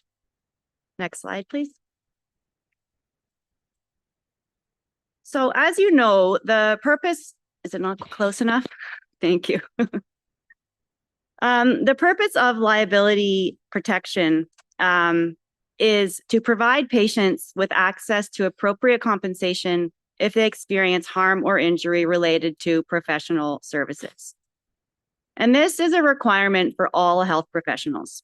In 2013, the minister made this a requirement by directing all councils to put requirements in place to ensure professional liability protection is mandatory in all settings for all practicing members. At the time, the college didn't have to take any action because there was certainty through the PLP that all members had full access to liability protection. This week, the college announced the divestment of the PLP to Navicord with JDIMI as the broker, and that transfer, as Dan just mentioned, will take effect January 1st, 2026. So now the college needs to ensure that all registrants have adequate and appropriate coverage. And this is going to be achieved through 2 mechanisms. First, regulation change, and secondly, bylaw. Next slide, please. We've spoken at length about the regulation amendments. Council approved a regulatory package to be submitted to the ministry last March.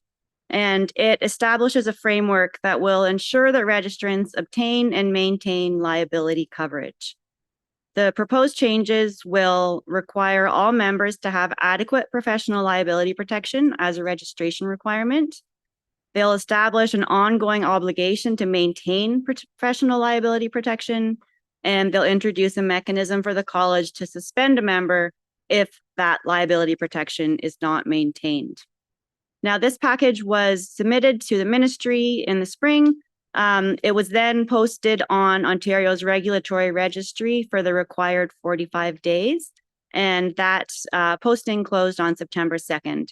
So we can confirm now that there was no substantial feedback that required anything being brought back to council, and the ministry is now in the process of having their regulatory drafters review the language, and we'll be working with the ministry over the next few months to hopefully move these regulations through. Next slide, please. The regulations set the framework to establish and enforce professional liability requirements, but the bylaws are required to outline what the requirements are and to implement the transition to a new liability provider. The council has mandate and legal authority to pass a bylaw to require its registrants to have insurance coverage. This is outlined in the RHPA. And the bylaws will provide peace of mind that patients who've sustained damages related to professional dental services will have access to compensation. The bylaw will permit the college to make arrangements for professional liability insurance and will outline the minimum requirements for liability protection. Next slide, please.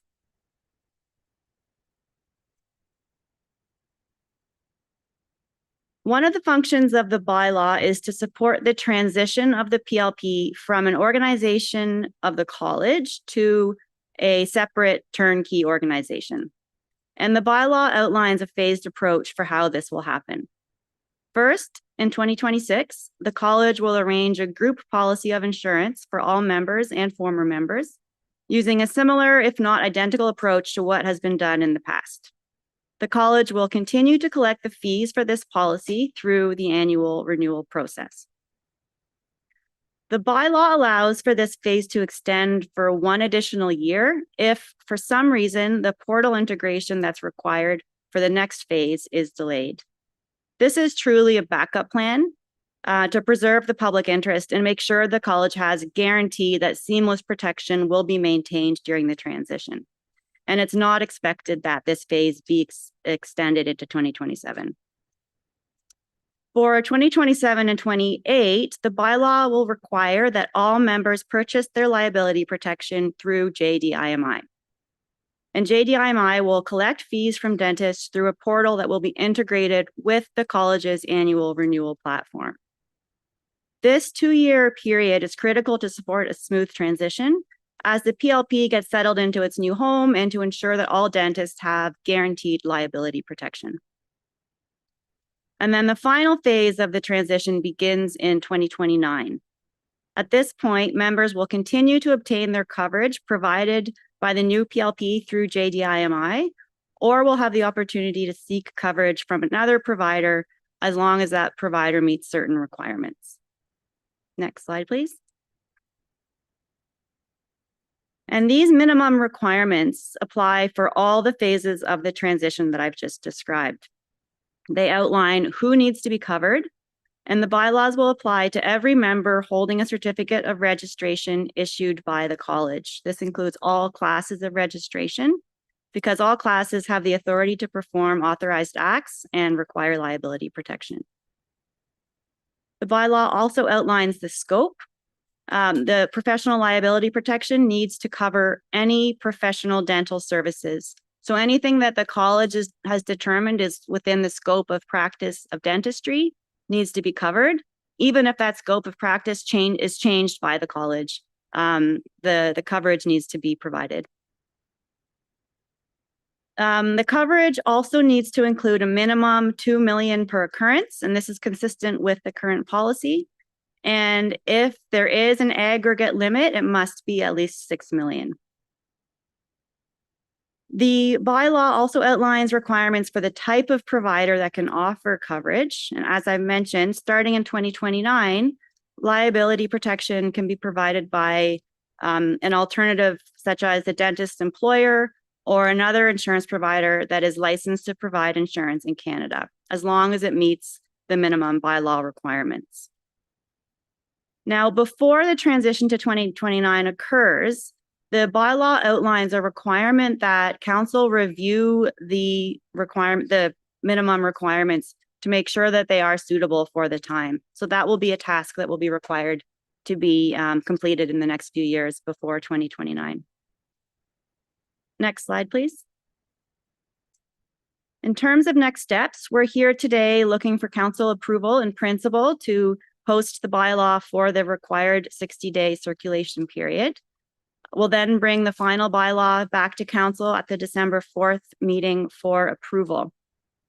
And I should note that approval of this bylaw is required before the sale of the PLP can be completed, and it will take effect once the sale takes place on January 1st, 2026. So I will stop here and pass it back to Hanno to manage any questions. Thank you, Margot.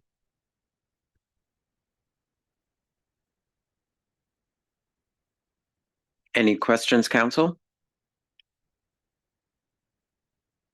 Okay. See, Anthony Lisho. Not a question. Judy? Mike?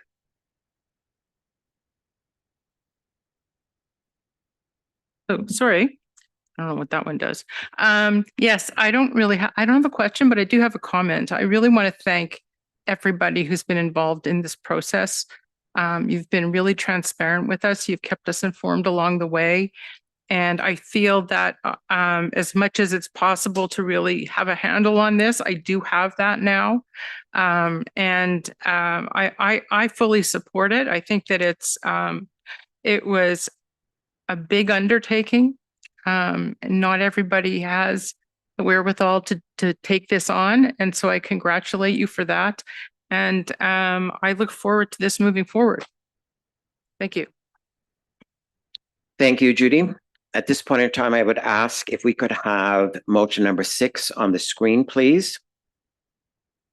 Council, for your consideration that council approve in principle and direct the circulation to members and other stakeholders for at least 60 days of amendments to bylaw 22, professional liability and indemnification, to revoke Article 22.1 and to substitute those provisions shown in Appendix A, with the understanding that if finally approved by council, the amendment would be effective January 1st, 2026 at 12:01 a.m., conditional upon the completion of the sale of the professional liability program.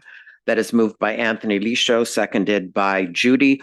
All those in favor, please raise your virtual hand.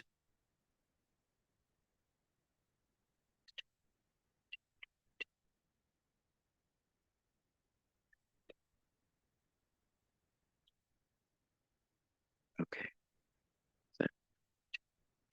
21, but there are 23 people here.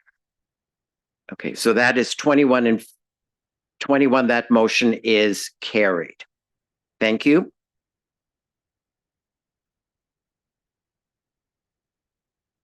Next item is in regard to the bylaw amendments for 2026 fees.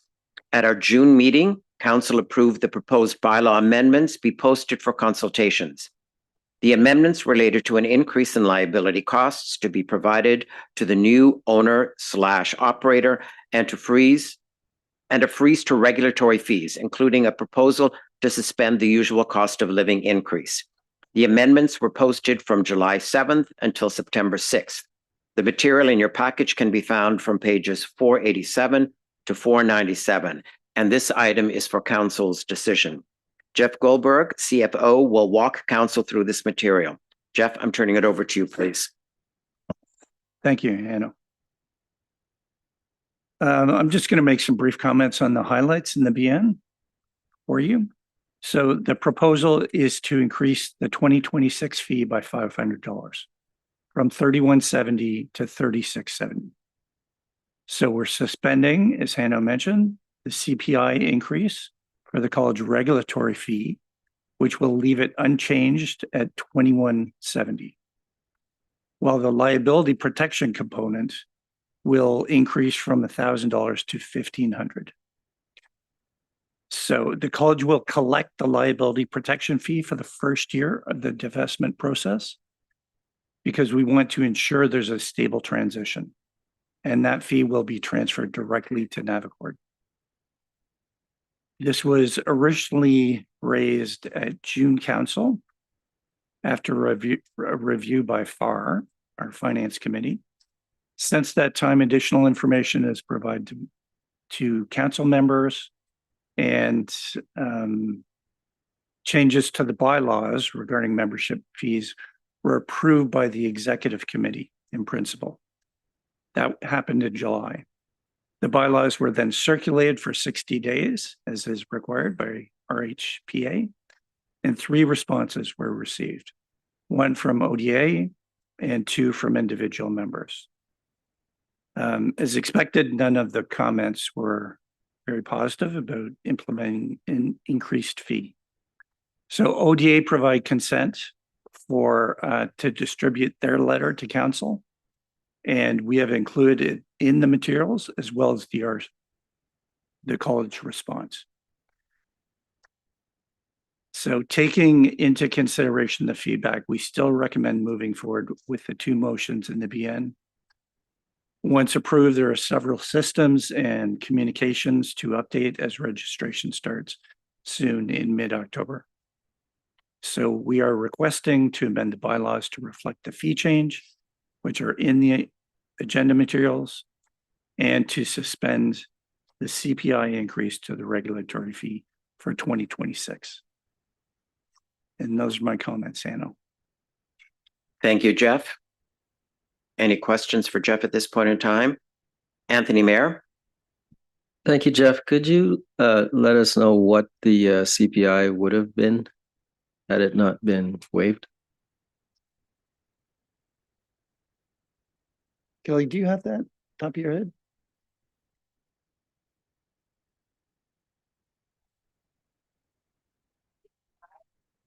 Yeah, it was about $55. I think it was, I think the CPI was either 1.8 or 1.9%. It was pretty low.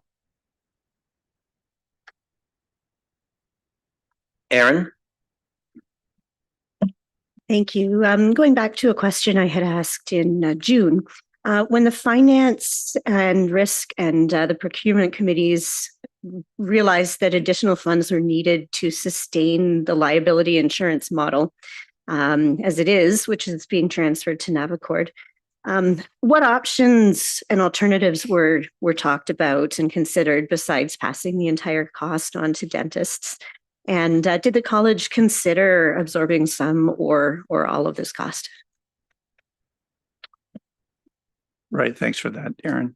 So we did a thorough analysis and presented that to different options to both the Finance Committee, FAR, and to the Executive Committee.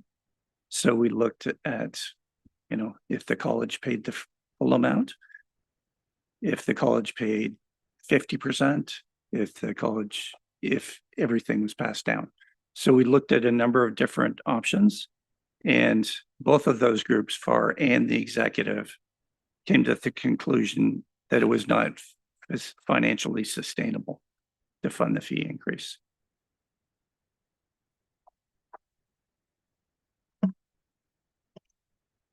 Thank you. Any other questions? Then I would ask if we could have motion 7 on the screen, please.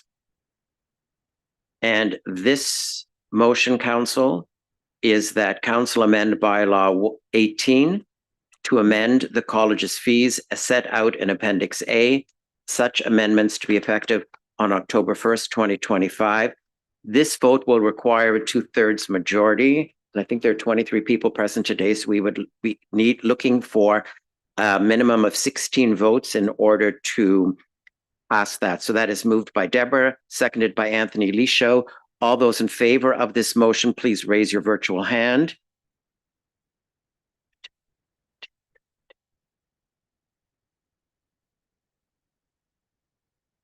I have 20 in favor. If you could lower your virtual hands, please.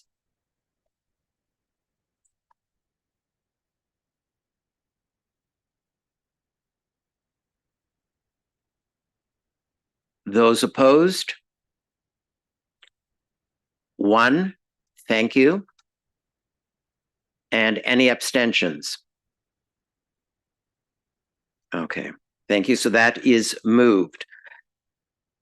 Jeff, do you want me to go ahead with motion number 8? Sorry, Mr. Chair, that's carried. Yes. Thank you. That is carried. Yes, please move on to If we could have motion number 8 on the screen, please. That council amend Article 18.3.13.1 of bylaw 18 to replace October 1st, 2023 with October 1st, 2026, thereby suspending the CPI adjustment of fees. That is moved by Deborah, seconded by Anthony Mayer. Again, this requires a 2/3 majority. So please be patient with us. Raise your virtual hand if you are in favor of that motion.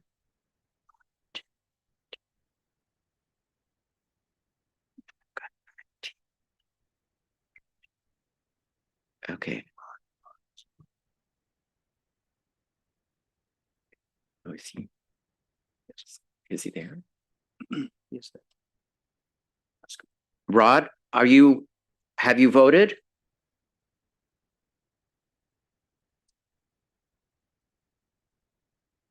Okay, so that is carried unanimously. Thank you very much.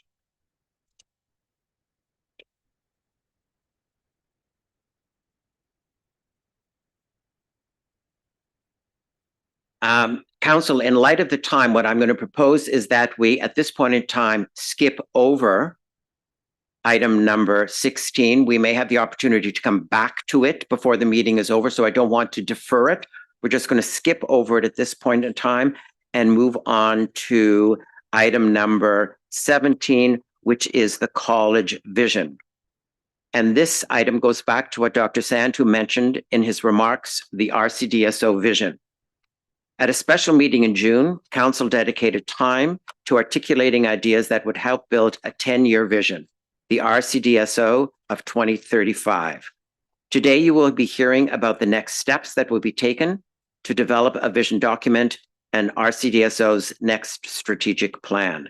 This is a note in your package on pages 502 to 504. Andrea Foti, Deputy Registrar and Privacy Officer, will lead the discussion. So, Andrea, I'm going to turn it over to you at this point in time, please. Yes, thank you, Hanno. Good afternoon, everyone. I will keep my remarks fairly brief. You've got briefing note in your package, as Hanno directed you to. Really just to pick out a few highlights. The note and the purpose of the note and me presenting it today is to give you a sense of next steps. We had a really wonderful retreat back in June. Really appreciated all of the contributions of council, the assistance we got from Bradley and Kevin, who were our facilitators. And so flowing from that, you all got copies of the reports that they generated. And so now we're looking at what do we do with all of your feedback. So there's a couple of steps we're going to be looking at. That work is already underway. 2 deliverables are, first, an actual vision document. Prior to us doing the retreat, we had included a vision statement in our strategic plan, but we're going to be doing something a little bit differently. We're going to be creating a document. It's going to be quite short, is what I'm anticipating. That seems to be sort of the approach in industry, something short and crisp that really captures the highlights and the ideas that you shared with us in June. We'll start on that first. Work's already underway. We have made the decision to contract Bradley and Kevin again to ensure that continuity. They've really done, I think, an excellent job leading us through the retreat. Many of you in your feedback, in fact, I think most of you really had a lot of positive comments to say about their style and their skill. So they are going to be and are currently helping us develop a draft vision that will come to you in December. And you'll have an opportunity to hear more about it, look at the language, give us your feedback and questions. Once we have the vision finalized, we will start crafting a strategic plan. And to just take a step back, in that the vision is anticipating a 10-year span, roughly speaking, our thinking at the moment is that we'll have probably 2 strategic plans under that vision, 5 years apiece. So once the vision is set and you're content, we will get to work on the strategic plan that will start supporting movement toward that vision. These timelines are really sort of draft at the moment, but what we are anticipating doing is being able to come to you with a draft strategic plan sometime probably in the spring. And then with your approval, if you're content, we'd get some feedback on that and go out for external consultation with a view to bringing it back to you either in June or September for final approval. So that's where we're at now. You will be hearing a lot more about this. You will be having lots of opportunity to weigh in on the specifics, but before too much time passed, we really just wanted to let you know what we've been up to and what you can expect. So I'll leave it there, Hanno, and I'm happy to help with questions. Thank you, Andrea. Any questions?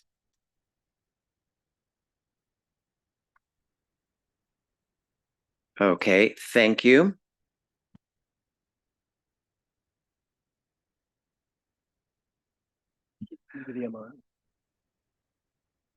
Okay, so in light of the fact that we were losing time and seem to have made up a little bit time, what I'm going to suggest is that we jump back up to item number 16 prior to our break. So this concerns a current standard of practice.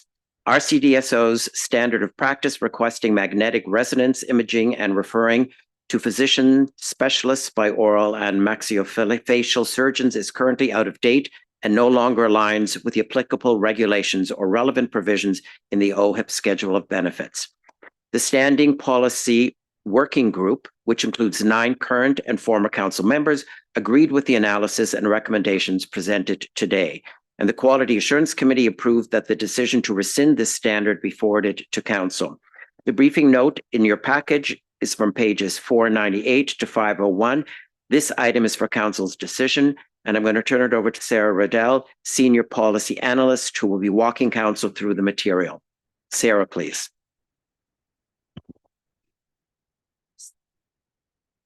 Thank you, Hanno.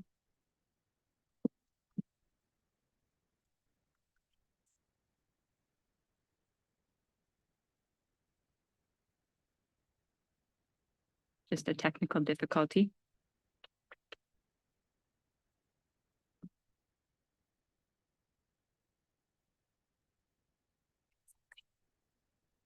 Good afternoon.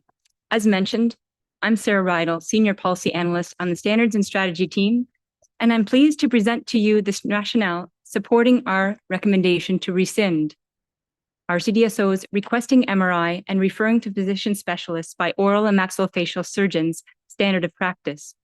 You can find the related briefing note in your materials on pages 498 to 501. Should council approve rescission of this standard, it will replace with an FAQ and any other necessary resources for dentists to ensure that they understand the relevant details.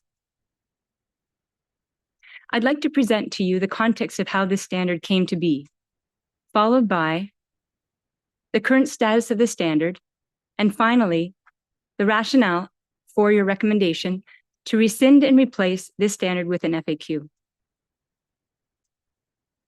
This slide describes the history of the current standard, including the rationale for its development. This history is somewhat complicated. However, the details are provided in your briefing note, so I will only summarize at a high level. In May of 2019, the college received a letter from the Ministry of Health and Long-Term Care advising that the ministry was committed to streamlining pathways for patients of oral and maxillofacial surgeons by ensuring access to appropriate diagnostic testing and physician specialist care. Ministry staff worked with the college to ensure the following. Number one, authorize OMFSs to order MRIs. When the MRI is performed in hospitals, MRIs will be covered by OHIP. And two, ensure more direct access to physician specialists for patients referred by an OMFS, enabling payment for patients' consults under OHIP. An ambitious timeframe was put in place for these changes with a target of winter 2020. At the direction of RCDSO's executive committee, a working group was struck to develop guidelines and protocols to facilitate this change. The working group developed two protocols, one for requesting MRIs and one for referring to physician specialists. These formed the basis for a new standard of practice, requesting MRI and referring to physician specialists by oral and maxillofacial surgeons. When this new standard was approved by Council in 2019, it did not come in effect immediately, as it was waiting for necessary changes to the Enabling Controlled Acts regulation and the OHIP schedule of benefits. In March 2022, updates to the Controlled Acts regulation came into effect, allowing OMFSs to order an MRI. In July 2023, updates to the OHIP schedule came into effect, allowing not just OMFSs to refer to physician specialists as an insured service, but all dental surgeons who had an OHIP billing number. This change enabled physicians to be paid for physician diagnostic procedures, including interpretation of an MRI when ordered by an OMFS, meaning the medical radiologist could now be paid. However, it also paid for physician specialist consultation services requested by a dental surgeon to support OHIP-insured dental procedures. To review, since 2019, our standard has been communicating a change that would soon be made by the Government of Ontario to allow OMFSs to refer to physician specialists. But in 2023, the OHIP schedule was changed, but not the way we expected it to. The standard says the change would only impact OMFSs, but the change impacted all dental surgeons who had a billing number. In late 2023 and early 2024, the policy team reviewed these changes as part of our standards prioritization exercise. An update was also provided to Council reflecting these recent developments. Following a period of careful review, the policy team is bringing this standard forward now for Council's consideration. To be clear, the changes made to ministry requirements, which came into effect in 2022 and 2023, did not align with the existing standard. The standard allowed OMFSs to request MRIs. However, the revised 2022 Controlled Acts regulation allowed OMFSs to order MRIs. This was an important step. However, this change did not allow the medical radiologist to be paid. This change did not allow the medical radiologist to be paid for their work. There was still a need for the standard, if only to communicate that this change was still coming. In 2023, changes to the OHIP schedule of benefits finally allowed OMFSs with a billing number to order MRIs, and medical radiologists and physician specialists, if consulted, could be paid for their work. Problem solved. However, the OHIP schedule of benefits went beyond the standard by allowing all dental surgeons with a billing number to refer to physician specialists. Now, any dental surgeon, not just OMFSs, can make a physician specialist referral, provided that the right conditions are met. OHIP changes also required OMFSs to have an OHIP billing number and limited the conditions they could order MRI, which the standard did not require. With a careful understanding of the development and implementation of the MRI referral standard, we presented our analyses to the Standing Policy Working Group, who recommended we reach out to specific SMEs for their comments. As a result, Dr. Mary Colaveras, staff dentist at RCDSO, and I reached out to subject matter experts about the standard and how they use it in their regular practice. Dr. Nick Blanis, an OMFS, told us the number of MRIs ordered by an OMFS is very small. So the standard applies to very few dentists, and the very few dentists that might use MRIs rarely have reason to use it. This is because OMFSs order MRIs for very few conditions. TMJ, joint pain. Some types of pathological lesions require an MRI, but use is very limited. Then we spoke with an oral and maxillofacial radiologist, Dr. Trevor Thang. Dr. Thang told us his work as an oral radiologist is hampered by not being able to order an MRI. However, as a dental surgeon with a billing number, Dr. Thang is now able to refer to a medical radiologist who can order an MRI on his behalf because of recent changes to the OHIP schedule. This demonstrates the need for RCDSO to provide direction to dentists on recent OHIP billing changes and how these changes increase access to care. Finally, Dr. Mary Colaveras and I met with Dr. Kevan Abazada, Executive Director of OSOMs, to consider his response to our recommendation to rescind the current standard and replace it with an FAQ. He shared that his executive is in support of the change from standard to FAQ for the ordering of MRIs and direct referrals to specialists. In addition, he agreed it was important to have the intent and meaning of the standard's text remain the same in the FAQ. Another consideration the policy team makes when reviewing standards is right touch regulation. Right touch regulation is a regulatory approach focusing on applying the minimum amount of regulation necessary to achieve a desired outcome, ensuring proportionality and effectiveness. It emphasizes understanding the specific problem, assessing risks, and choosing the most appropriate regulatory tools, potentially including non-regulatory solutions to address the issue. Clearly, this standard does not reflect right touch regulation principles, as it no longer resolves any specific problems. Also, we have not identified this as an area of uncertainty, nor complaints to the college. Furthermore, this standard does not align with the college's standards development criteria, in that it puts the college in a position of simply explaining ministry requirements. Therefore, based on the preceding analyses, which reflects a high degree of due diligence, it is recommended that the standard be rescinded and replaced with an FAQ to ensure clarity. This recommendation is further supported by our SMEs, and if rescission is approved, the FAQ will be posted on RCDSO's website and be accompanied by communications to the membership. To be very clear, there will be no impact on dental care as a result of this rescission. The only impact will be a change in how we communicate our guidance. This brings me to the end of my presentation and the beginning of our time for questions in the motion. Does Council have any questions or feedback on the analysis set up above? And does Council approve the RCDSO standard requesting magnetic resonance imaging and referring to physician specialists by oral and maxillofacial surgeons be rescinded and replaced with an FAQ? I'm pleased to be joined online by Dr. Mary Colaveras, staff dentist at the college who works with the Practice Advisory Service. She will be helping me address your questions and comments today. Thank you very much, Sarah. Anthony Mayer.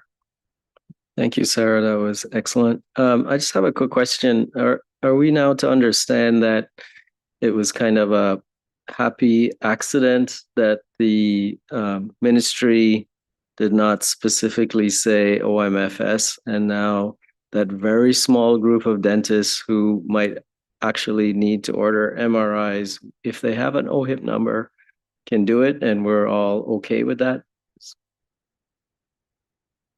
So the fact is that they allowed OMFSs to order MRIs through the changes that were made, which was the important problem that needed to be resolved. At this point, there are additional allowances that they've made, which we had no part in saying. But we're not concerned. At this point, there have not been any risks identified or any concerns. I would leave that to you to let us know. Thank you.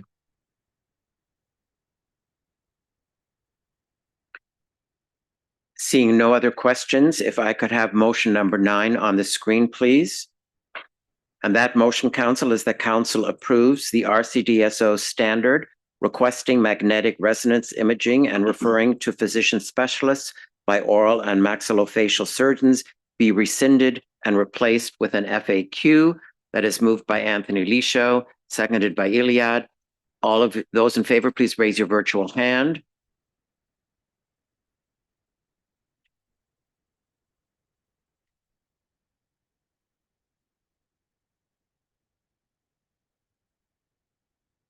Okay, and that motion is carried unanimously. Thank you very much. And thank you, Sarah. At this point in time, we're actually 4 minutes early. So I don't want to get cocky, but we'll do a 15-minute break now, and we'll come back with an additional 4 minutes to spare. So we may be able to end the meeting by 3:56. So if you could all return at 2:47, please, that would be great. Thank you. Yeah. Document. And with council's approval, from March 31st to May 30th, Foundations of Professionalism was released for public consultation. The Quality Assurance Committee provided their feedback in July of this year.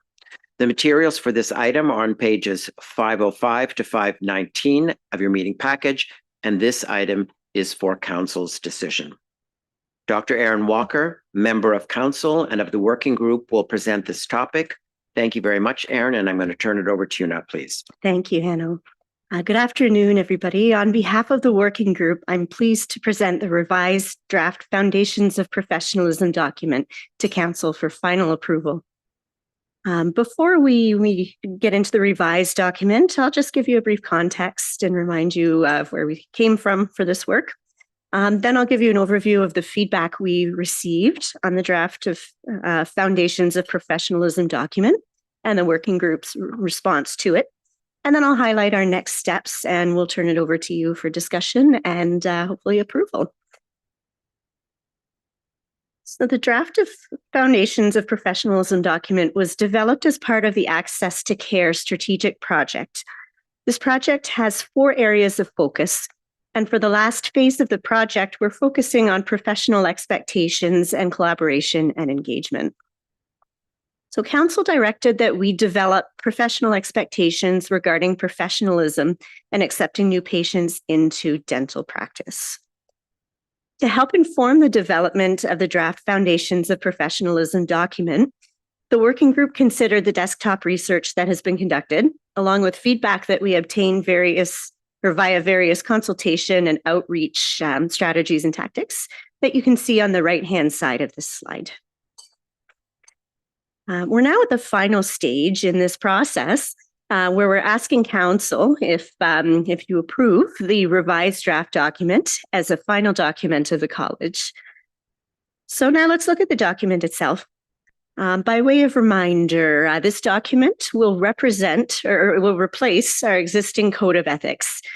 And the intention isn't to create new commitments and duties for dentists, but to just reflect the existing commitments and duties that dentists already have and are already upholding. So the document is intended to help dentists navigate clinical and professional practice and ethical complexities that are certain to arise in practice. And this document will serve as a foundation for all of the college's standards of practice, guidelines, and advisories. And the document is high level, but comprehensive in the sense that it covers all of the core principles and duties that dentists have. The standards of practice and other college resources will continue to set out more specific requirements on specific issues or specific areas of practice, such as consent, boundaries, record keeping. So as you know, the Foundations of Professionalism document was released for external consultation in March, and we had 69 participants participate in the consultation via an online survey or email. RCDSO staff also had the opportunity to participate in consultation sessions. So in terms of who we heard from, most were dentists. You see we have 41 dentists there. We also had some organizations respond and give us some really great and insightful and valuable feedback, including a couple of oral health colleges, the Dental and Denturist Associations, Rainbow Health Ontario, Public Health Unit, and we also had a vendor in the dental industry weigh in and give us some feedback. So overall, the draft document was well received. Respondents generally thought that the document was clear and comprehensive and set out appropriate principles and duties. Some respondents provided minor suggestions for edits or improvements that came back to the committee, and And we looked at those and implemented many of them. Some of those suggestions include things like scope and use. Some respondents suggested clarifying who the document applies to and exactly how the RCDSO is going to use it. Principles, most respondents supported the principles. However, some thought that the principles would be challenging for dentists to apply to practice. And so some participants suggested developing examples and case scenarios to help dentists understand how to apply the principles and duties. And these are in the works and will be coming to you possibly next year. So based on the feedback received, the working group chose to maintain the structure of the draft document and the core principles and duties set within it. The working group proposed some minor revisions to improve the overall clarity and comprehensiveness and to make it as concise and easy to use as possible. You can find a track changes version of the revised draft document in Appendix A in your materials if you haven't had a look at it. A few of the key proposed revisions are as follows. So scope, as I mentioned before, plain language, a little bit of the phrasing was tweaked to make it a little clearer. We added some references to existing obligations, including consent and referrals, being open, receptive, and committed to understanding emerging issues, being accountable and taking responsibility, ensuring patients' best interests are at the forefront when making administrative and clinical decisions, and also a reference to the Ontario Human Rights Commission's policies and guidelines, and examples of how dentists can attract some of the determinants and social determinants of health. We clarified the description of duties under fiduciary law. We talked about how the standards of practice of the profession have to be maintained when providing patient-centered care and how that can be balanced, and what is harm and to whom it might be disclosed. Also, we updated some of the definitions in the glossary and added a few new ones, such as things like harm, patient-centered care, and revised some definitions like discrimination and professional relationships based on feedback. So there is some feedback that the working group didn't put directly into the document because we felt that it was worthy of more exploration and more detail. So those we're going to address in some companion resources. So some of the examples of key feedback that we're proposing to address in companion resources are outlined in your materials, and we see a little bit of a summary here. They're on page 509. I also want to acknowledge the feedback that Council provided on the draft document in March, and the feedback that the Quality Insurance Committee provided in July. So the working group carefully considered this feedback as well and addressed it largely in the companion resources. So the revised Foundations of Professionalism document is being considered by you today for final approval. So FAQs and checklists for registrants and patients and the public have been developed, and they'll be shared when Council approves the revised draft document. As I mentioned before, other companion resources such as case scenarios will be developed later this year and early next. We're also working right now and finalizing the draft standard on accepting new patients, which we'll be bringing to you to consider later this year, which will hopefully be released for public consultation with your approval. And then we're aiming to have that back to you again in 2026 for final approval. So the questions for you today. First of all, does Council have any feedback on the revised draft document? And secondly, does Council approve the revised draft document as the final document of the College? Thank you. I'll hand it back over to Hanno to facilitate any discussion. Thank you very much, Erin. Any questions for Erin or her group? Judy. Yes, thank you. Not really questions. I just wanted to say that I really, really like the document. I like the updates to it. I think that it infuses a spirit of high ethical conduct into a dentist's life, not just a work life. I think, I wrote down here, I like the fact that it blurs the lines between ethical standards in life and in dental practice. I mean, you don't usually want your lines blurred, but this is it's about bringing it together, and I really like and it's very accessible. I like the choices of language that you've made, so I really highly endorse this. Thank you, Judy. Thank you, Judy. Any other questions for Aaron? So thanks again, Aaron, to you and your group for your hard work and presentation. I have no speakers on my speakers list. So in that case, if I could have motion number 10 on the screen, please. And for your consideration, that council approves the revised draft Foundations of Professionalism document as set out in Appendix A of the resources as a final document of the college. That's moved by Ram, seconded by Daniel Haas. All those in favor, please raise your virtual hands.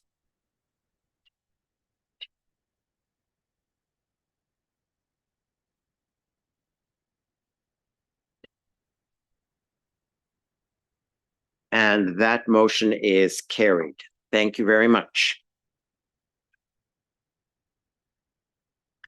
The next item, item number 19, is in regard to a draft standard of practice, implant dentistry.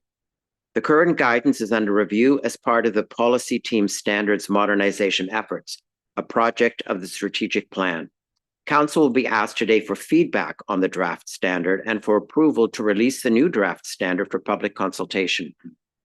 The Standing Policy Working Group, as well as the Quality Assurance Committee, have reviewed this document at several stages, and QAC has approved the draft standard for Council's feedback and external consultation. The material is in your package and can be found on pages 520 to 542. This item is for Council's decision. Sarah Rydell, Senior Policy Advisor, will walk Council through this material. And Sarah, thank you for attending, and I'm going to turn it over to you now again, please. Oh.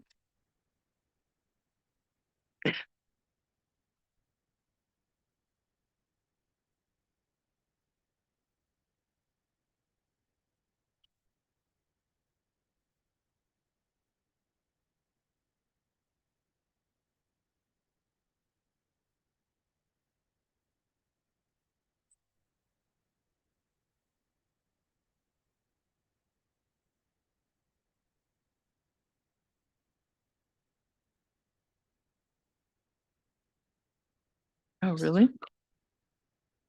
That's cool. Oh, really?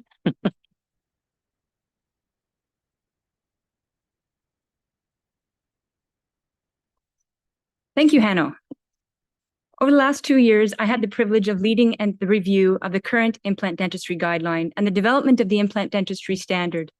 The briefing note and the draft standard can be found on pages 520 to 542 in your meeting materials. During this presentation, I will review the steps that were taken to develop the draft implant dentistry standard, which is being presented to you for decision today. Specifically, we are seeking your approval to conduct a general consultation on the draft standard. I will start by providing a brief explanation of what implant dentistry is for the benefit of our public audience, followed by a brief review of the current guidelines, results of our preliminary consultation survey, which invited the public to comment on our current guidelines, and then results of our research and analyses phase. We will then move to the overview of the draft standard and the subject matter experts who assisted in its development. Finally, we will receive any feedback you may have on the draft standard and make a motion for decision.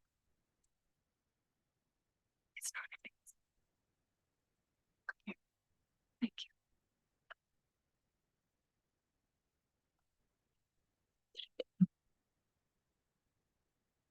This slide shows the steps of our standards review and development process.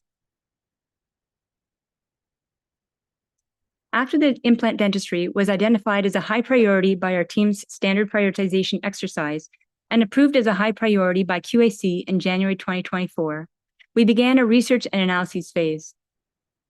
This included literature review, jurisdictional review, review of RCDRCs, inquiries, complaints, and reports committee decisions, and discipline decisions data.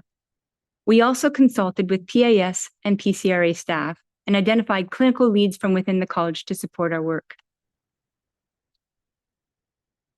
We then held a preliminary consultation asking the public to comment on our current guidelines. We incorporated feedback from the consultation into the draft standard and developed new requirements with an expert clinical working group consisting of clinical leads from the college and external subject matter experts. We are now at the stage of seeking approval to consult on the draft standard. If Council approves our motion for general consultation, we will survey the public about the draft standard, review the feedback we receive, and redraft. At this point, we hope to seek final review and approval of this standard in 2026. So what are dental implants?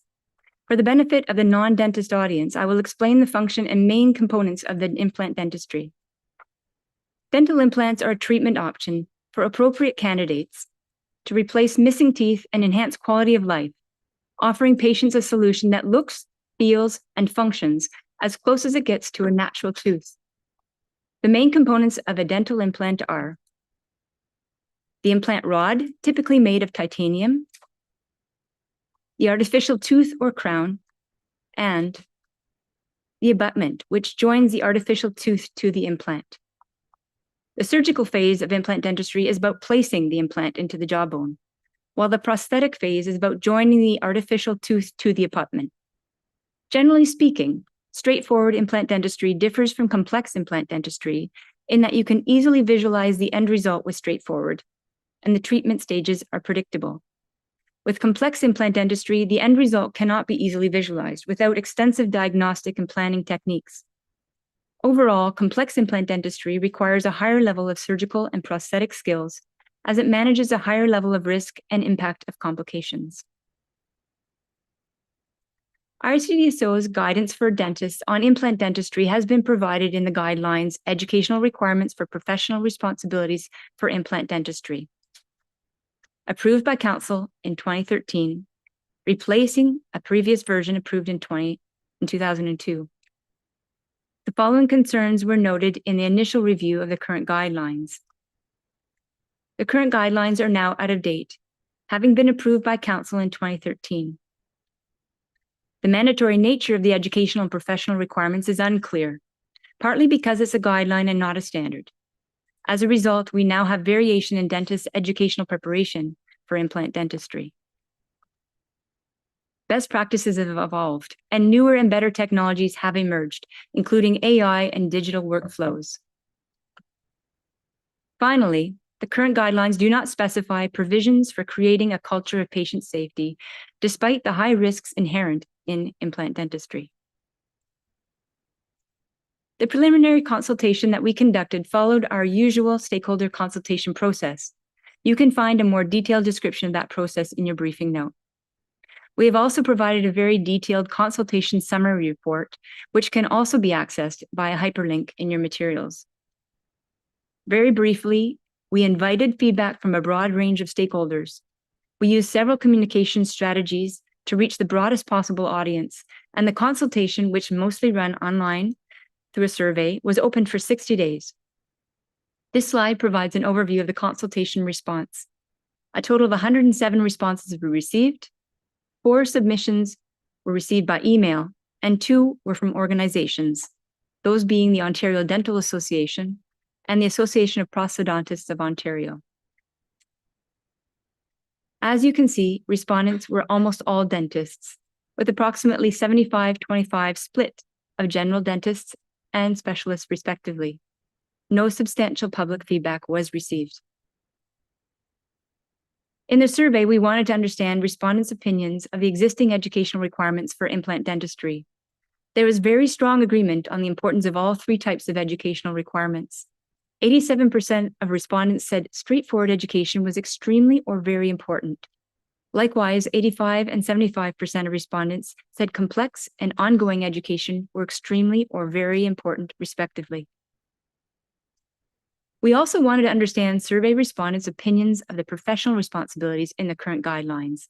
Again, there was very strong support for the content in the current guidelines. We received highly constructive feedback from survey respondents and organizations. The key themes are reflected here on the slide. In particular, the Ontario Dental Association wanted us to address use of AI in the draft standard. The Association of Prosthodontists of Ontario expressed concern about the educational requirements for complex implant dentistry, recommending requirements for formal evaluations, which currently do not exist. Other survey comments demonstrated a lack of consensus on certain topics. Some stressed the need for more prescriptive requirements, while others certainly wanted less. Some mentioned the need for mentoring. Others thought this wasn't necessary. Still others wanted new technology to be addressed, while others said that was unimportant. This variation suggests that any significant change we put forward in the new draft standard will likely be met with some resistance during the general consultation and potentially thereafter. Taking a high-level overview of the research results, let's begin with a literature review. A literature review is a necessary and integral part of the standards review. It involves in identifying an overarching research question, gathering the relevant evidence, appraising the strength of that evidence, as well as any risk of bias, and summarizing the findings in a manner that is meaningful to the review. From this literature review, we found that modern implant dentistry does not have a long history, having only been invented in 1965. Many advancements have been made in this field over the last 20 years, and as a result, educational requirements and professional responsibilities have evolved. Important developments include digital workflows involving the use of 3D cameras, robotics, regenerative dentistry, as well as the use of registries to track information about implants. To keep up with these changes, research has shown the importance of requiring flexible training requirements that accommodates even more innovation and change, focusing less on specific course requirements and more on learning outcomes. European regulators, including the UK, have used mentoring as a tool to guide improvements in practice. However, our SME noted the rigor of the courses developed in North America, which don't rely on mentoring, but rather excellence in teaching. Importantly, there is a potential for high risk of bias in implant dentistry education, as companies that manufacture implant dentistry products readily offer research and training on their own implant dentistry systems. A jurisdictional review considers the guidance and requirements set by other regulators of dentistry across provinces and territories, as well as internationally. This jurisdictional review, surprisingly, showed that very few regulators have a guideline or standard regulating the performance of implant dentistry. Of the jurisdictions that did have a guideline or standard, there was variation in terms of the scope of issues they addressed and the level of detail each were willing to regulate. Importantly, RCDSO's current guidelines have the most detailed requirements compared to all other regulators. Having said this, some of the Canadian regulators have clearly adapted our college's guidelines for their own use.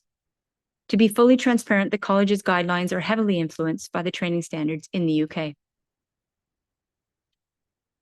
Complaints reviewed by the college's Inquiries, Complaints, and Reports Committee are a rich source of data that are used by the policy team to prioritize patient risk and standards development. This slide shows the proportion of specific issues found in the complaints seen by this committee. As you can see, restorative and oral surgery are two of the three most frequent issues in the area of competence and patient care, which mirrors the proportion of complaints seen by PLP. The Quality Department's recent risk analysis also found implant dentistry carried one of the highest risk levels of patient risk. Not only are dental implants an expensive treatment option for patients, but patients bear a significant risk of harm, even irreversible damage, if the treatment does not go well or is poorly performed. Here's an example of the patient risk in implant dentistry. As described by one of our staff dentists, the implant is in the sinus and should never have been placed as there is no bone. Here's another example where 3 implants were placed deep into the nasal cavity. Our staff dentist told us the patient complained she could feel them when she put her finger in her nose. Before moving on to the draft standard revisions, I want to emphasize the sources of feedback we received to develop this draft beyond the preliminary public consultation. College staff dentists were very helpful in providing feedback on the draft. Dr. Peter Hong, a manager and staff dentist in the PLP program, provided the pictures you just saw. Also, the Standing Policy Working Group reviewed and provided feedback on the draft. And overall, there were many eyes on the draft, which is crucial to ensuring that the draft standard is the best it can be before being released for general consultation.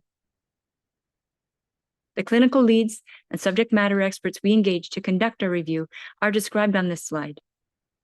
Dr. Parvane Barami, who is with us today virtually, Dr. Peter Hong, and Dr. Helene Goldberg all work for the college in varying capacities.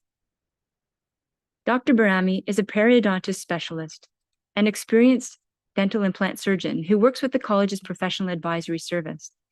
Dr. Peter Hong is a general dentist who works in the college's PLP program as a manager and monitoring officer. Dr. Helene Goldberg is a general dentist who works in the college's professional conduct and regulatory affairs department and oversees each of the complaints RCDSO receives about implant dentistry and has done so for many years. Lastly, Dr. David Schwartzade is an external SME who is both a prosthodontist and a periodontist. His various titles of responsibility are on the slide. And I must say, he has not only provided an impressive depth of knowledge to this review, but has also been a delight to work with. The expert clinical working group, which is comprised of Drs. Barami, Hong, and Schwartzade, met frequently to review the current guidelines and the draft standard. In addition, we met with SME Dr. Peter Fritz, periodontist and assistant clinical professor at McMaster University, also chair of the Royal College of Dentists of Canada's Committee on Artificial Intelligence and Emerging Digital Technology. We sought his advice about addressing AI in the implant dentistry standard. It's important to know that the draft standard is anchored in a strong foundation, including a literature review of the evidence, relevant legislation, including the Dentistry Act and its professional misconduct regulations, and ethical principles found in RCDSO's new Fundamentals of Professionalism document and our Code of Ethics. The draft standard also aligns with other college standards and resources. Now let me speak to the revised draft provisions, and specifically the newly proposed educational requirements. First, all dentists must meet straightforward educational requirements regardless of their prior training and experience. With the ambiguity of our current guidelines, dentists are not all meeting the expected educational requirements the guidelines currently contain. We have retained these same requirements in the draft standard. However, stating these clearly as requirements in a standard that can be reinforced by college staff will be important going forward. Second, complex implant dentistry now requires new specific course criteria and learning outcomes. This requirement reflects the Association of Prosthodontists of Ontario's recommendation that we have more formal requirements for evaluation as well as course criteria. Third, the requirement for dentists performing implant dentistry to obtain 9 CE points per cycle reflects RCDSO's intention to support quality improvement as the performance of implant dentistry evolves to include new technology. As you may know, dentists are required to obtain 90 CE points every 3 years. To be clear, the standard requires that 9 CE points to be obtained from either Category 1 or Category 2 courses. Now let's move to the newly proposed professional requirements. As detailed in your briefing note, dentists electing to use AI will be required to use AI in a manner that aligns with the college's AI guidance document. This reflects the Ontario Dental Association recommendation. Also, dentists will be required to disclose harm to patients and promote a safety culture in a manner that aligns with RCDSO's Foundations of Professionalism document. Please note that the requirement to disclose harm to patients has been communicated to dentists over the years through PLP and through our endorsement of the related guideline written by the Canadian Patient Safety Institute. The next 3 slides reiterate the key changes between the current guidelines and the draft standard. As you can see, the revised draft standard significantly expands the content addressed in the current guidelines, but only as it relates to education. As we move to the new content on professional requirements, the draft standard is only updating the content and shortening the provisions. This reflects right touch regulation principles and a focus on reducing risk and improving quality of care. Finally, the appendices have been updated to focus on the new implant dentistry complex educational requirements. There are a few important considerations you should keep in mind when making your decision to advance this draft standard. The college does not regulate or control course providers. However, there's a prediction that course providers will adjust their educational offerings to reflect the new requirements. Also, some of the concepts in the standard may be new to some dentists, particularly concepts about patient safety culture. A general communication strategy will be implemented during the consultation to clarify these concepts. Finally, the policy team will use the general consultation to solicit feedback on the most critical issues in the standard. This brings us to our time for feedback and discussion. Does Council have any feedback on the draft standard? And does Council approve the draft standard be released for general consultation? I am pleased to be joined online by Dr. Parvaneh Barami, one of our SMEs from the college. She is available to help address any of your questions or comments. Thank you very much, Sarah. Council, I will be looking to you to see if any of you have any questions to ask of Sarah. Osama. Great presentation. Are you going to release this to the public, or is it to the public and the membership as well? So this will be released to the public during the general consultation. Is there a consideration to send it back to the dentists as well to get some of their feedback on this draft? Absolutely. That is the purpose of the general consultation. Oh, the general. Okay. So it's both. Okay. Thank you. Peter? Yeah, thank you, Sarah. I'm wondering, what's the definition of a complex implant case as opposed to a standard implant case or a simple one? I will refer this question to my SME, Dr. Parvaneh Barami.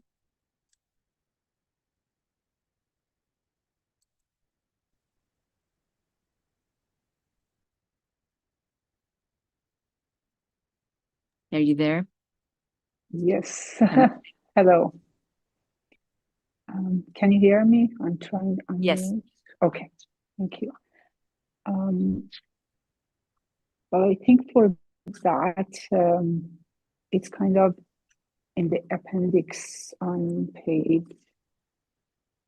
10, we try to explain the difference between the straightforward and the complex in a more general form, and then we move towards more general categories, and then under those categories we explained in details for each treatment modality. So in general, we define the straightforward as the cases that we can easily visualize the end result, and the treatment stages are mostly predictable without any aesthetic risk factors.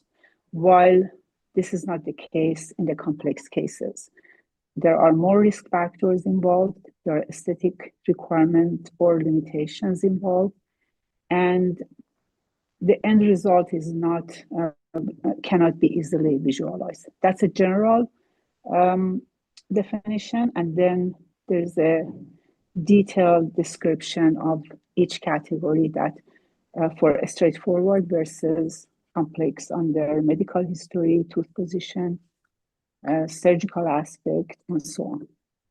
I hope that answers your question. Thank you for asking this very commonly asked question. Thank you, Anthony Mayer. Thank you, Hannah. Great presentation again. My question is really how are we planning to monitor or administer the baseline and continuing educational requirements? Thank you. That's not included in this draft standard. It is part of the implementation plan for this standard. going forward. Once this standard is approved by council, that will be something we very much want to consider. We have some certain ideas about involving the quality department on monitoring the CE points for implant dentistry specifically, and those are being formed at this time. Thank you. Deborah? Thank you. Just a question about line 92 and 97 regarding the educational requirements to straightforward replacement of implants. Is that per 3-year continuing education cycle, or is that per year? So the continuing education cycle is 3 years, and they would be required to have 9 CE points within that 3-year period. Thank you, Harinder. Thank you. If I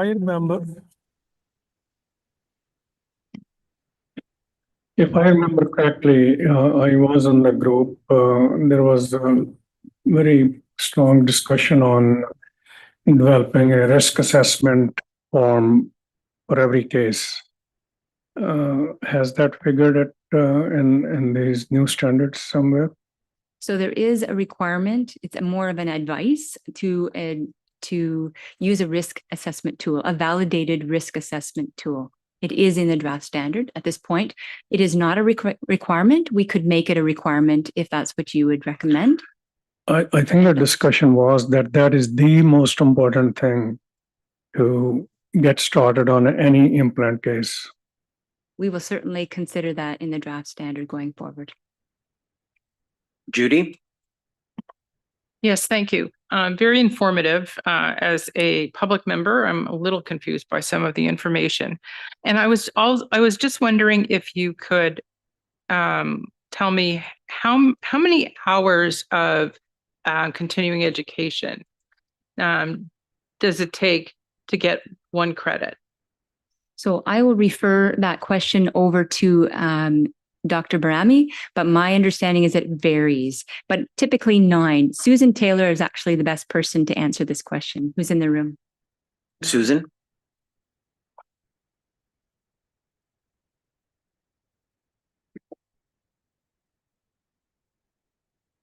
Thanks. It's 1 point is 1 hour. So for the 9 points in 3-year cycle, then that would be 9 hours of training. Yeah, I mean, that's what I wondered. I've always wondered this because 9 seems so inadequate to me. I know it's continuing, but it's like I mean, lawyers have to spend a minimum of 12 hours of CE every year. And I just, I don't know how others feel, but I just feel that especially for these complex things where, you know, a lot of patients are at risk of harm, that 9 hours, 3 hours a year does not really seem adequate in terms of the required number of training hours or continuing education hours. Is it okay? Susan? Yeah, thank you. So the regulation, OREG 2710 under the Dentistry Act requires dentists to have 90 points in a 3-year cycle overall. And so this is 10% of those points related to the specific aspect related to implant dentistry. So that seemed like a reasonable balance. And that is in line with what we ask from other high risk or higher risk areas, sedation being one, for example. So that was how that number was arrived at. So 9 hours over 3 years for this one thing. Yes, out of their 90 total. I don't know. To me, it seems a bit light, but I'm sure others feel differently. But I just welcome any response. At this point, this consultation is wide open and is divergent and open to different ideas and opinions and thoughts. So we will certainly consider that along with other consultation feedback. Thank you. Ram?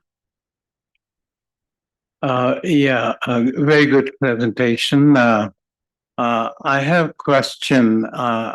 What importance AI is going to play in this, whereas in other practices, we are not very much encouraging AI.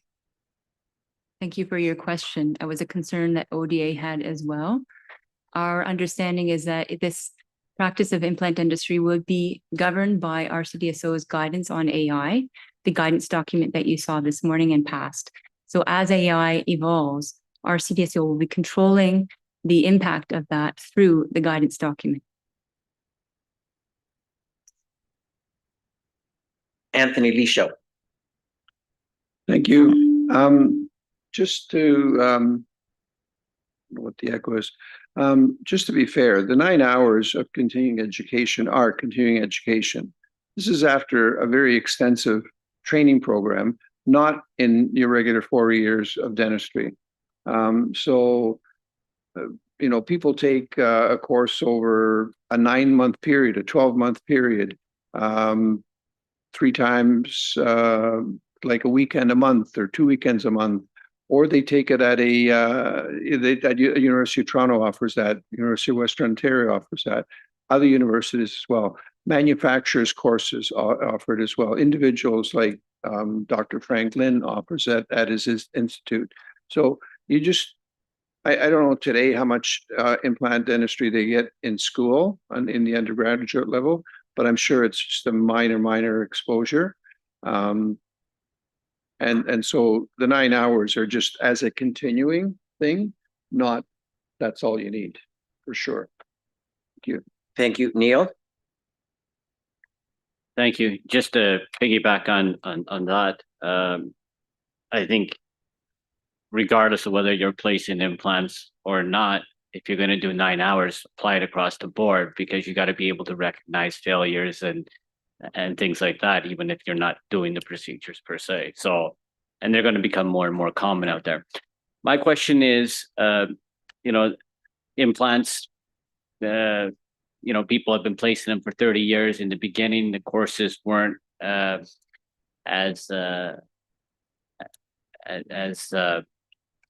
regulated as they are, as we're proposing. But people have kept up with things and are performing to today's standards. Would there be some type of grandfathering for those dentists who've been doing it for years prior to this? Thank you very much for that great question. So again, it's not part of the draft standard that's before you to be approved to go forward in the general consultation, but that will be part of the general consultation questions, and it is in the survey we've developed. Peter?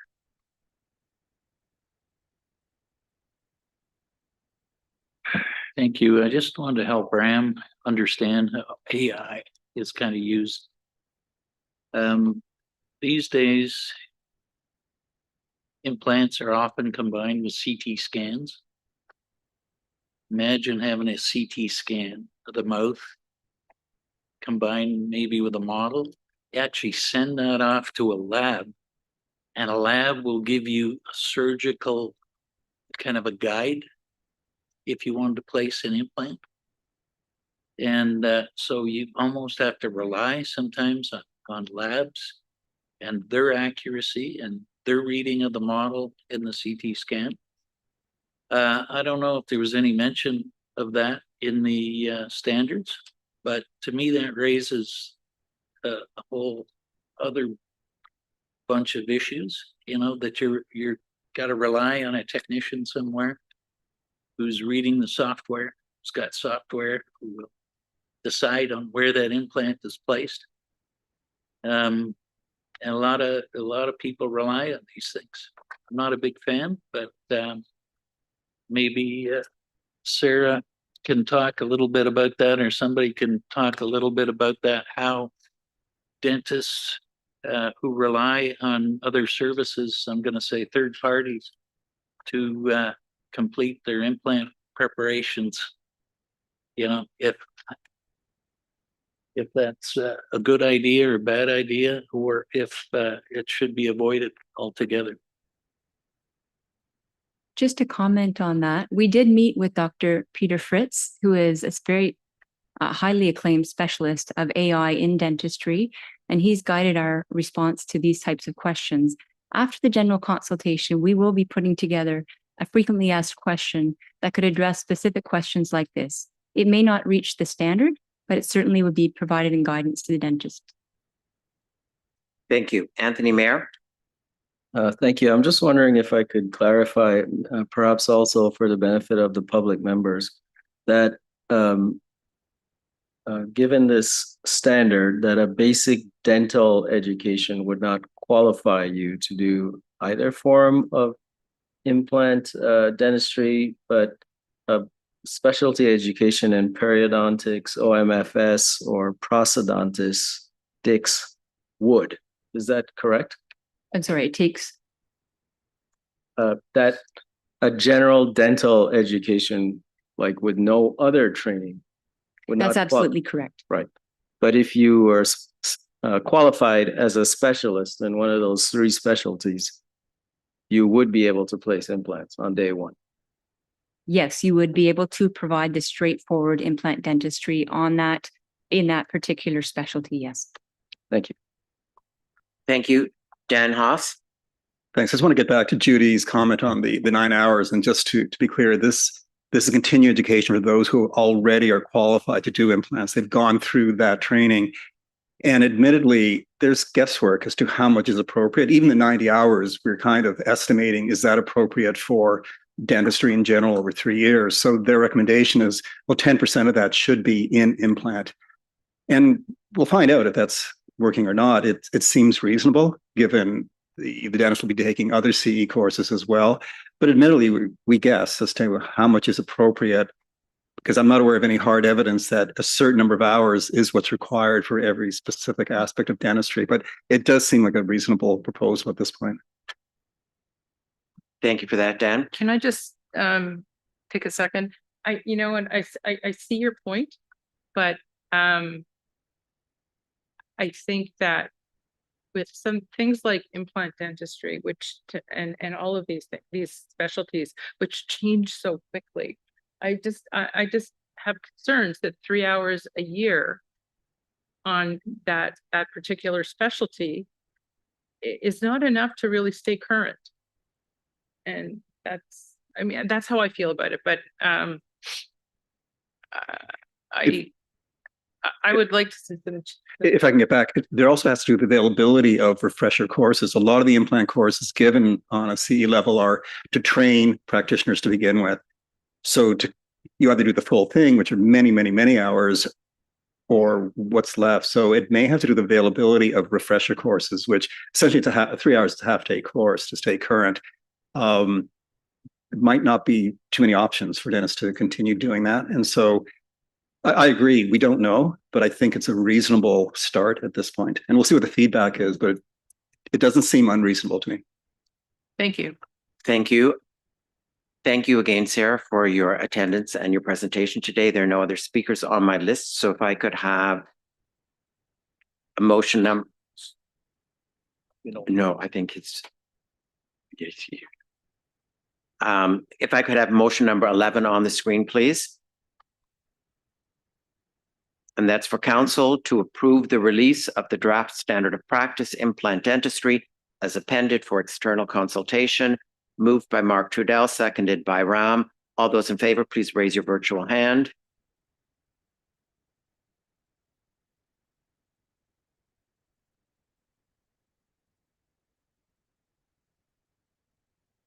And that motion is carried. Thank you very much. Item number 20 on the agenda is an update on the Health Profession Regulators of Ontario, HPRO. Since 1998, HPRO has brought together the colleges under the Regulated Health Professions Act. There are currently 26 colleges representing 30 distinct professions. The material can be found on pages 543 to 551 of your package, and this item is for council's information. Dan Faulkner served as chair for 2 years, succeeded in June by Maureen Boone, Registrar and CEO of the College of Massage Therapists. And I'm going to ask Dan to update council on this. Yes, very briefly, this is an information item. This is an organization that RCDSO belongs to. It is 26 health regulatory colleges for health professions. And It is generally speaking RHPA colleges, any profession that's governed by RHPA. HPRO is a very small organization. It has one staff person, but is trying to do some really important work. And you can see that in the strategic plan that's been ongoing for a couple of years, there's 3 areas of focus. We really have been trying to, as a collective of 26 regulators, which please keep in mind that it's very hard on many issues for all regulators to agree. So we're trying to identify those issues where we want to make change. And I think we've heard of a couple this morning. We talked about, as of right, we've talked about public members, and HPRO can provide a voice to the government in terms of any potential influence, as we talked about this morning, around how public members can continue to serve the colleges. From a registration perspective, we recently were able to provide information to the Minister of Health herself about the speed with which all colleges register internationally trained dentists. And that's really happening at less than 10 days for all of the colleges involved. So that was information that she very much appreciated, as she's also getting calls and letters from various stakeholder groups and individuals who are internationally trained.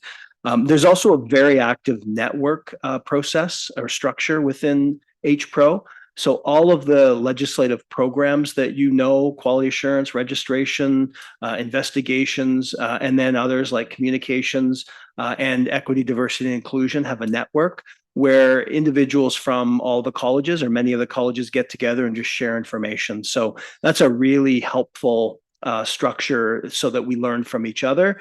And a shout out to Michelle Tremblay, who you heard from this morning, who chaired the EDI network and was able to do some very interesting things with that group during some very challenging times in the environment, including a conference that was held in June with a number of EDI representatives from across the colleges. So again, information only, just wanted you to be aware this is an organization that's very active. And also one that we want to continue to improve our government relations so that we can help the government and also move forward with some very important items for discussion. Thanks, Dan.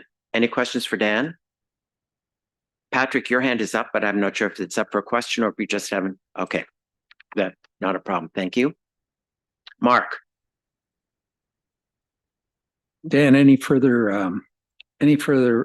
vibes or thoughts coming from the province with regards to the consolidation of a few of the regulatory colleges within the practice of dentistry?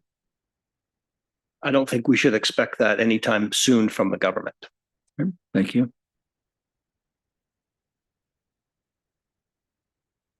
Thank you, Council. The next item on the agenda is for other business. Nothing came up in today's meeting that needed to be deferred to this spot. So I'm assuming that there is no other business. A reminder that as we come to the end of our agenda today, that our next meeting will be a virtual meeting, and it's happening on Thursday, December 4th. That meeting will be live streamed as well. And before I entertain a motion to adjourn, I would like to take an opportunity to a huge shout out to all staff and those who are present here, as well as those who are not present but could be listening. I think the amount of work that staff has done between June's meeting and today's meeting has been phenomenal. When we had the planning meeting to organize today, we realized that this was a very heavy but a very important agenda. We even highlighted items that could be deferred. But I think the incredible amount of work that staff did in terms of preparation, in terms of support, in terms of communication, turned this meeting into a meeting that flowed really smoothly, allowed for lots of discussion. I think we got an incredible amount of work done. And Michelle, it's 3:44. So that's another feather in the cap. So I think staff, you deserve an incredible amount of praise and appreciation for what you have done. Council, thank you very much for your preparation, for your participation today. I think that's also been crucial. And Harinder or Dan, any closing comments before? Well, I want to thank you for brilliant management of time today. Thank you for the staff, for wonderful work. And all the council members.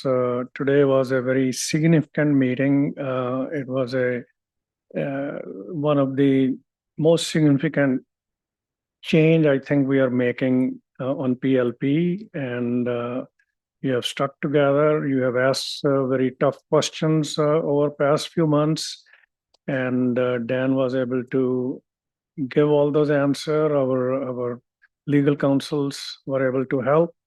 So thank you so much for your support, and look forward to continue to work with you. Thank you. And the last, Okay. Only executive committees stay behind after this meeting. That's all. if I could have a motion to adjourn the meeting, please. Moved by Peter Deline, seconded by Noha. All those in favor, please raise your virtual hands or your physical hands. I'm assuming, and I think I can safely assume that motion has carried. Thank you very much. Have a great weekend.